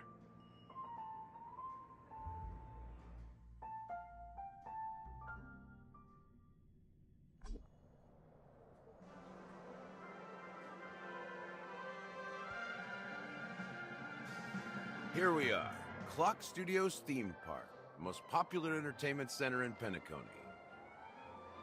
Wait, aren't we supposed to be discussing the Watchmaker? I would have expected you to take us to maybe a library or an archive room of sorts. But an amusement park? The culture of a city reflects its history in the most authentic way. To you, it's a fun place. But to me, it's a prison for the planet's past. You know that Penacony used to be the IPC's prison planet, right? All the prisoners were brought here, helping the Garden of Recollection salvage the leaking memoria from the macrovoid. The prolonged exposure to high concentrations of memoria caused a unique phenomenon. The dreams of countless prisoners intersected and overlapped, and people started meeting each other in their dreams, living lives that were almost identical to reality. But everything has a price, and sweet dreams are no exception.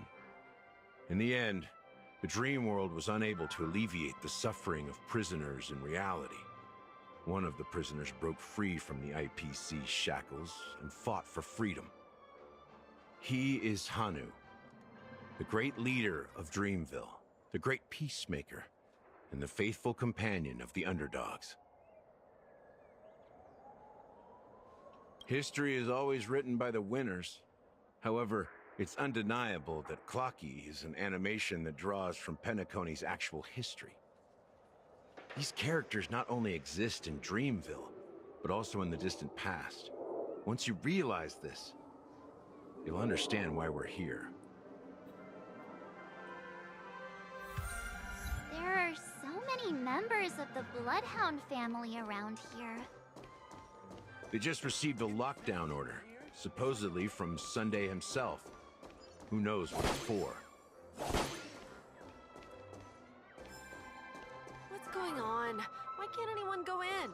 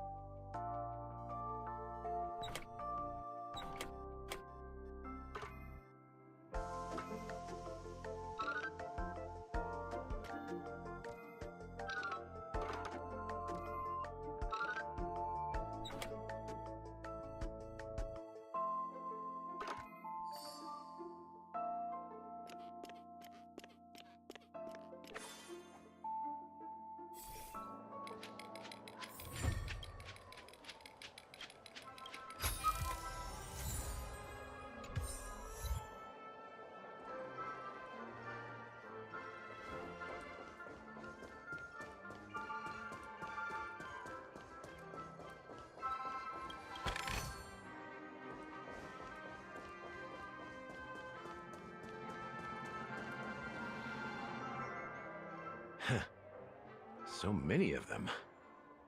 I've never seen anything like this, even when they're tracking down suspects.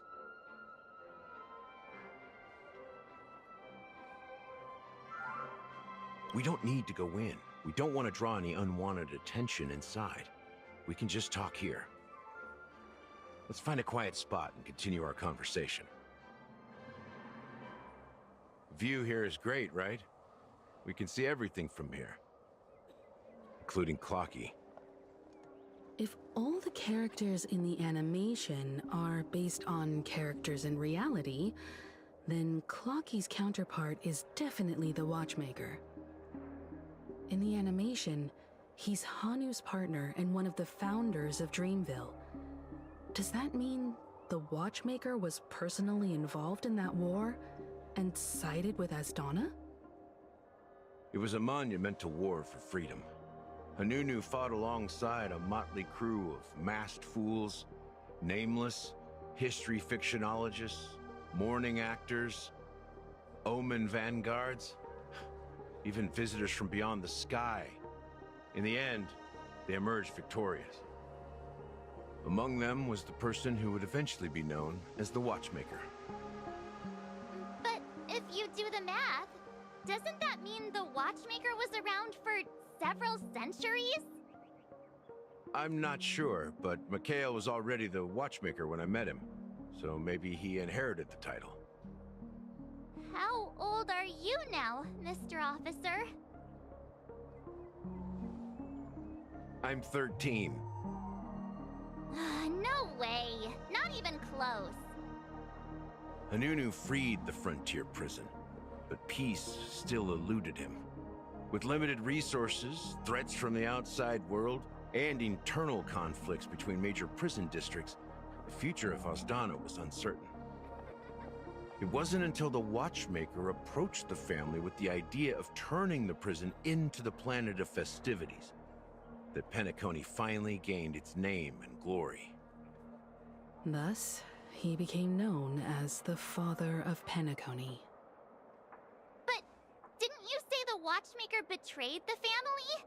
And you said you were his companion, so that means you...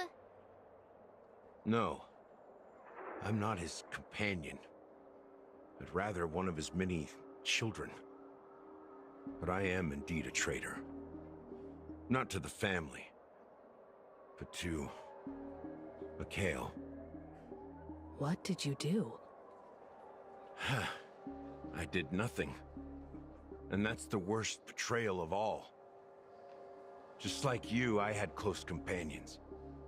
We dedicated ourselves to Penacony. But the Oak family, they set us up. Mikhail was too old to protect his children anymore. So we left the family to find our own path. We were branded traitors of the Harmony, even though the true traitors were someone else. While they continue to praise the Watchmaker's name in the world, behind closed doors, they condemn him on a pillar of shame. Nevertheless, we wanted to clear his name. We intended to find the real traitor, the one responsible for all this, and restore harmony to Penacony. But we failed. Too much time had passed, and the land of the dreams had become deeply corrupted. After countless fruitless pursuits, I gave up. Like a lost dog. The family accepted me and made me an officer, supposedly as a form of forgiveness. But it was actually a punishment. Since then, I've been completely cut off from my partners and my past. As for Mikhail, I heard he died in obscurity, in a place where no one could find him. That's when I realized that the Penacony I once knew would never return. We're truly sorry for what happened. But this is not the end of the story, right? Apparently, someone has inherited the title of the Watchmaker and has been secretly working against the family all this time. Unfortunately, after all these years, I have no idea who that person is, or if they're even real. Or just Mikhail's lost soul haunting the dreams. So, do you understand why I'm spilling all this info? Because I believe the girl's death must be connected to the Watchmaker's legacy. And at the end of all these mysteries, we will find the answers we are seeking. If it really is Mikhail's ghost, I want to meet him. If only for the last time. For those who despise me could form a line from here all the way to the entrance of the hotel. But those willing to look me in the eye and hear me out? Let's just say, there won't be many. I've told you all I know is a sign of gratitude. Thank you for listening to this old dog. Bark and all. Something just happened at the theme park. Now if you'll excuse me, good luck to all of you. How ironic. What's so different between the stowaways rejected by Penacony today and the dream seekers once hailed as pioneers several amber eras ago? Gallagher does have a troubled past, it seems. While Firefly's whereabouts remain a mystery, his stories shed light on our suspicions about the true identity of the Watchmaker, his connection to the family, and the power struggles hidden behind sweet dreams and death.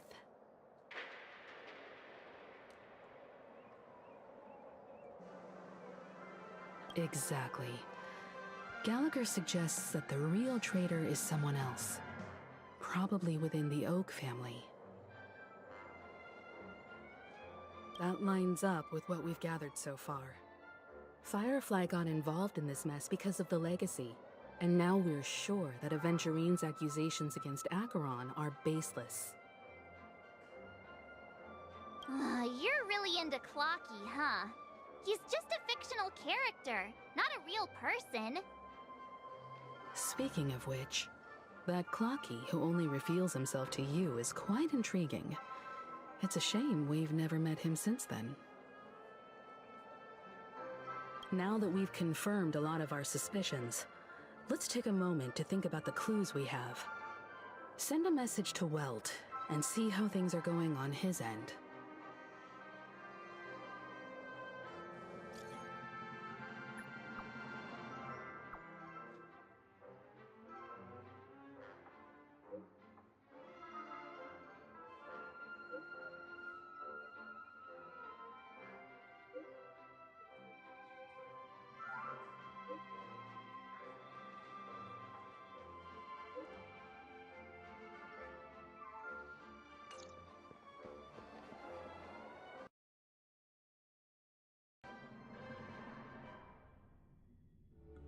Are your companions worried about you?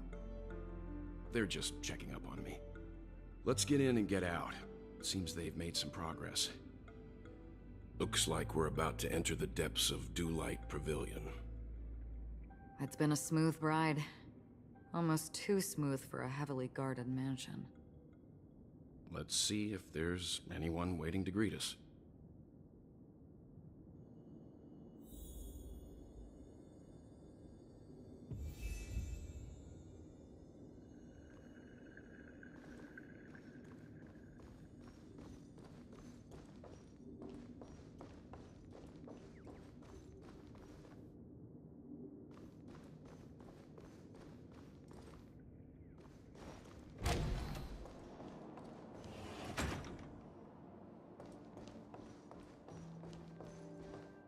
Something feels off. A grand mansion like this and not a butler or servant in sight. Could it be due to the disruption caused by the emergency? Well, this door is open. Looks like we'll have to investigate ourselves. Let's proceed with caution. Just one moment.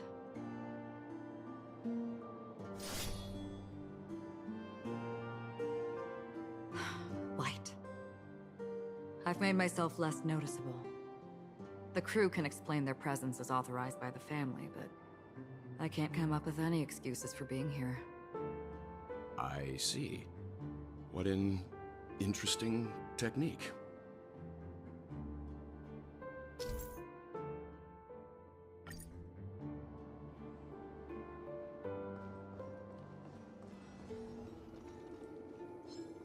Stream forth.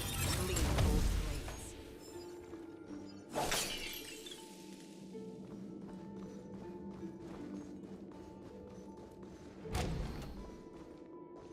model in the sand pit. It's the golden hour, isn't it? Maybe the heads of the family used that model for discussing important matters.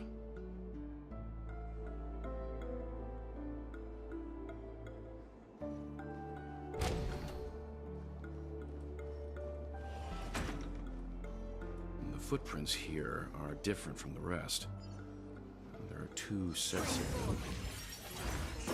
Looks like outsiders might have passed through here not long ago.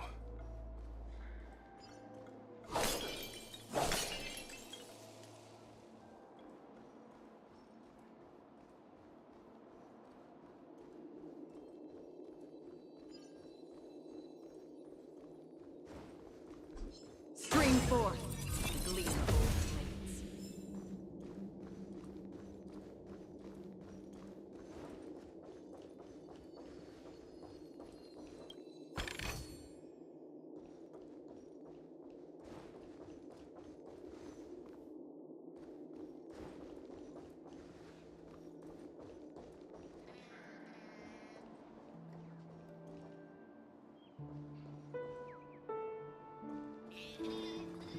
While there aren't any people in this mansion, they've set up quite a few mimetic guards to patrol this place.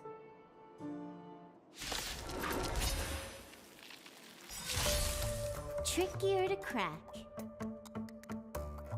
Memories are beneath the water, lies an endless abyss.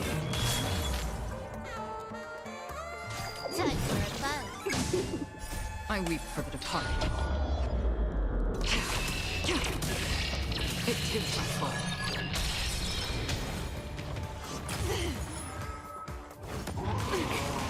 What do you want to know? I see through you, together as one. Destined for oblivion. You took the bait. This combat, this is pebble speed. Destiny isn't chosen.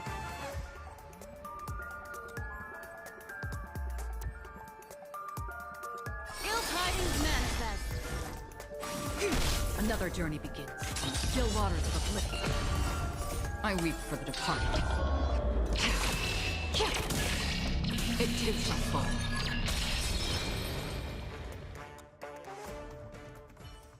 Look, it dropped something. A note. Looks like instructions from the butler for the other servants. Seems like the mansion's entire workforce were assigned other tasks before Robin's death. It must have been a big project to require that much manpower. The Charmony Festival, perhaps. But no matter what their main priorities are, there should always be someone left at the mansion, right? So you're saying someone deliberately cleared the place out? Yeah, but I don't know why.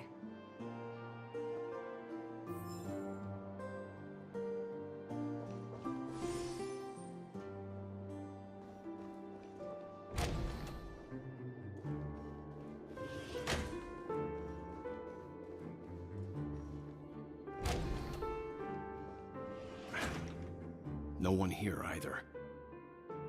Since no one's around to entertain us, let's make ourselves at home. Stay close to me so that my white can cover you too.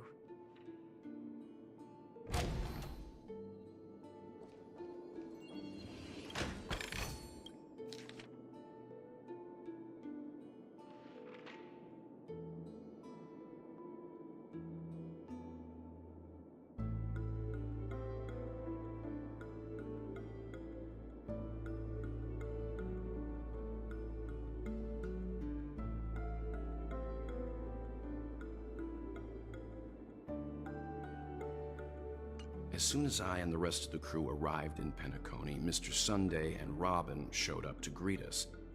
I remember hearing something unusual in her voice. Robin believed it was because the harmony had been tampered with somehow. But as far as I know, there aren't many entities capable of interfering with the power of paths. Meaning? If there really is a traitor within the family, that person must hold a high position or possess unimaginable strength. That would explain why Mr. Sunday has been having such difficulty in catching the traitor.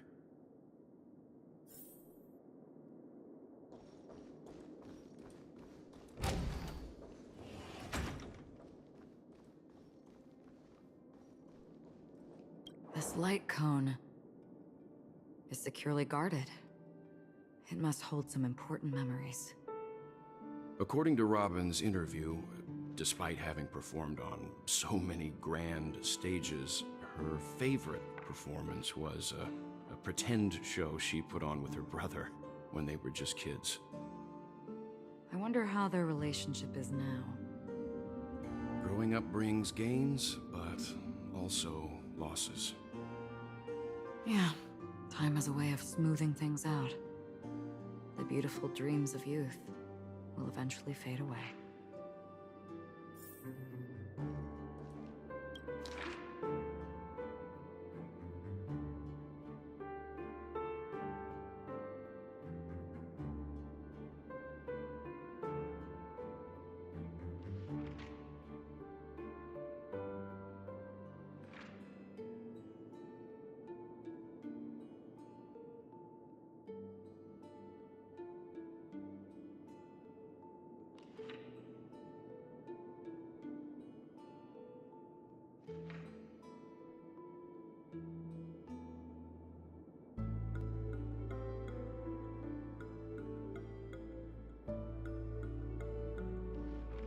The information about Robin, Firefly, and the other victims.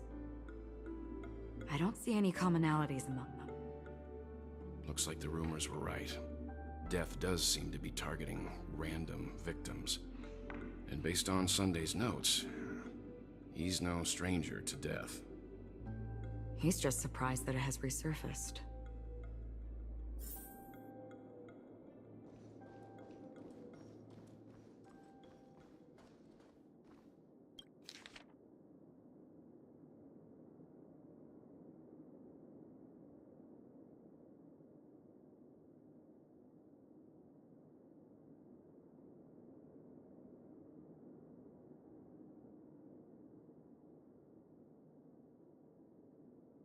It seems neither the Dream Master of Penacony nor this old Odie is happy with Sunday's recent performance.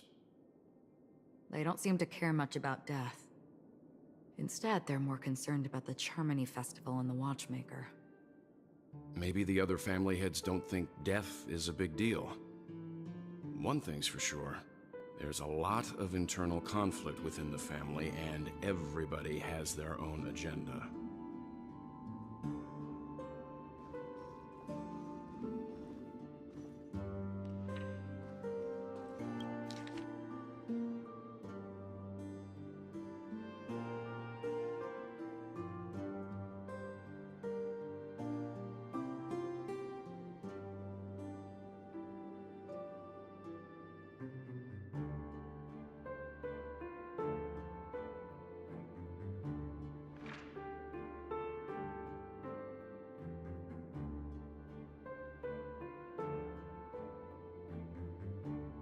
Mr. Sunday has done some serious research on his suspects.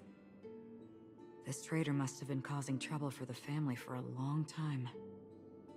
They all seem to be insiders, but I haven't met any of them. Huh? Wait, these characteristics... What is it? No, nothing. Maybe I'm just overthinking things. However, if this traitor really exists, could they be responsible for Firefly and Robin's deaths? Perhaps that's why Sunday is taking this matter so seriously. That's all for now.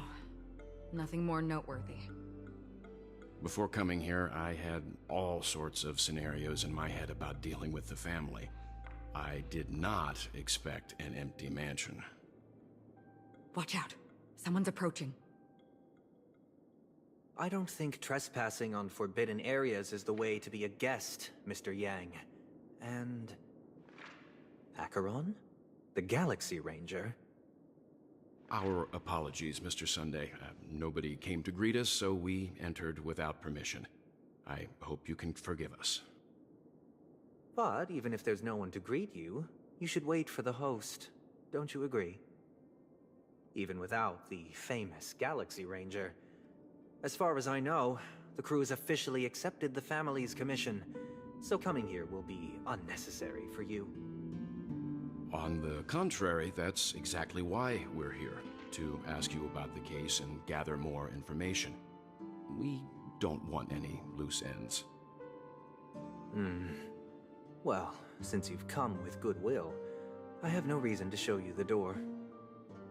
Rest assured, he hasn't figured out that we went through those documents.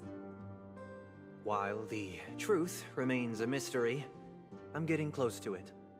I assure you that the traitor will soon pay the price. Let's hope justice will prevail soon. I have a question for you, if you don't mind. How did the family come to the conclusion that the murderer was within the family? With all due respect, it's in the IPC's interest to wreak havoc before the Charmony Festival, and the family has every reason to suspect the IPC's involvement. Well, other family heads share the same suspicions as you, but in my opinion, the true murderer would never have drawn as much attention as that ambassador did. Not to mention, I personally shackled him a while ago. However, I'll give you a suggestion regarding your suspicions, Mr. Yang. You should be more cautious of Aventurine. While the wicked can't break through high walls, they can plunge their evil dagger into the heart of the righteous. He's a businessman, not some philanthropist. But right now, he's out there handing out his wealth on the streets. And he went to the Clock Studios theme park all by himself. Who knows what kind of scheme he's cooking up? While the family is dedicated to keeping our guests safe, it might be wise for you to stay alert. You never know what unexpected troubles could arise.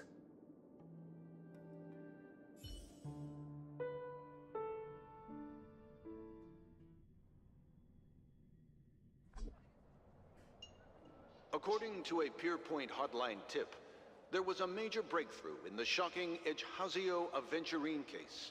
The suspect has been arrested.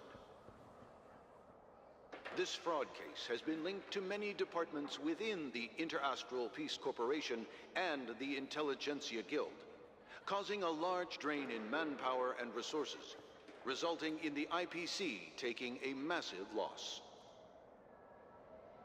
The case's main suspect originates from Sigonia 4 and is one of the survivors of the second Kataka Abjin extinction event, who does not carry an interstellar refugee travel permit. As per Strategic Investment Department Head Diamond's sentiments, the IPC has appropriately relocated the suspect in the spirit of the Charter and will continue to conduct further investigations as to the motive of the suspect. What pretty eyes. Tell me, do they shine in the dark? Well, if they did, I'd sell them in a heartbeat.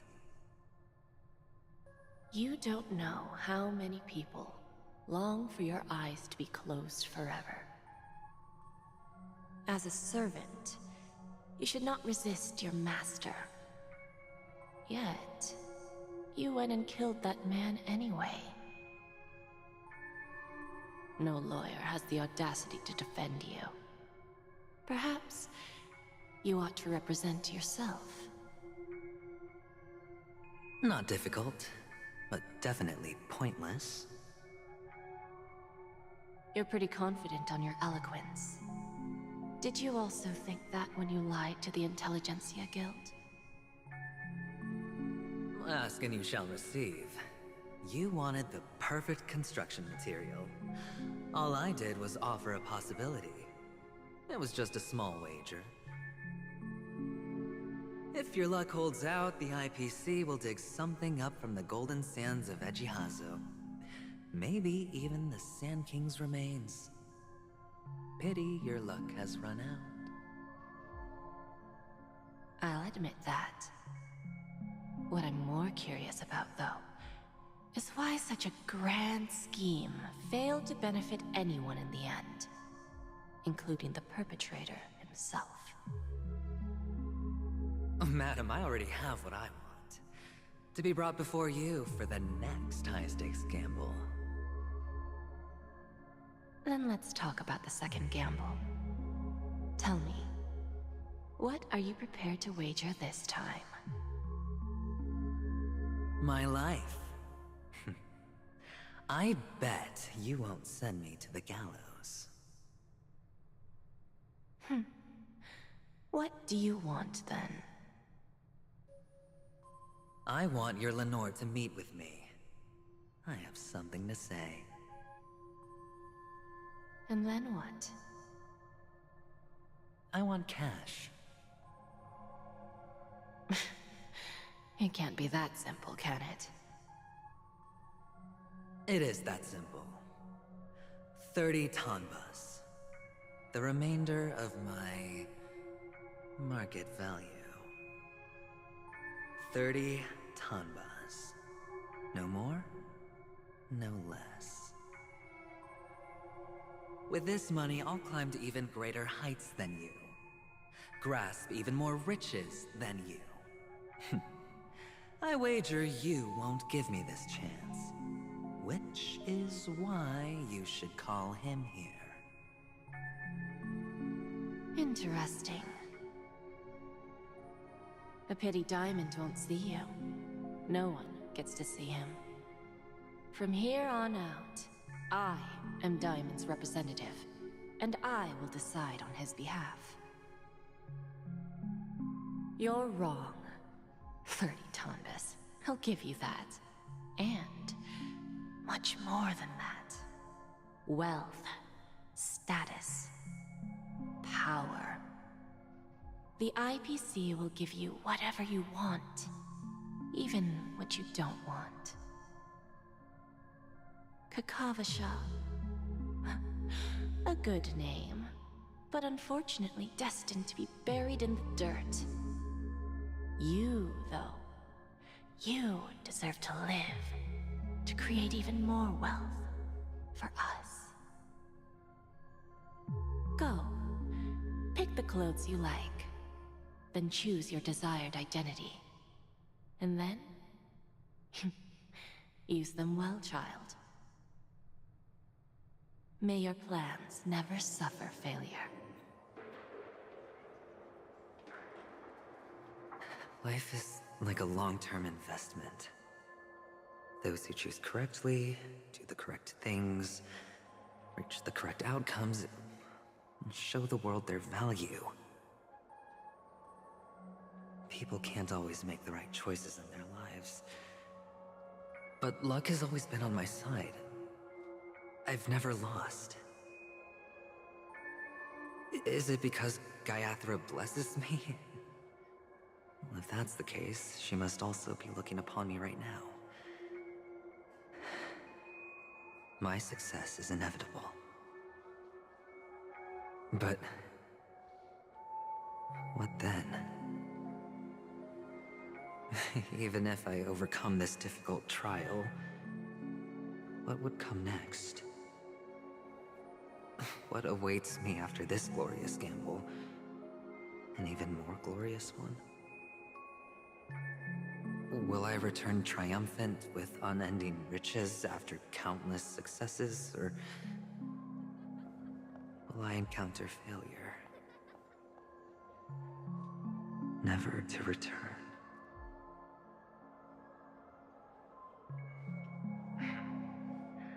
I'm pretty sure you already have some ideas. Lowly gambler.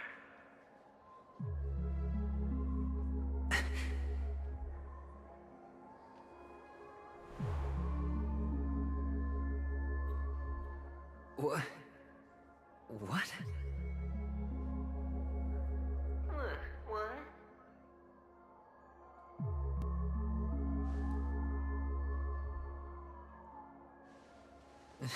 Am I dreaming, or have I gone completely insane? Perhaps both.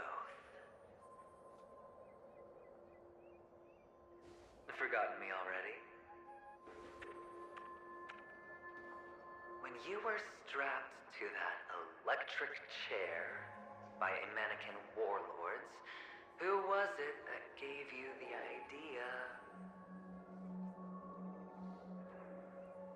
Fine. I may be crazy, but I'm not stupid. Get out of my head, newborn of the Harmony.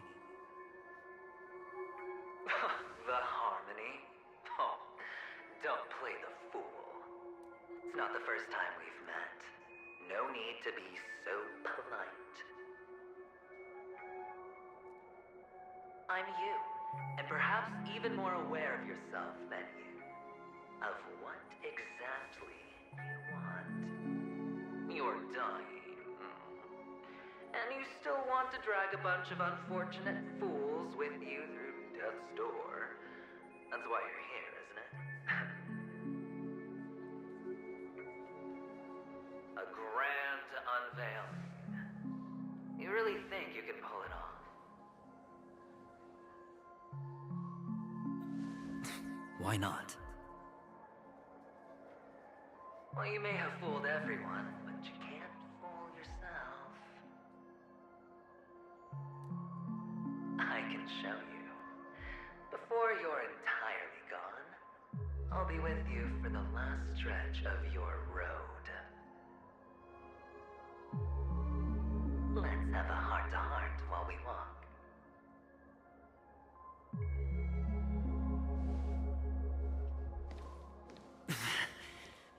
What exactly are you? Most people in this world spend their entire lives just to reach one outcome. And I am that outcome. Kakavasha, I am your future. First, I'm hearing things, and now I'm seeing them. Great. Am I going to be elevated into the Harmony's Emanator next? Why are there no guests here? What's that featherhead doing?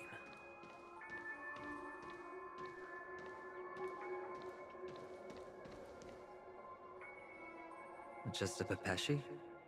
No. A child.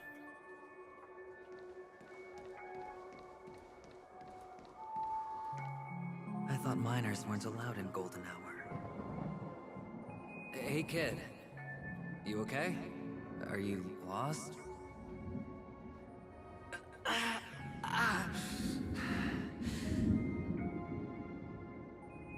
What's wrong, mister? You don't look well.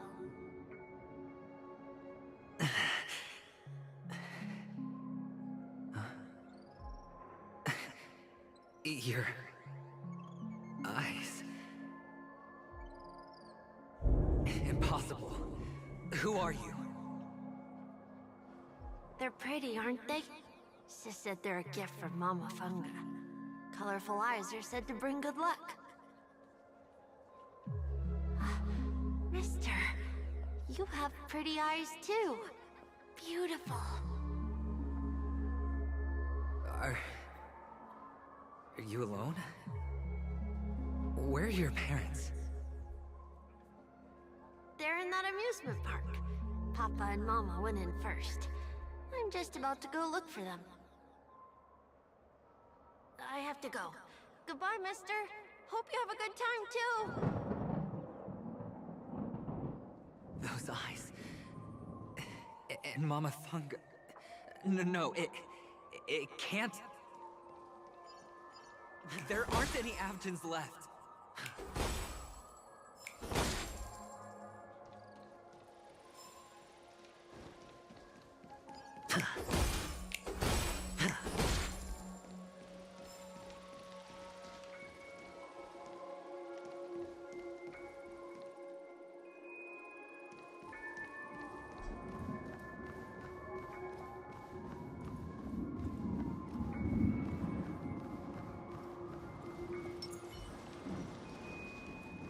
Stream forth.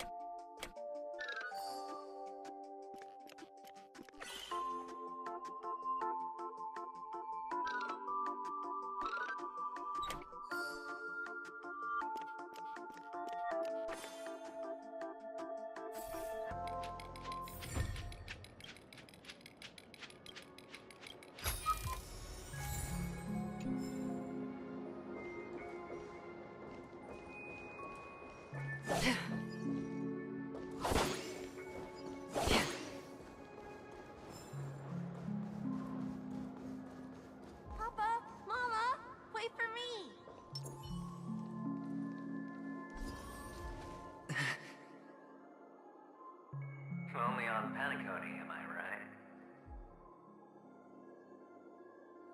What are you still doing here? Well, you've known all along. The family truly showed leniency to everyone who came seeking help. Why would there be a need for such high walls and deep moats? However, people don't see it like that. Especially since the flavor of the dream syrup is so alluring. You will receive no charity on Penacony. And relying on your own strength alone to topple high walls? Not a likely fate. Which is why, once you step into the hotel, you remove your high hat and beg everyone you come across for help. Like a hyena scavenging for scraps in the desert. Because you know that opportunities are fleeting. Well, when you put it like that, even Ratio's a teeny peacock analogy sounds pleasant. Well, you know how rare it is for me to give you the straight dope, so listen while you can. It's good timing that you mentioned the doctor. I'm especially fond of what you and he have in common. The conspiracies, calculations. Especially the part about the finale, a magnificent act of betrayal. Oh, when everyone thinks this way, who would even suspect that it was another trap you've meticulously devised?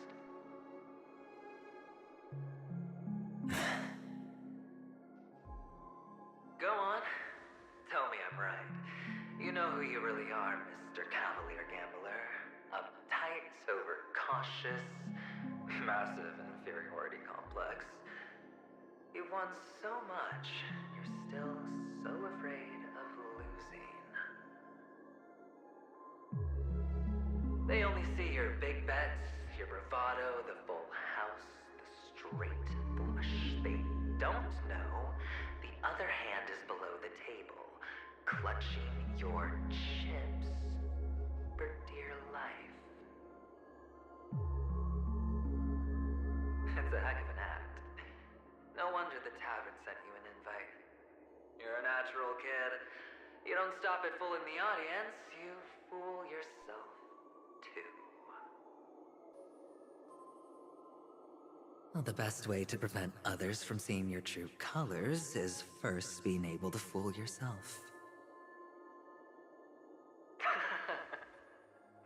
Of course. I know you all too well. But it's strange. Why did you decline that invitation? You had the chance to embrace elation. Was that not what you most wanted? But you chose the IPC instead. For the preservation? I doubt it. Do you even have anything in common with the preservation? Oh, I thought you knew. Didn't you say you had me pegged? We're done. Either stop talking or disappear from my sight. That's fine. But who exactly is about to disappear here? Well, it's not going to be me, anyway.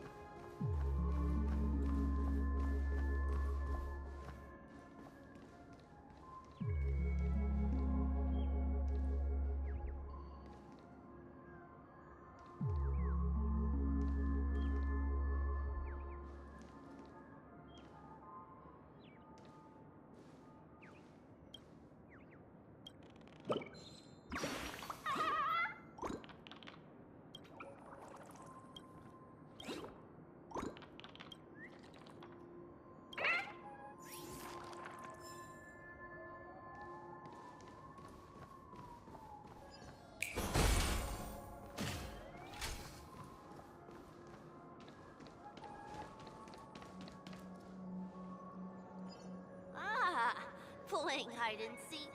I'm really good at this.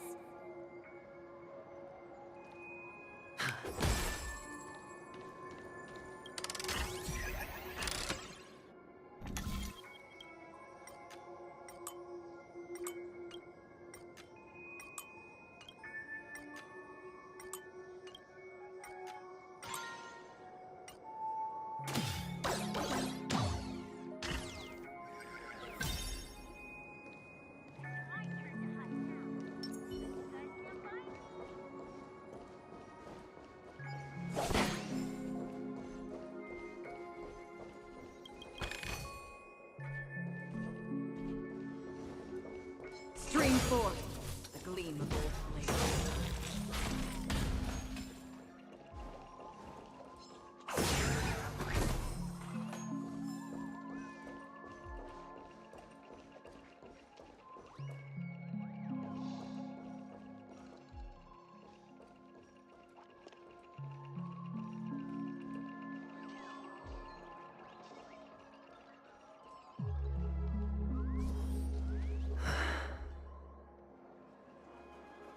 Hide and seek.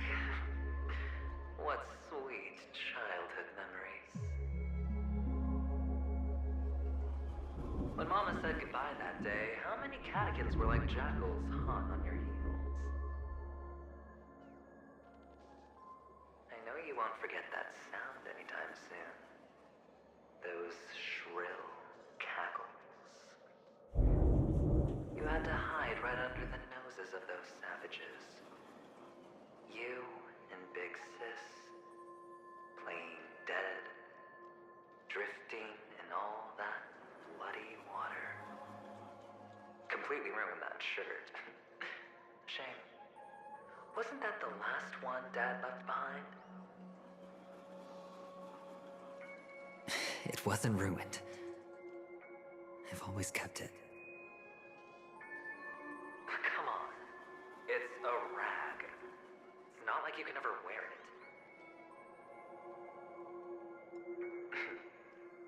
Now you don't have to hide. You probably won't even deign to get your pretty outfit wet in the rain. Your social capital has changed after all. I've never changed. On the contrary, now you're the one who does the hunting. The last round of hide and seek, and you get to be it. You should enjoy it.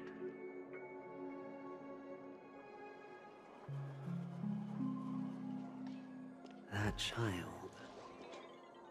Could he be in here?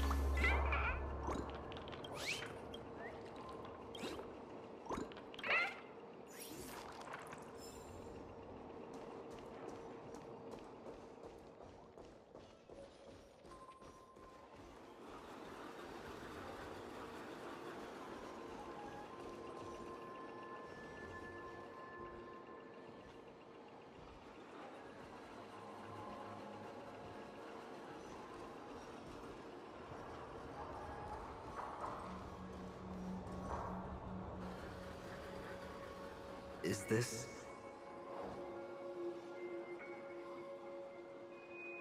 a topaz? What is this doing here?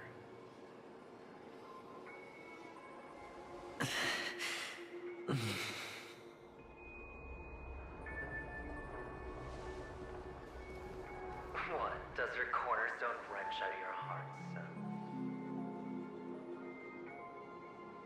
I was merely curious at why it was here. Maybe that winged guy put it here. To taunt you.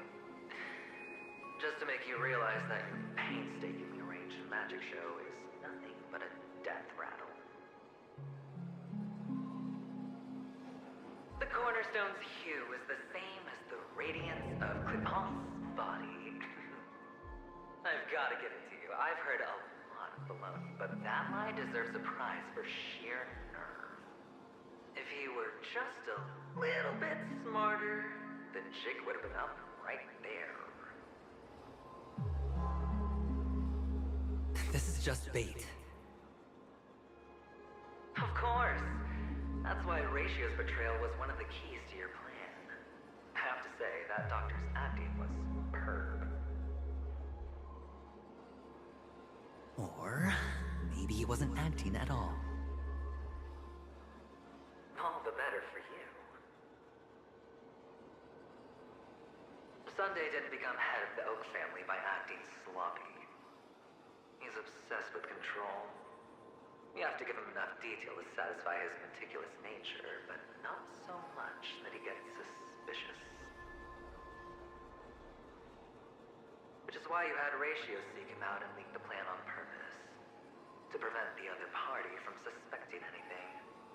The intel you gave to Ratio was all true, and he spoke the same to Sunday. Finally, Sunday took the bait, found the other cornerstone, and before you know it,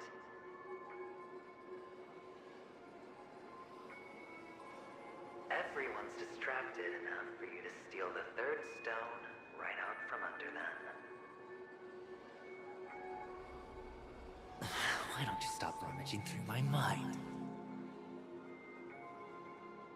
Your mind.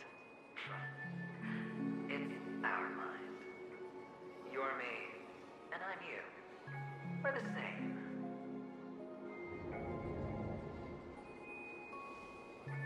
The best way to prevent others from seeing your true colors is to first be able to fool yourself. Really? You can't even fool yourself. You just got lucky this time.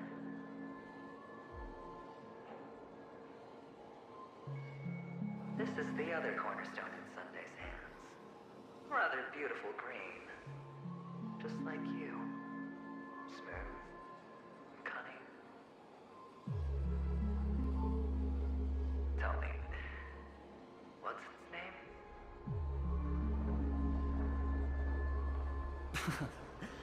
Why are you even asking me? Must I do all the work? Aventurine is the stone of luck and trickery. That's what she said when you received the stone, wasn't it? This type of stone isn't rare, but its hue is very similar to a certain gem. In fact, it's often used as a substitute. And that more precious gem is...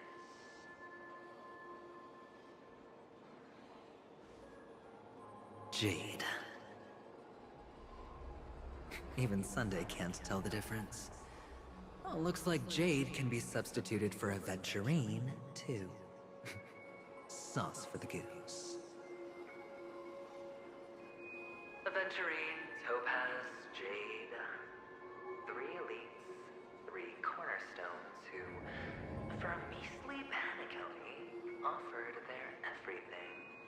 Oh, you're even more united than the family. As I've said before, 3 chips are sufficient. All or nothing. But will it be the former or the latter? We'll find out soon enough. So, where's the real Aventurine stone? Take it out, let's have a look. Suddenly you don't know where it is? I just want to hear you say it. After all, it really does resemble its owner.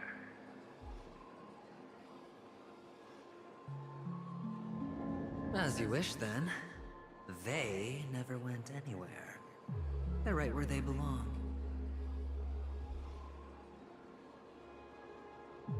Piled up with these cheap baubles.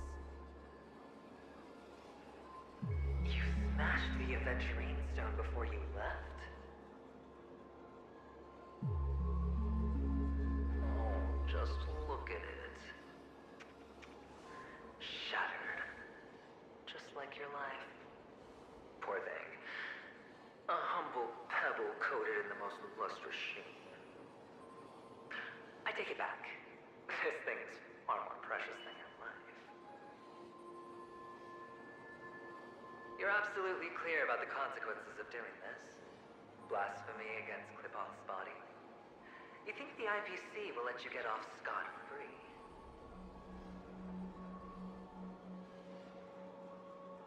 Well, Diamond has always been all about results. As long as I can create value far beyond the cost, the ends justify the means.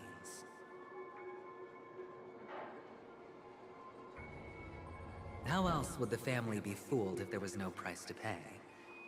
It doesn't matter. Even smashed to smithereens, the preservation's cornerstone can still be used. Its effect may be greatly diminished, but it's enough for me. Now I'm really curious. Why does every step you take involve reckless risks, and the choices you prepare for yourself always come with a strong impulse for self-destruction? Do you truly believe that the greater the risk, the greater the rewards? I wouldn't have guessed you'd be so loyal to the IPC. There is so much you don't see. Which is also why you'll never see how I'll win it all. That is, if you can do what it takes. We'll just have to wait and see then. The cornerstone is gone. Another illusion of the harmony. Huh?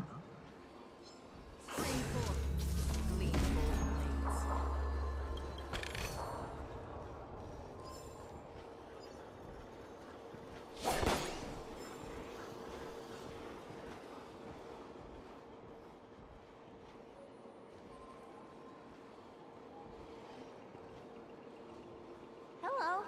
We meet again, Mr. Pretty Eyes. Yes. We meet again. Did you find your mother and father? Of course. Big Sis is there too. The four of us were just playing hide and seek. I'm so happy. On our way here, Papa even brought me to see a blimp. I think you mean Phil. Yes, that's it. Putting many drawings together and turning them into a moving wall painting. They put me, Papa, Mama, and Big Sis together, turning us into one big family. You should give it a try too, mister. You look sad. The amusement park will cheer you up. Sure.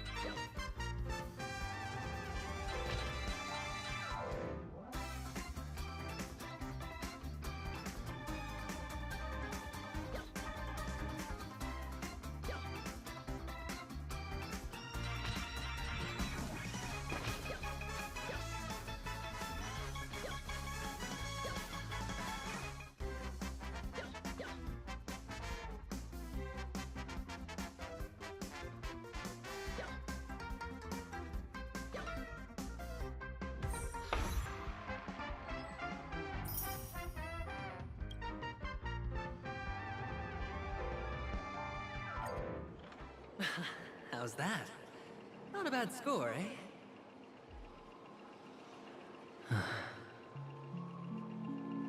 Boring.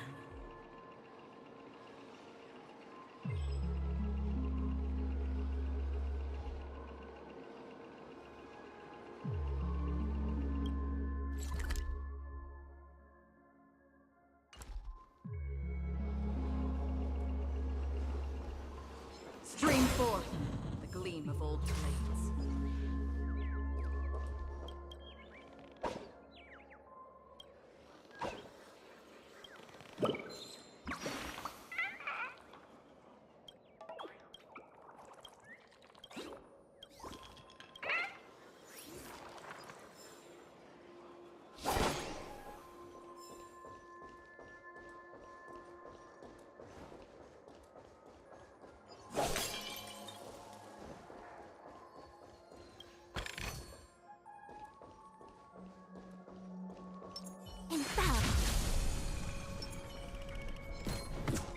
Stream forth the gleam of old blades.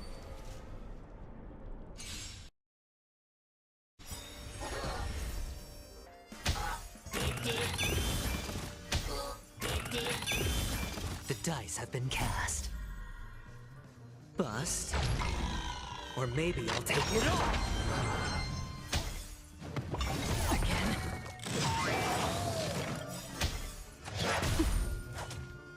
I weep for the departed. It too shall fall. Elusive foretelling. Ill fate is there.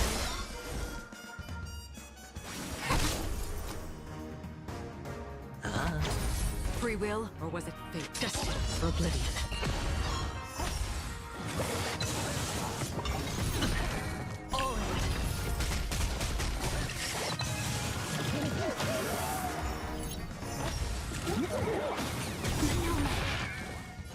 Memories are ever-changing. Beneath the water lies an endless abyss! I weep for the departed. It too shall fall.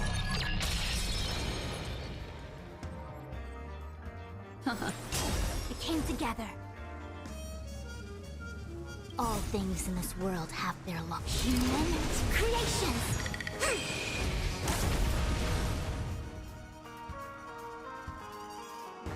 Converge and awaken! Sure, I'll play along.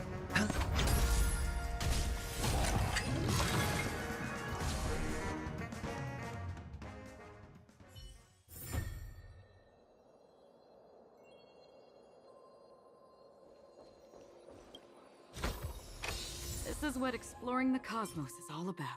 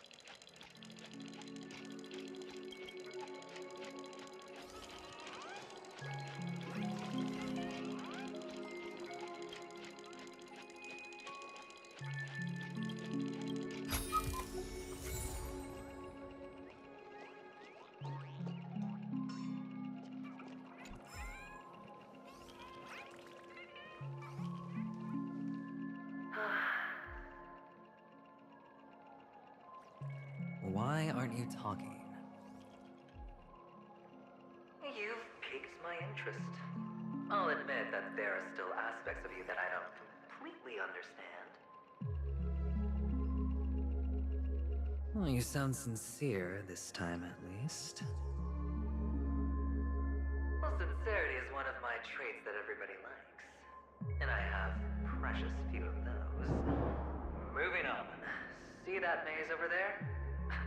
I'll know everything about you before you reach the exit. Our quaint journey through this amusement park still isn't over. And I wouldn't mind stretching this out at all.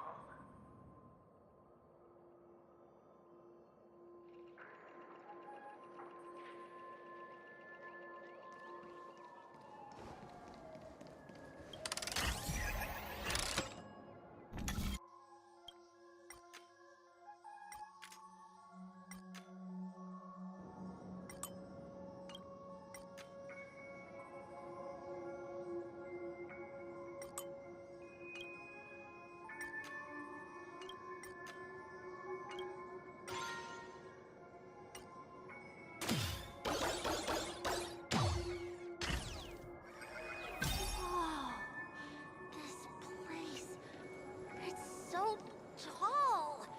Even taller than the tallest rocks in the desert!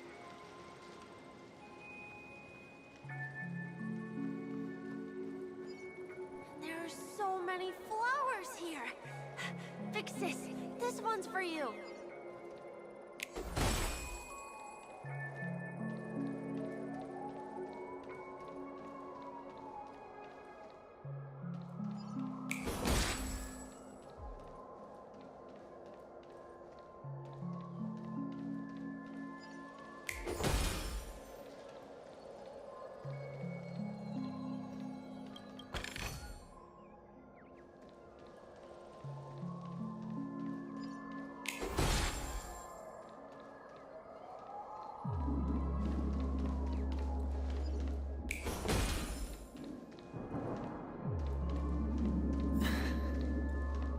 A dead end? Oh, is this the wrong way?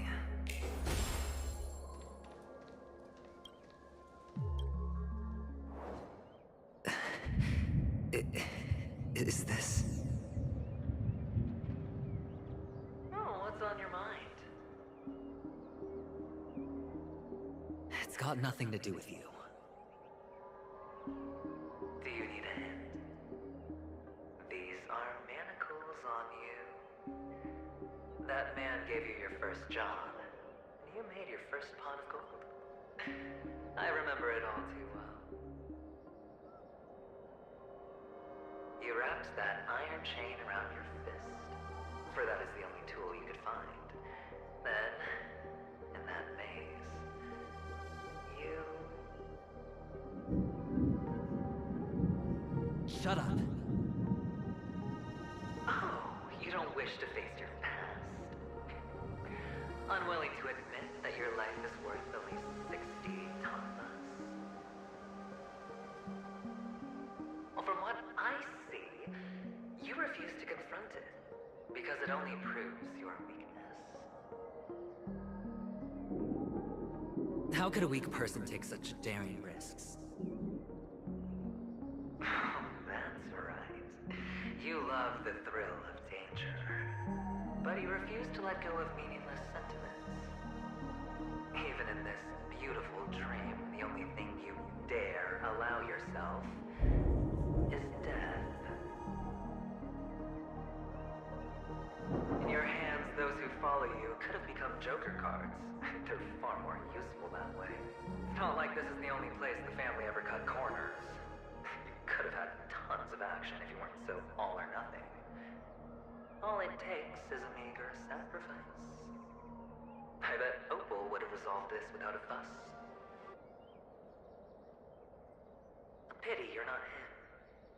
Well, you wouldn't be in this state if you could just get with the program. And why couldn't you? Out of professional integrity. Those techniques you mentioned are highly efficient, but it's not that I don't know about them. It's It's more like I couldn't care less. Get it? What fun is it if the fight isn't fair? Fair?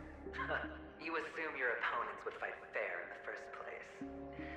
The odds are obviously not in your favor, so how are you just breezing by? Did that masked fool's words awaken something in you? Well, she gave me an answer that could turn everything upside down. Everything? You mean it could make all the cards on the table just disappear?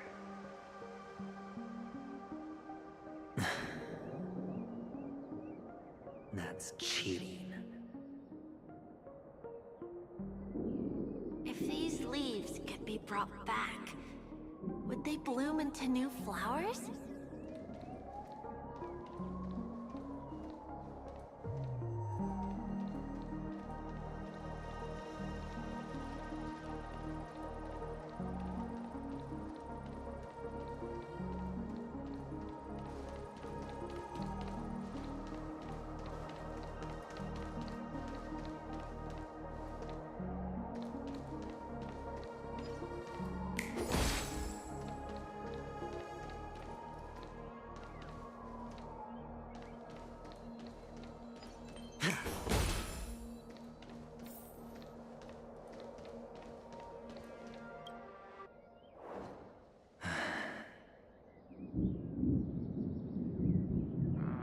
Your expression right now is hard to put into words.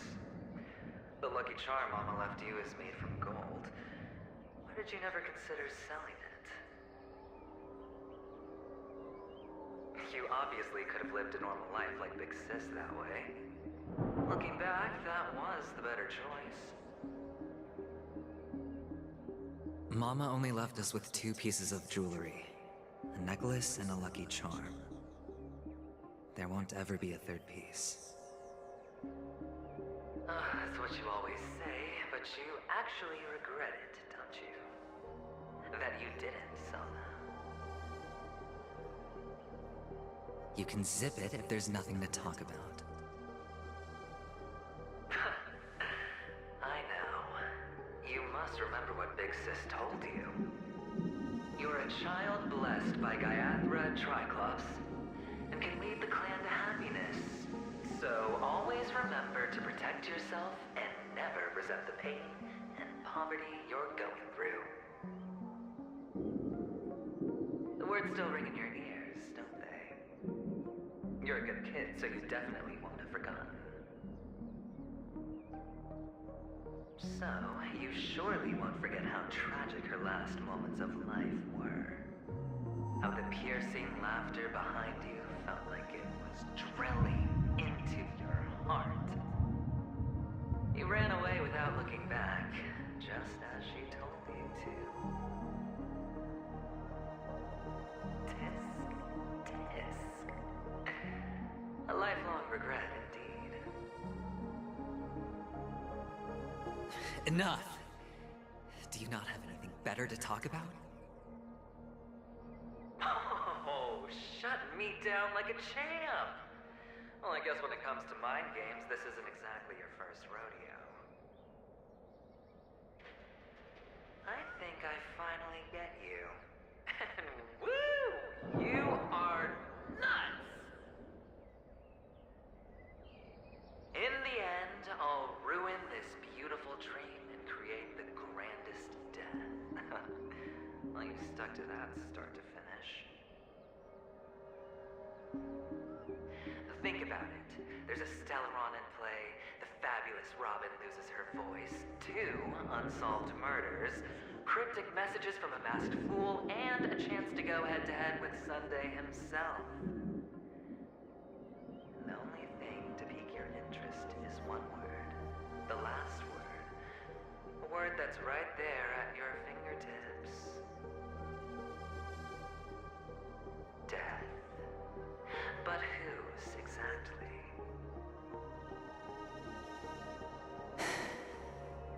We'll know when the dice falls.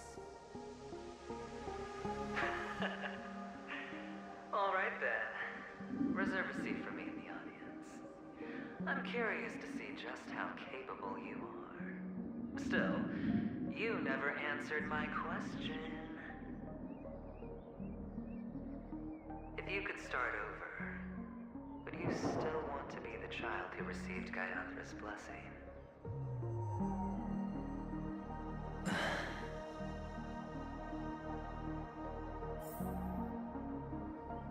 It's so quiet this time. Is he finally gone? Or am I the one about to disappear?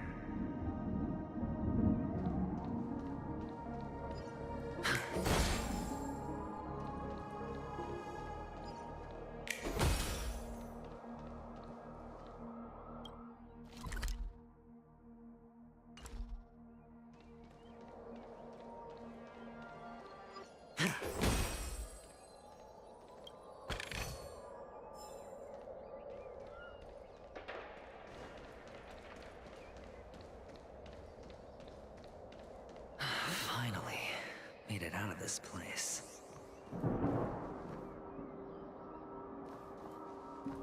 We're going home? But I don't want to go back yet.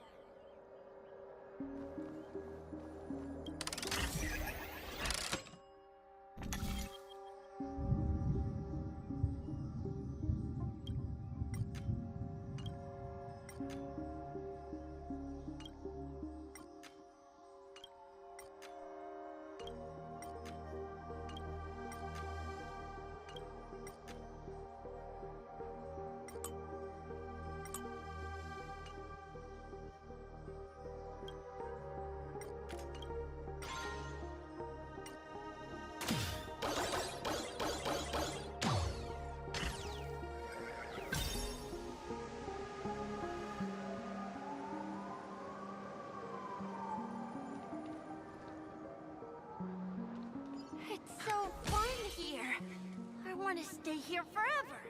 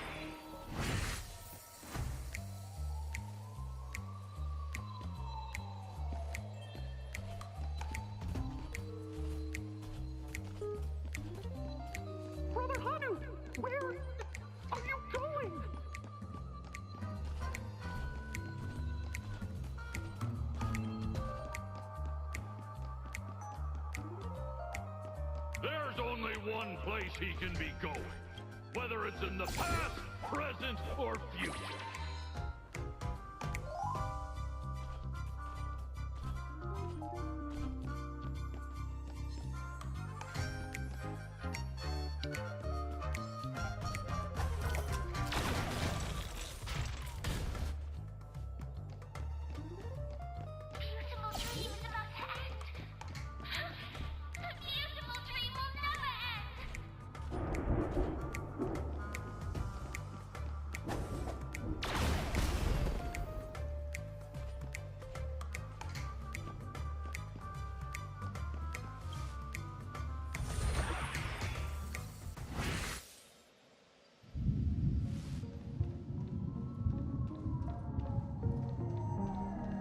Mister?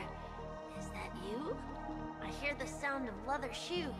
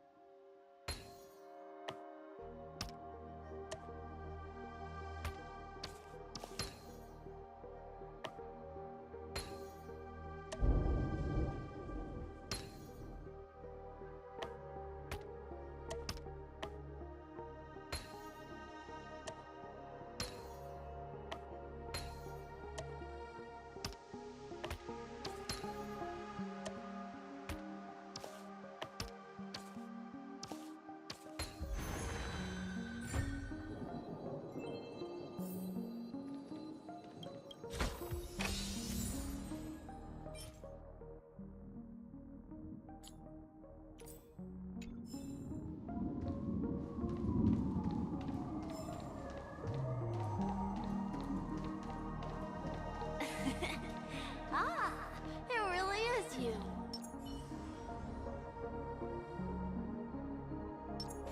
Feeling lucky. Stream forth, gleeful blades.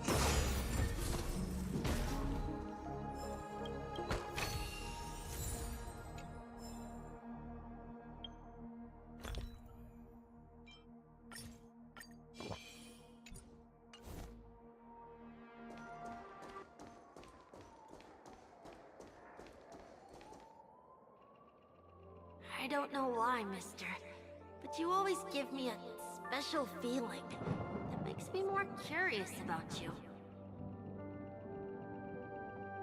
It's sad that I can't get to know you more. We have to say goodbye. Did you have fun? You're going back? Yes, I should go home. The day's getting dark, and it's going to rain. I don't want to worry the others.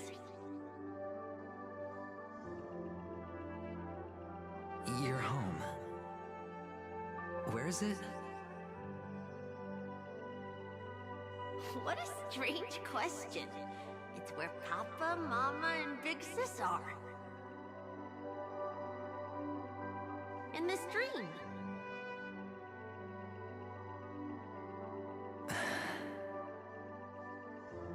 This amusement park. This beautiful dream. They really are peaceful. Everyone loves it. But, mister, why don't you like it? Because they're not here. Where are they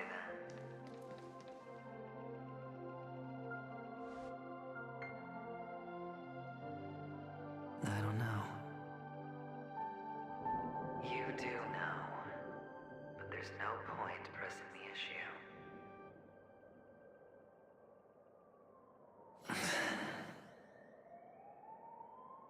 Admit it.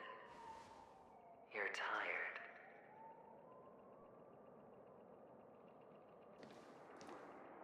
We all are. Which is why we chose to stay here. Me and him. Your past and future. How long will you stay? Forever. We'll be with you forever in this dream. This is the greatest honor that we can offer to those who hurtle towards death.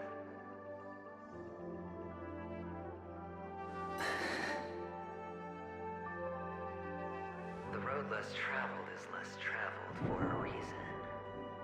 But you've never gone in any other direction. Your own life is the chip you're most eager to lay down. Always has been. You don't care who the real murderer is, and the Watchmaker's so-called legacy couldn't be more boring. What you want, what you need, is to be the smooth operator, the solid gold deal maker who doesn't waste a drop of sweat, even when he's up to his neck in danger, deep inside family territory. You want to be polished up, cuffed with red-hot chains, and spotlit center stage.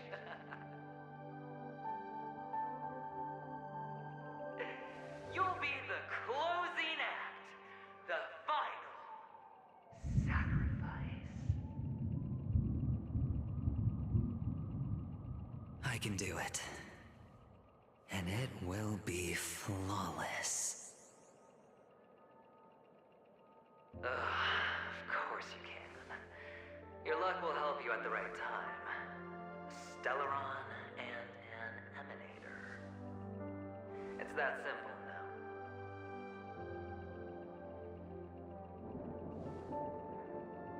That way, the IPC will earn a place at the table. And as for you, you'll just happen to slip the leash, leave the rat race, extract yourself from this endless debacle. You'll have the freedom you've always dreamed of.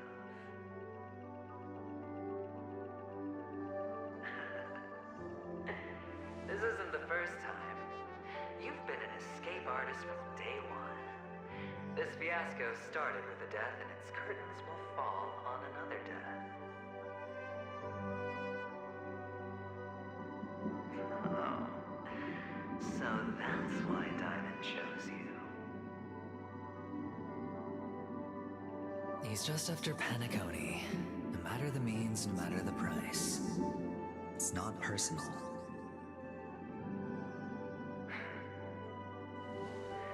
It's hard, isn't it? Well, don't get soft on me now. What, did you suddenly grow a conscience? Hey, I was born from yourself. I'm well aware that climbing out of the hole you've dug is basically impossible. I can't stop you from doing what you want. We can't change where you want to go. Well, what's done can't be undone. All we can do is play the cards we're dealt and rake in as much time as possible. Yes. in their lifetime. Though luck always seems like it's on your side. You will keep winning, having never lost before, but why you? Why must it be you? If all your luck is built on the pain of someone you love, on the loss of dozens more, if these windfalls, these jackpots, aren't a gift from Gaiathra, if all they are is a long string of meaningless deaths, then what did we do to deserve living in a world like that?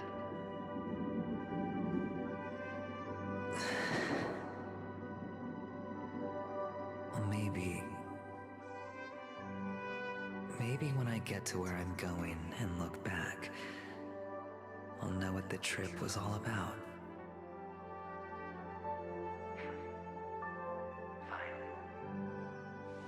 Time to make a move, my friend. I'll be waiting up ahead.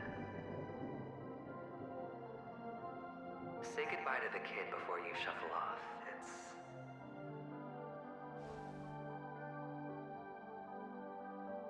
It's best to die without regrets.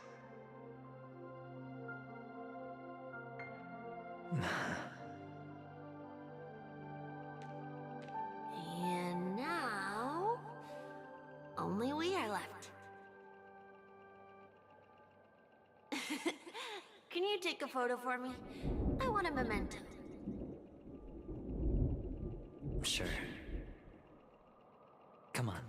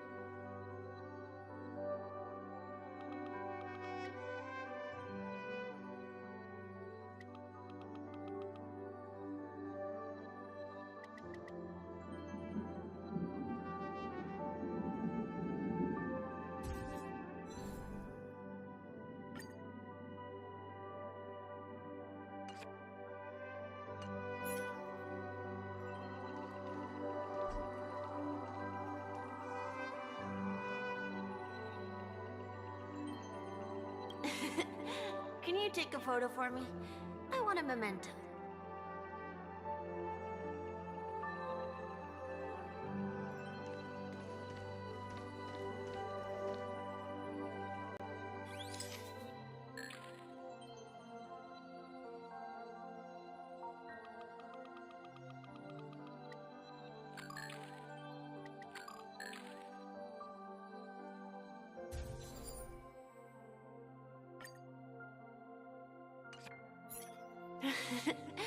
How nice.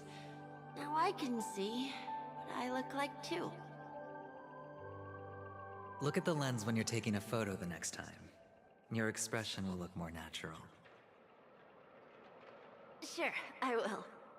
Then, mister, are you going back too? I can't leave yet.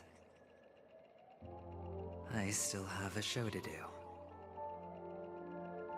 Oh, you're about to go on stage, aren't you?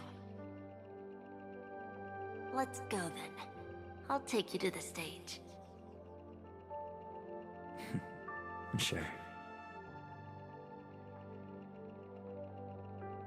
So you're an actor. No wonder your clothes are so stylish.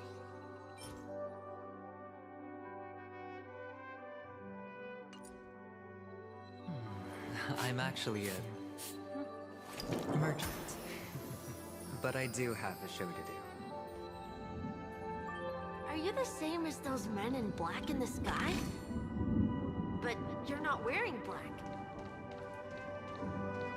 Only ordinary employees have to wear that. My position is much higher than this.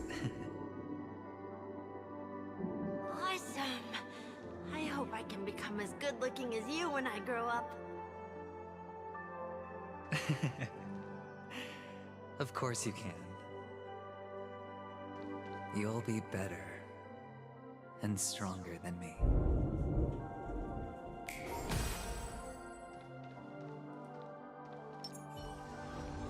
Stream 4.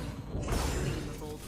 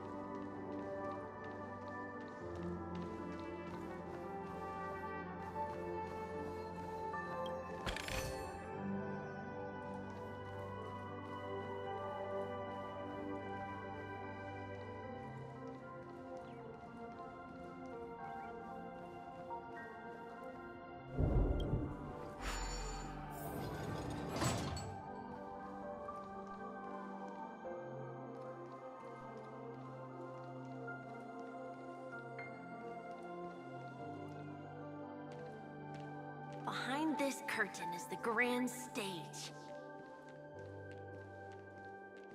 It's almost time to go on stage. Are you ready? Good luck with your show. Thank you.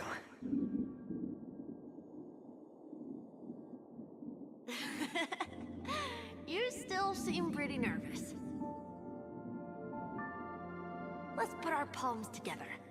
If you receive Gaiathra's blessing, you'll feel more relaxed. Putting our palms together is a simple ritual. By putting our palms together and reciting the prayer to Mama Funga, she will bless us. If you're not familiar, I can guide you. It's all right. I know how to do it.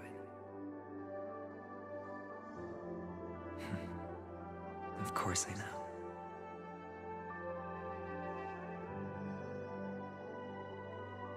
This is where we go our own way, Kakavasha. The catechins are coming. Why? The catechins have already taken all our money, food, they killed our parents. What more do they want? Catechins are bloodthirsty, cruel, and insatiably greedy. They want everything only to end up with nothing. This is a trick, an act of revenge. Remember? Today is the day of the Kakava, and also your birthday. They know the Avgin will surely hold a festival today. With the aid of this rain, they will come to destroy our wagons and take everything they want. Little do the Catkins know, this time we will fight back. The men in black that descend from the skies are on our side. The Catkins stand no chance against them, and will surely pay for their arrogance. Without this rain, the Catechins would never take action, and we would not have the chance to turn the tide. This is a gift from Gayathra, and you are Kakavasha, whose good fortune will bless your sister with success.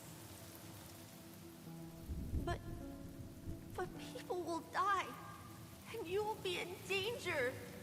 How is that good fortune? Why are you all doing this?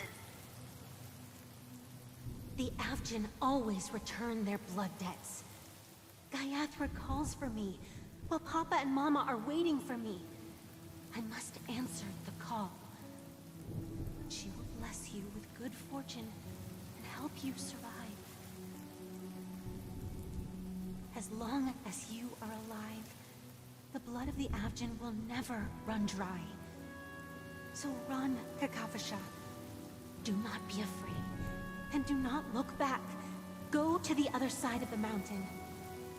The rain will accompany you, and the rain will bless you.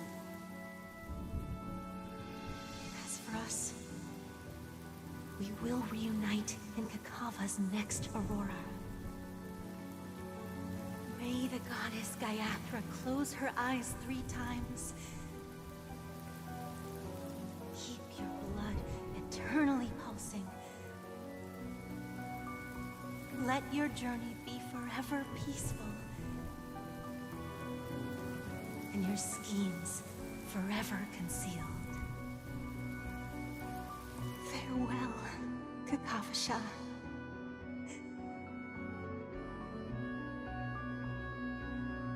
Newsflash from the Inter-Astral Peace broadcast.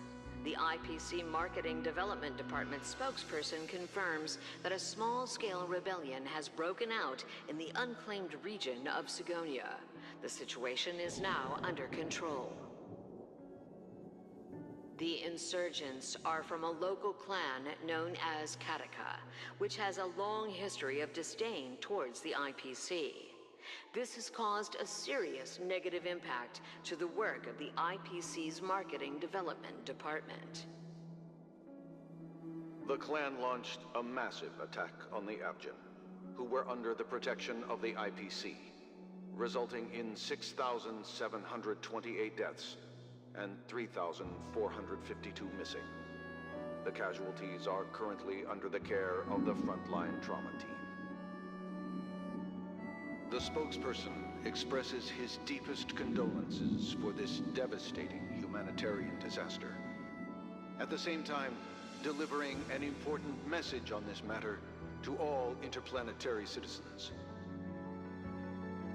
Finally, he proclaims, the hammer of preservation will fall on all beings, regardless of life or death, regardless of race, regardless of ideology, to uphold the basic rights we inherently possess.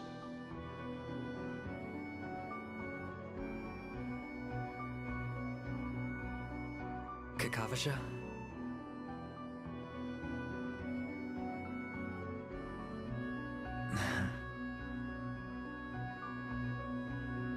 Bye.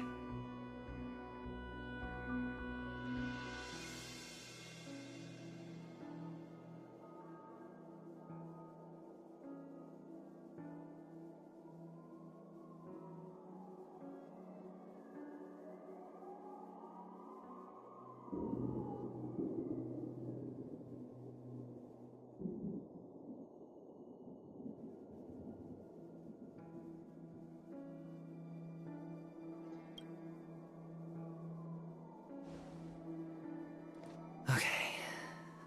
All the actors are in place. It's time for the show to begin.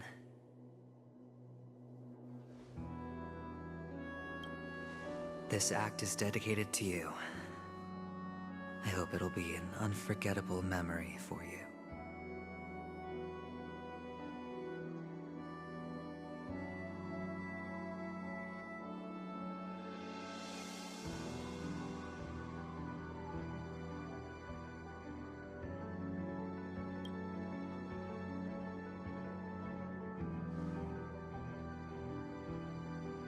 Kakavasha.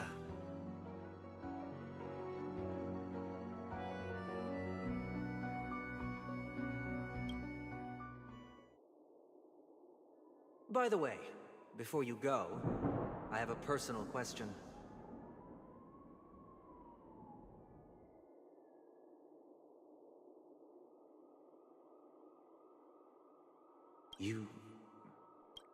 Do you truly want to destroy the world with your own hands? Let's assume, just assuming now, that every time I roll the dice, there's a possibility of achieving this particular outcome. Then I would be quite happy to make that wager.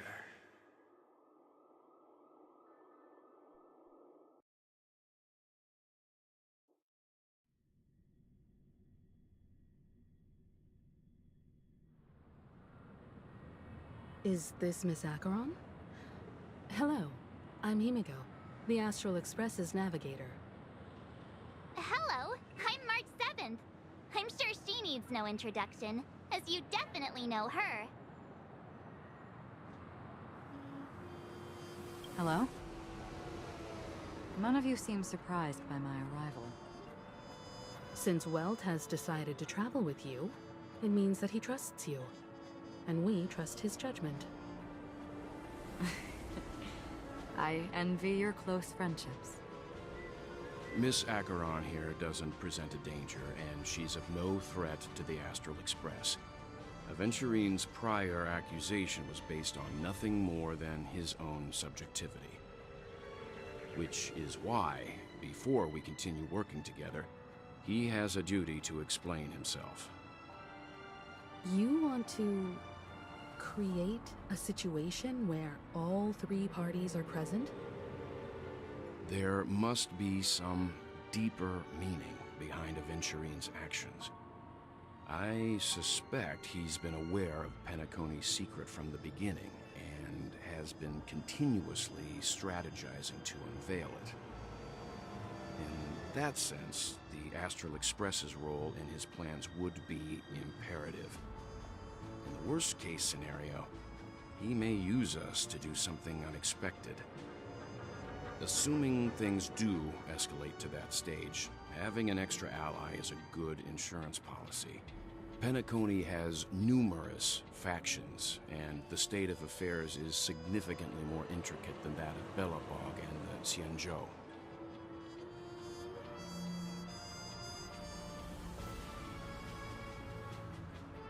She also makes a good point. We're completely in the dark on what's going to happen next. But I think we can't just ignore the safety of Penacony. To solve the mystery of the Watchmaker, it is crucial to get the IPC's intel. The path ahead is fraught with danger. But what's trailblazing without a little danger? Sounds like we've reached a consensus. Now, Miss Acheron? I will accompany you, of course. Let's move out then! But where do we start looking for him? No need to rush. If he truly has laid a trap, he will definitely use every means to lure us in. Ladies and gentlemen, the most wondrous, most magnificent show in Penacony's history is about to begin. The IPC cordially invites you to Clock Studios Theme Park. Look. Should both the performers and spectators fail to arrive, won't all of Aventurine's plans be for nothing? Let's get going, everyone. The hour of trailblazing is upon us.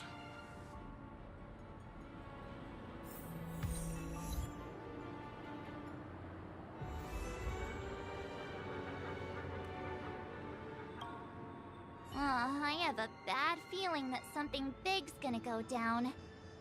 Are you ready? Let's waste no time and head to the theme park then.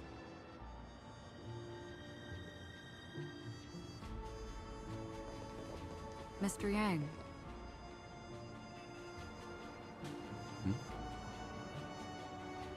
Why did you not tell your companions about my true identity? It's just like you said, an inability rather than an unwillingness. Plus, it's a long story, not something that can be summed up in a few words.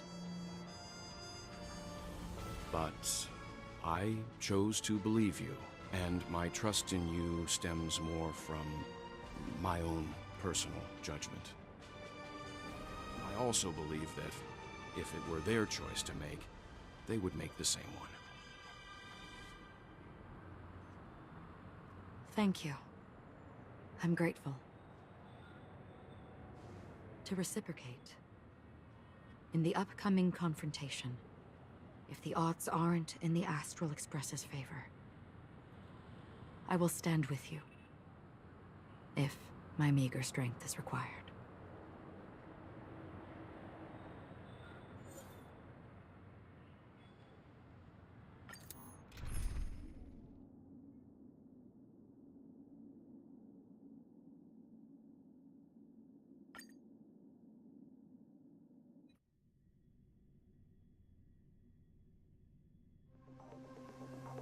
We're back here again.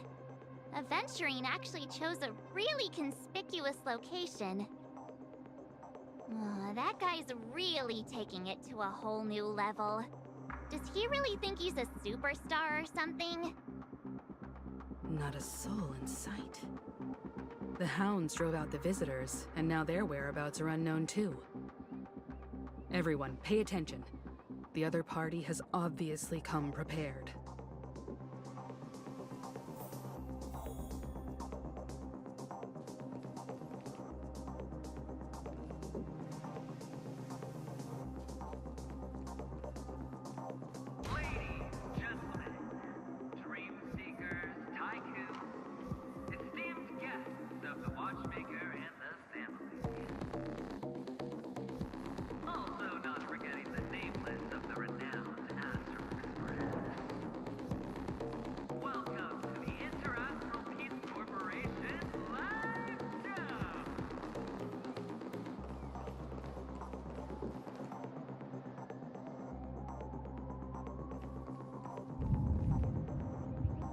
Astral Express, you're late. And this, unsought guest. We've kept your appointment, Mr. Aventurine. It is customary to show yourself as well. I will, naturally. But before that, I've got to introduce our guest of honor. Everyone, give it up for Miss Delaron!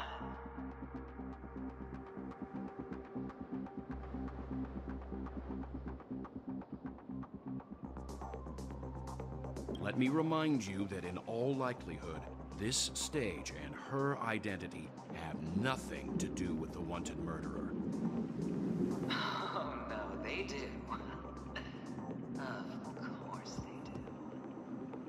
Otherwise, why would I work so hard to gain your trust and then invite you all here? Because she's the only one who saw all 3 homicides. She is the key to proving that the family's death does not exist in Drain's promise is nothing but a sham! 3 homicides? That's right, madam.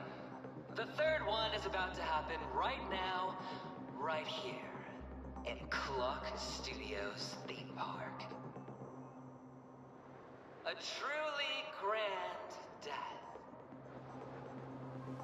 You, and you. All of you are going to die. And it's all because of you, Miss Stellaron. You will become the personification of death.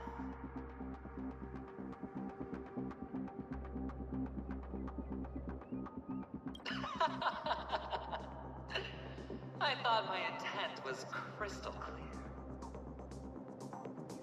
Let me be a little clearer. I will detonate the Stellaron in you and cause a teeny, tiny accident on Penacony. Bam!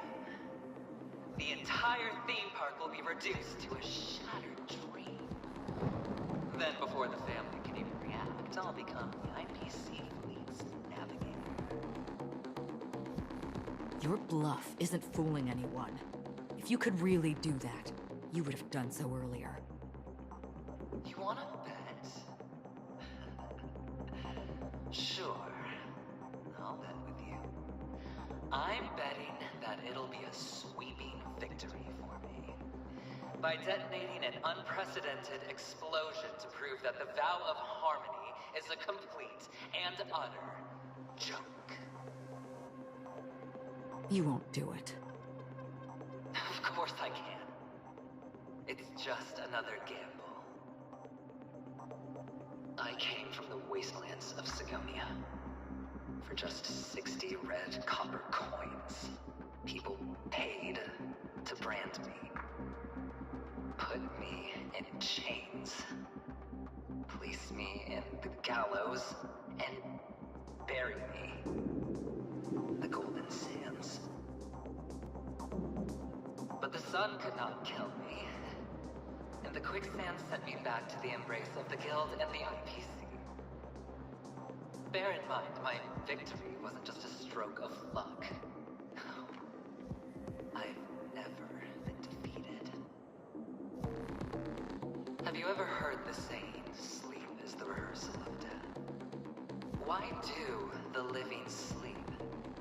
Oh, because we are not ready for the final rest. Every night is practice for the end. You and I are escaping into our dreams for fear of death at this very moment. And death will surface in our dreams. Friends, the game has commenced, and you cannot choose to decline. Nor do you have any reason or grounds to!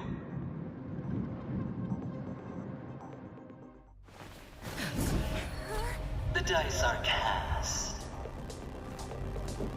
Ladies and gentlemen, ready to unveil your cards? The architect's flawed stone. Of no value at all. I'm putting down the bet. I'm taking the gamble. I'm claiming the win. I'll invade spin the wheel, a daring gamble. Walking the brink of death for rebirth. Oh, for the Ember Lord!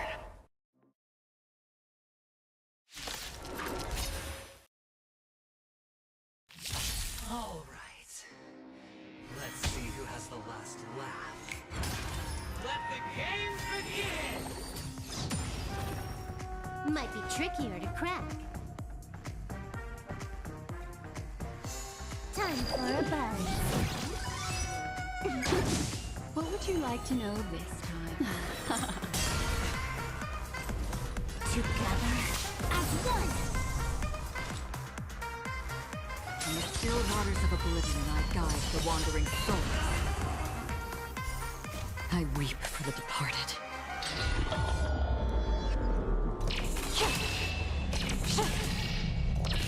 Dusk's reign, the two shall fall.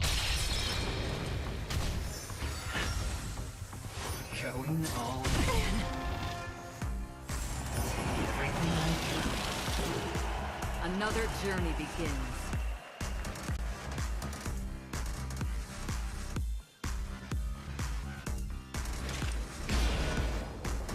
Existence is fleeting as the dawn's dew, destined for oblivion.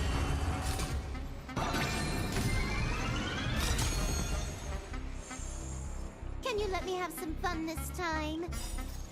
I weep for the departed.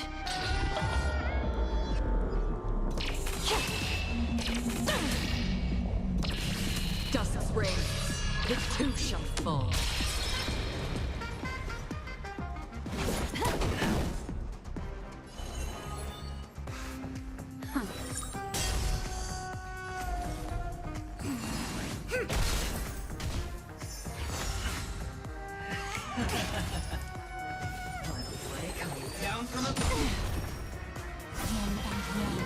life and death. Did you come here of your own volition? In the still waters of oblivion, I guide the wandering souls.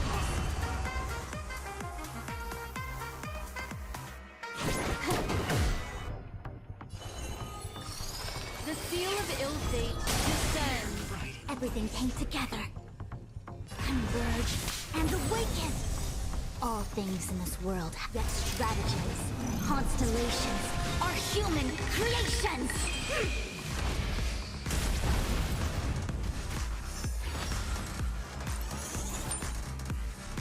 Again? Prepare for some hard work. More enemies. Time for a buzz. I weep for the departed.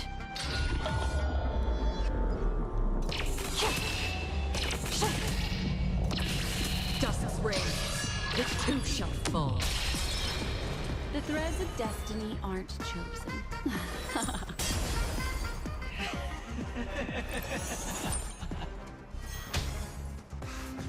Even on a losing streak, as long as people still have hope, they'll keep throwing money on the table.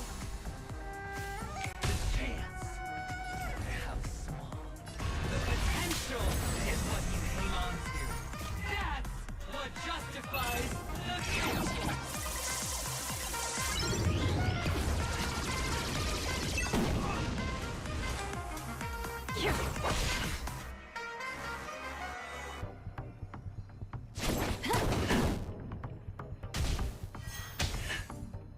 Final play coming Down from above.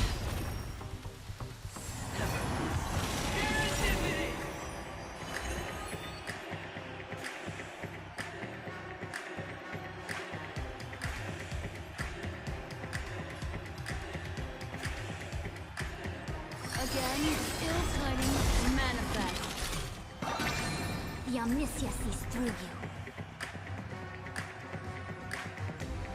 Memories are ever beneath the silent waters. Lies an endless abyss!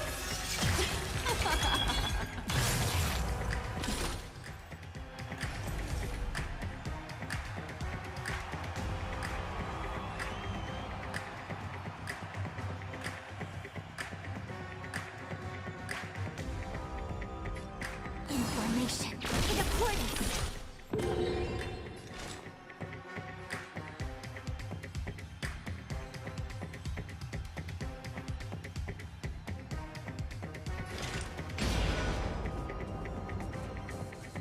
Existence is fleeting as the dawn still, destined for oblivion.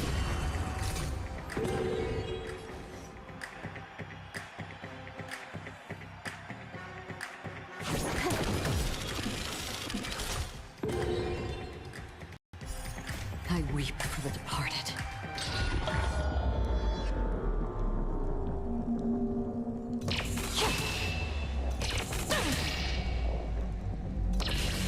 Dusk's rain, it too shall fall.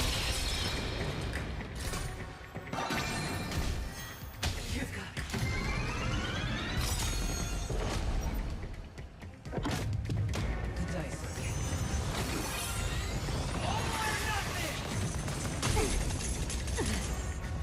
are going all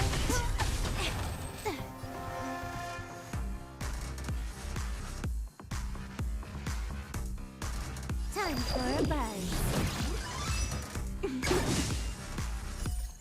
I weep for the departed.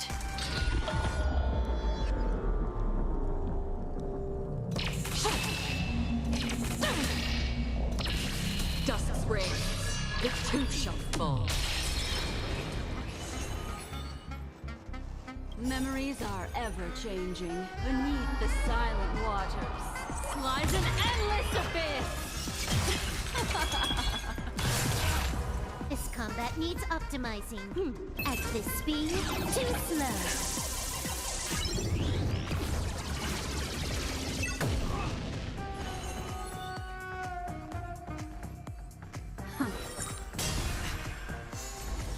Converge and awaken. All things in this world have yet stratagems, constellations, are human creations.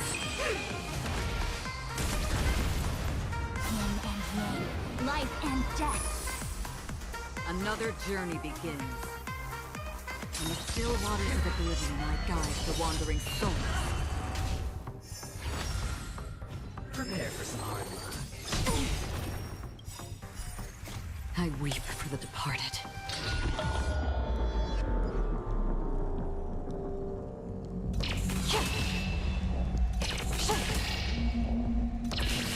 Dusk's reign, it too shall fall.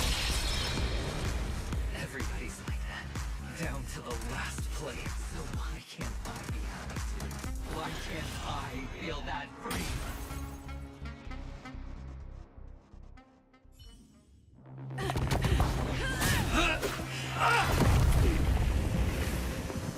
Always hide your ace with a straight face.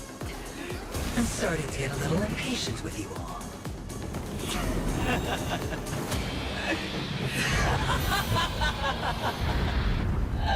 Friends, to fully relish this, I'm betting every last chip. Only by casting aside reason does one truly gamble.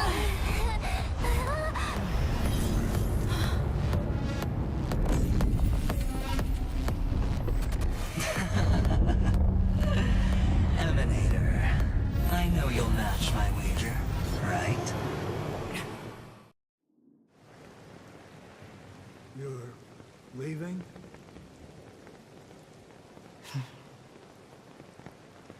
Perhaps. I might pass through the place you mentioned. Penacony.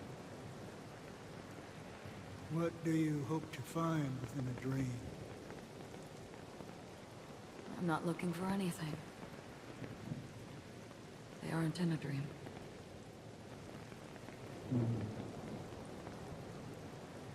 I'm afraid the family will not open the doors for you. Why? Because the path you walk is not accepted by the Harmony. Even if... that's not what I want.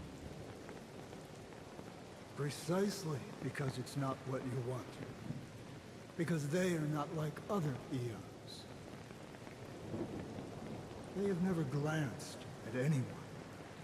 And they never need to. They leave woven strands of fate for humans to walk. And together, they weave a great shadow. And this shadow silently envelops them. There are always those who rise from the shadows.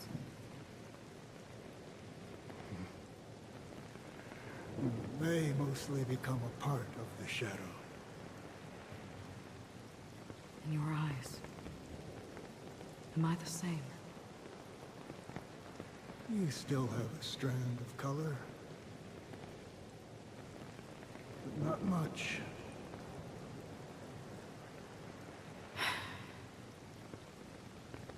That is enough. Before they vanish completely, I will reach the Nihility's end.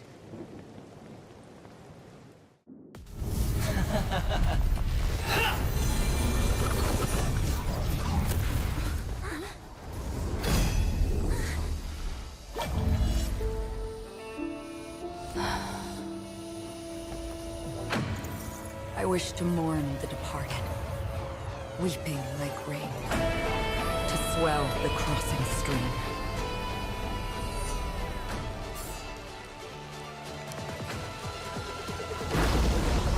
As the tide arrives, leading you back home.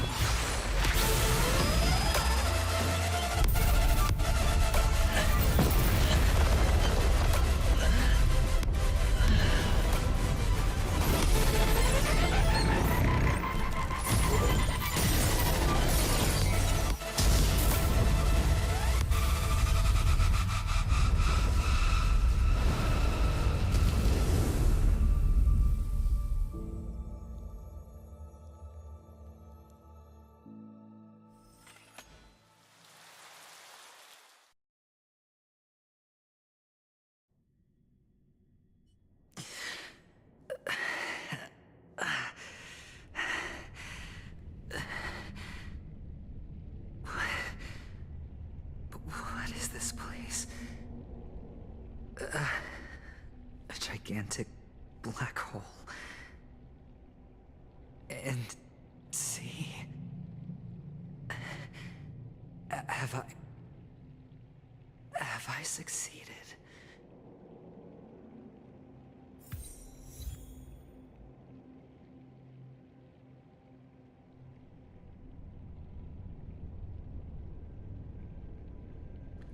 Welcome to this sad world, Kakavasha.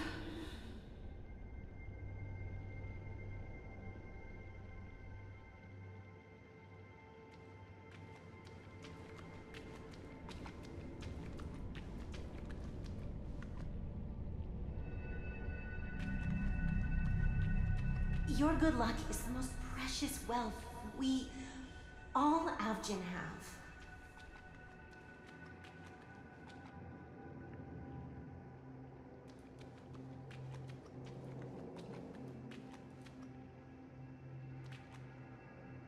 You came out alive after 2 days. It proves that you are the real deal.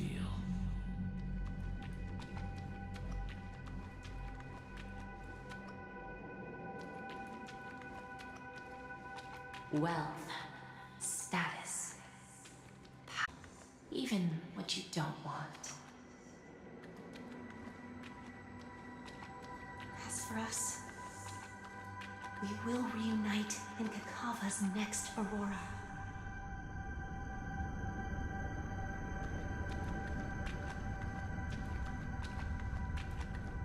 It's a pity this is not the place you were expecting.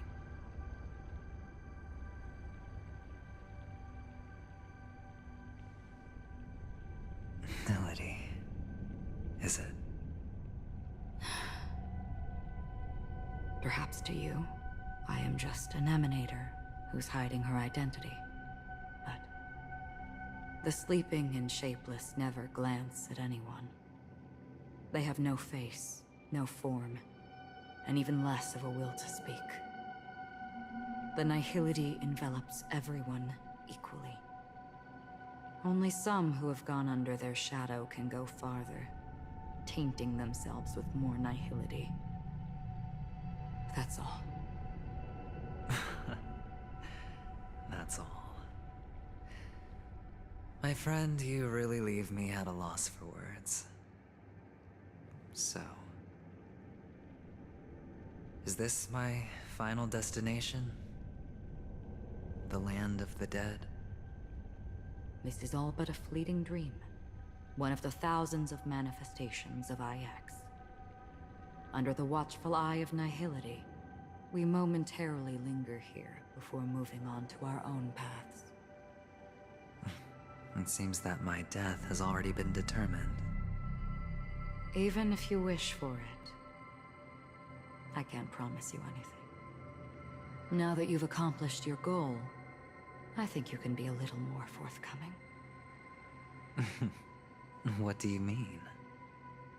Your performance at the theme park was wonderful and grandiose. A simple yet practical technique that fooled almost everyone. No one would have ever thought that you would have gone to such lengths, even staking your life just to prove a fact that had seemingly been disproved long ago. Real death does not exist in Penacony's dreamscape. Why would I do this? Because this is the only way you can uncover a secret that is even more unspeakable than the serial murders. To use this dream death to get there. To that promised land people constantly seek in this grand gathering. Penacony. The legacy of the Watchmaker. The true land of exile. How did you find out? I never imagined that something I learned about unexpectedly would become the key to connecting everything. It's our Stellaron friend's identity, isn't it? I see you're in the know. Let's just say I'd put money on the possibility. The murder isn't nearly enough to disrupt business as usual. Even if there were 1 or 2 murders on Penacony, most people wouldn't be personally affected. And that won't create any waves. This dream of theirs isn't a boundless sea. It's a lonely island. The family used the Harmony to build a high wall and isolate them from the vast and treacherous ocean of the outside world. That barrier they build keeps death out, but it also keeps the secrets that are lost in that watery abyss from floating to the surface. In a beautiful dream, free of suffering, who would want to go fishing for those secrets? No one. Unless someone goes to the other side of the barrier and lives to tell the tale. Someone already has. I got the idea early on, chewing on that masked fool's little hint. If a mute isn't someone who cannot make a sound, then it has to be someone who cannot speak. Someone who survived the treacherous depths, but is unable to take the stage and speak the truth. Well, I'm happy to know she's safe and sound, and still on Penacony. Hint. Is that not proof? Well, proof is the one thing I don't have. The only thing that can prove these conjectures is for the family to come clean.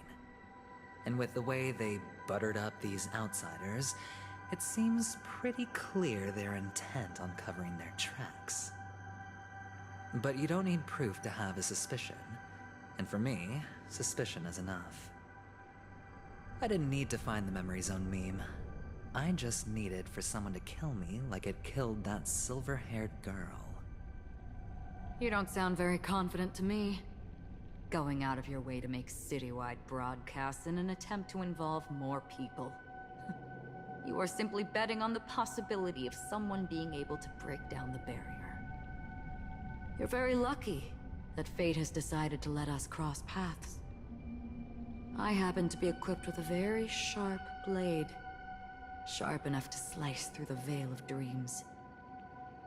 I can also carve the Harmony's brand off of you. You possess great cunning, deliberately setting us up to be on opposing sides, constantly repeating the words of the Emanator in front of others, leaving me no choice but to draw my blade against you. And that's how you win. Opportunity and strategy, both are essential. And in your plans, the IPC always wins. Even if you lose the bet. To the family, the life of an ambassador is still invaluable. Well, it's a huge gamble, isn't it? But allow me to point out a mistake. The IPC's success is not guaranteed. I, unfortunately, have no contingencies for such an important matter. Detonating a Stellaron. I can't do it. The Aventurine Stone is too broken to even safeguard my escape from the stage. If, at the end of the day, you did not unsheath your blade, I would have lost the bet. It is pointless to discuss what-ifs. You have won. Your prize is an entry ticket into that deep sea. And after this, whether you can return from the abyss is another gamble of yours.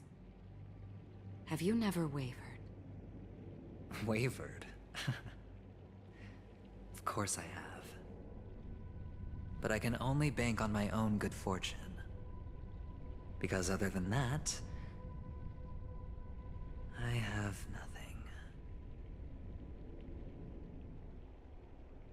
Wake up from this dream and go to where you should be.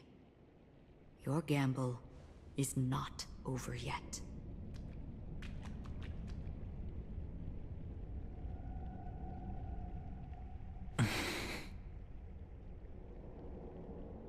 Before we part, can you answer one more question? As someone who has traveled on that road, can you tell me, why are we born into this world? If it's just to die. I don't think this and never have. Nor do you. But the nihility envelops you and I. And everyone. And because of that, it's pointless.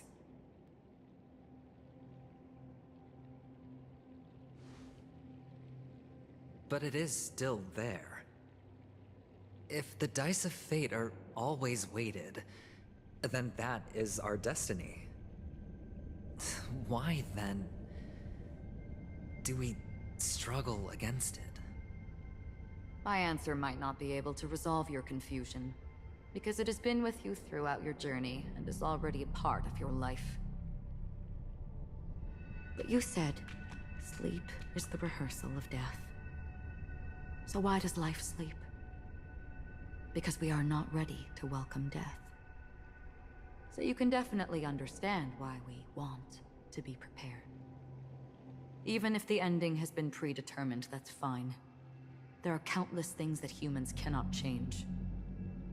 But before the end, there are many things that humans can do while on their journey. And because of this, the end will thus reveal a completely different meaning. Take a good look at your pocket. Your friend has already given you the answer. Good luck.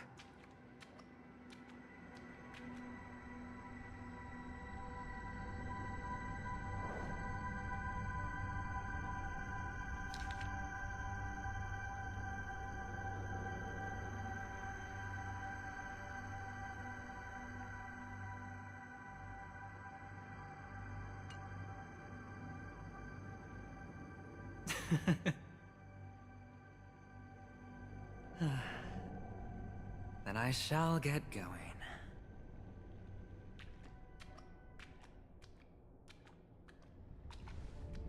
Mister? You're leaving? You ultimately chose to leave this dreamscape? Yes. Because they are not here.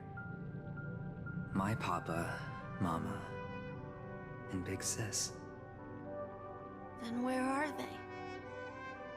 They are in a place where everyone will go. A very, very distant place. Then are you going to? I'll get there one day. But not now. There will come a day when the sky will drizzle, and I will hear the call of Gaiathra Triclops, and know that it is time for me to go, and be reunited with my family. So, until that time comes, I should be preparing. Preparing for what? Well, preparing to face them, Kakavasha, and to make them proud. I know you'll be able to do it. Good luck. Well, of course. For I am a child who received the blessing of Gaiathra Triclops. But you still seem nervous. Well, I seem that way because I am nervous. You know what? Maybe you can help. What do you say? One last time? Put our palms together?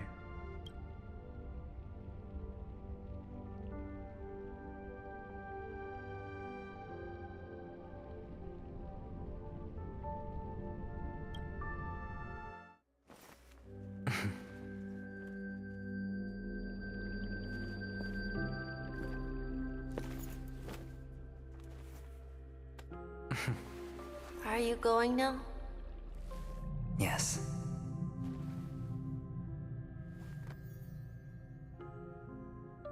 May the Mother Goddess thrice close her eyes for you, keeping your blood eternally pulsing. May your journey be forever peaceful. and your schemes forever concealed. Our paths will cross again beneath Kakava's shimmering auroras. Farewell, Kakavasha.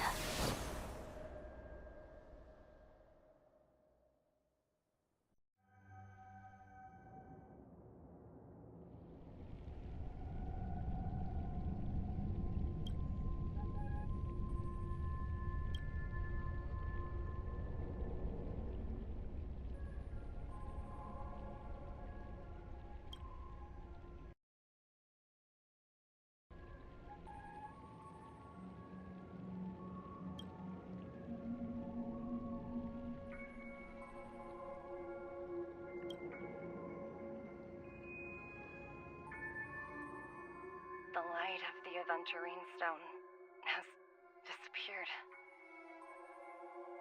This only represents one outcome. He kept his promise. And got what he wanted. As planned, your cornerstone has been successfully sent to the family's territory. Then... let's fulfill our duty and start harvesting.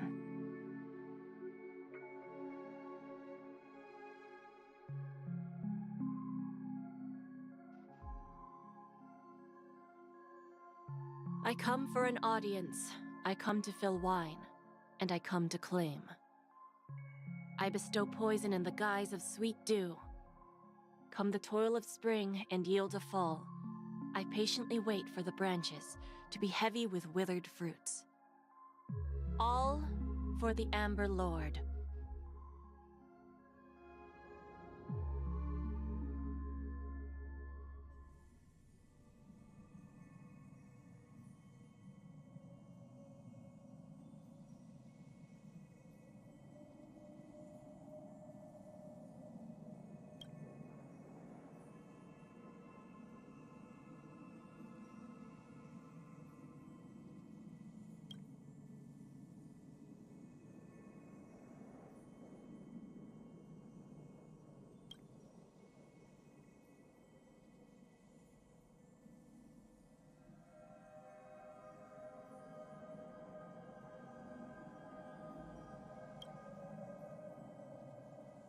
You're awake.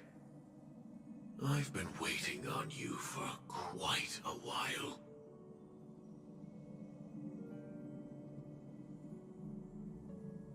A crevice between dreams. You've met me before. I'm Sam, a Stellaron hunter. I originally planned on showing up earlier to reveal some truths to you. But I encountered more roadblocks than expected. 11 times I've tried, but ended in failure. Before I knew it, this world and I became too intertwined, and it became too difficult to escape the constraints of the script. Elio is right. In this land of the dreams, you and I will reap unforgettable gains. I don't know people's hearts as well as he and Kafka do. Nor do I have a specialty like Silverwolf and Blade. Most of the things that I'm good at only apply to villains who need no mercy. So, there is only one method that I use. This is to show you.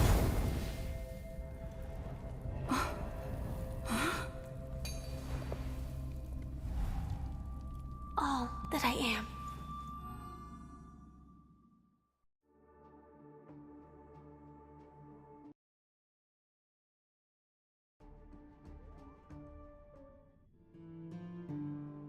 Labyrinth-like corridors and halls? Traps everywhere? The owner of this mansion must be a bit paranoid. You are so funny, Mr. Security Officer. I hope that sense of humor of yours has helped you find the serial killer. Just expressing a personal opinion. Why? Did I hit a nerve? Mr. Gallagher, my patience is wearing thin. Neglecting duties will only make me more suspicious that you and the real serial killer are connected.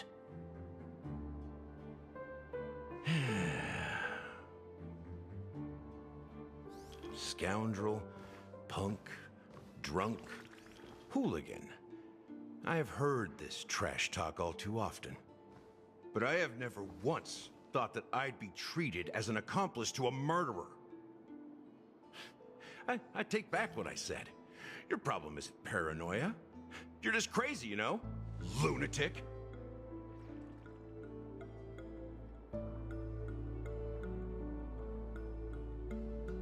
You, the family, you broke my spine and pulled out my fangs, and now you want to accuse me of murder?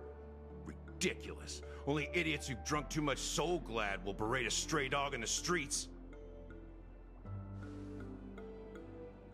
What exactly is making you say all this nonsense? You should be more concerned about the Outworld visitors who are making a scene in the theme park than me. I don't need you to remind me. Once that ambassador walks through the doors of the mansion, I will know what he wants. My servants see everything. His little magic tricks may have fooled me, but no matter. I'm happy to see how it's turned out. Why do you think that I just let him go? And why do you think I emptied the theme park stage? Because my target from the beginning has always been you, Hound. The more noise he makes, the more opportunities I have to make you and your true master pay in blood. If I were really the murderer, why would you need to be so secretive? Ha! I forgot. You also have a difficult master to serve, telling you to ignore the murder case and focus solely on that Charmony festival. Isn't that right, my brother? Looks like your disguise has helped you successfully understand every facet of the family. Disguise? You must be blind to be accusing me of being a fake. Open your eyes, take a good look.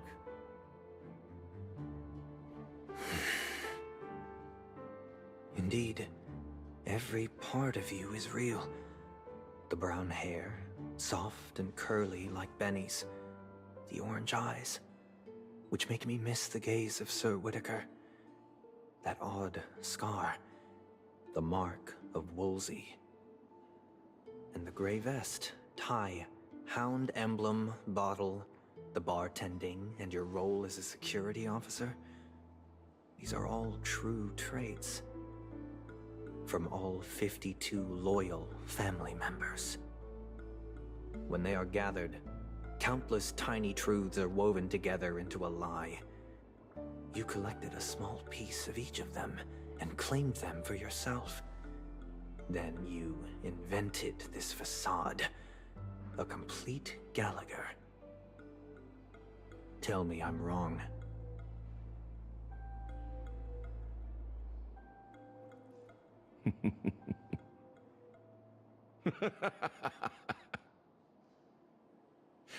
You have guts, I'll give you that. Not bad. I severely underestimated you. Admirable. But so what? Can this prove that I murdered your sister and that stowaway? This proves that you and the Memory Zone Mean Death are linked. And that's enough. Listen up. I don't care how you did it. I only care about one thing. The answer to a question.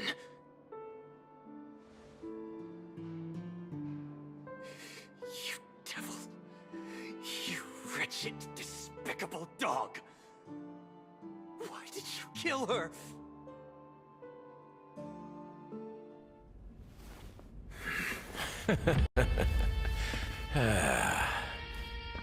You know, in the thick of things, People are blind to the grit in their eyes, yet they can always feel it scratch. Want the answer? I'll give it to you. The whole thing is just fate playing a cruel joke on us.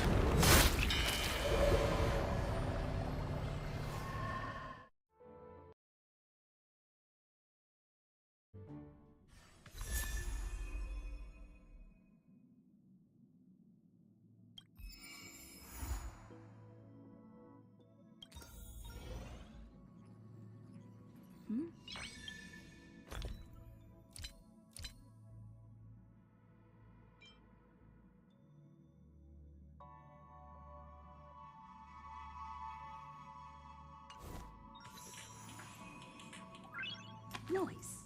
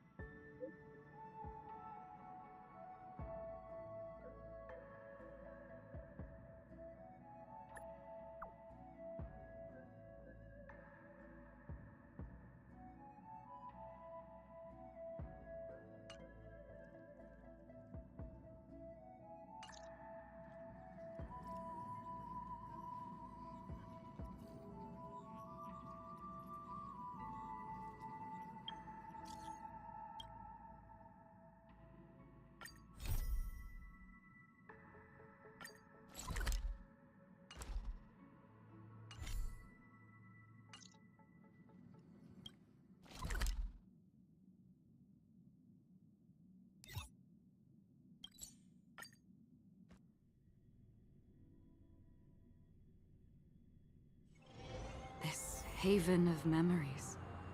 Every touch, every moment is like a thorned rose.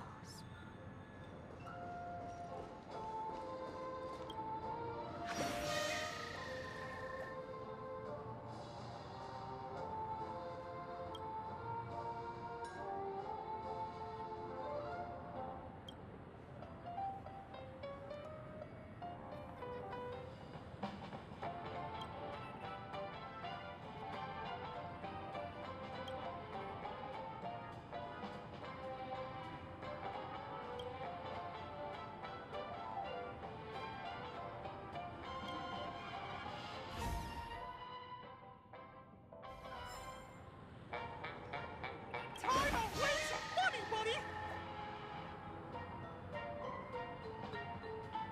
TikTok! Oh boy! I've eaten too much this time!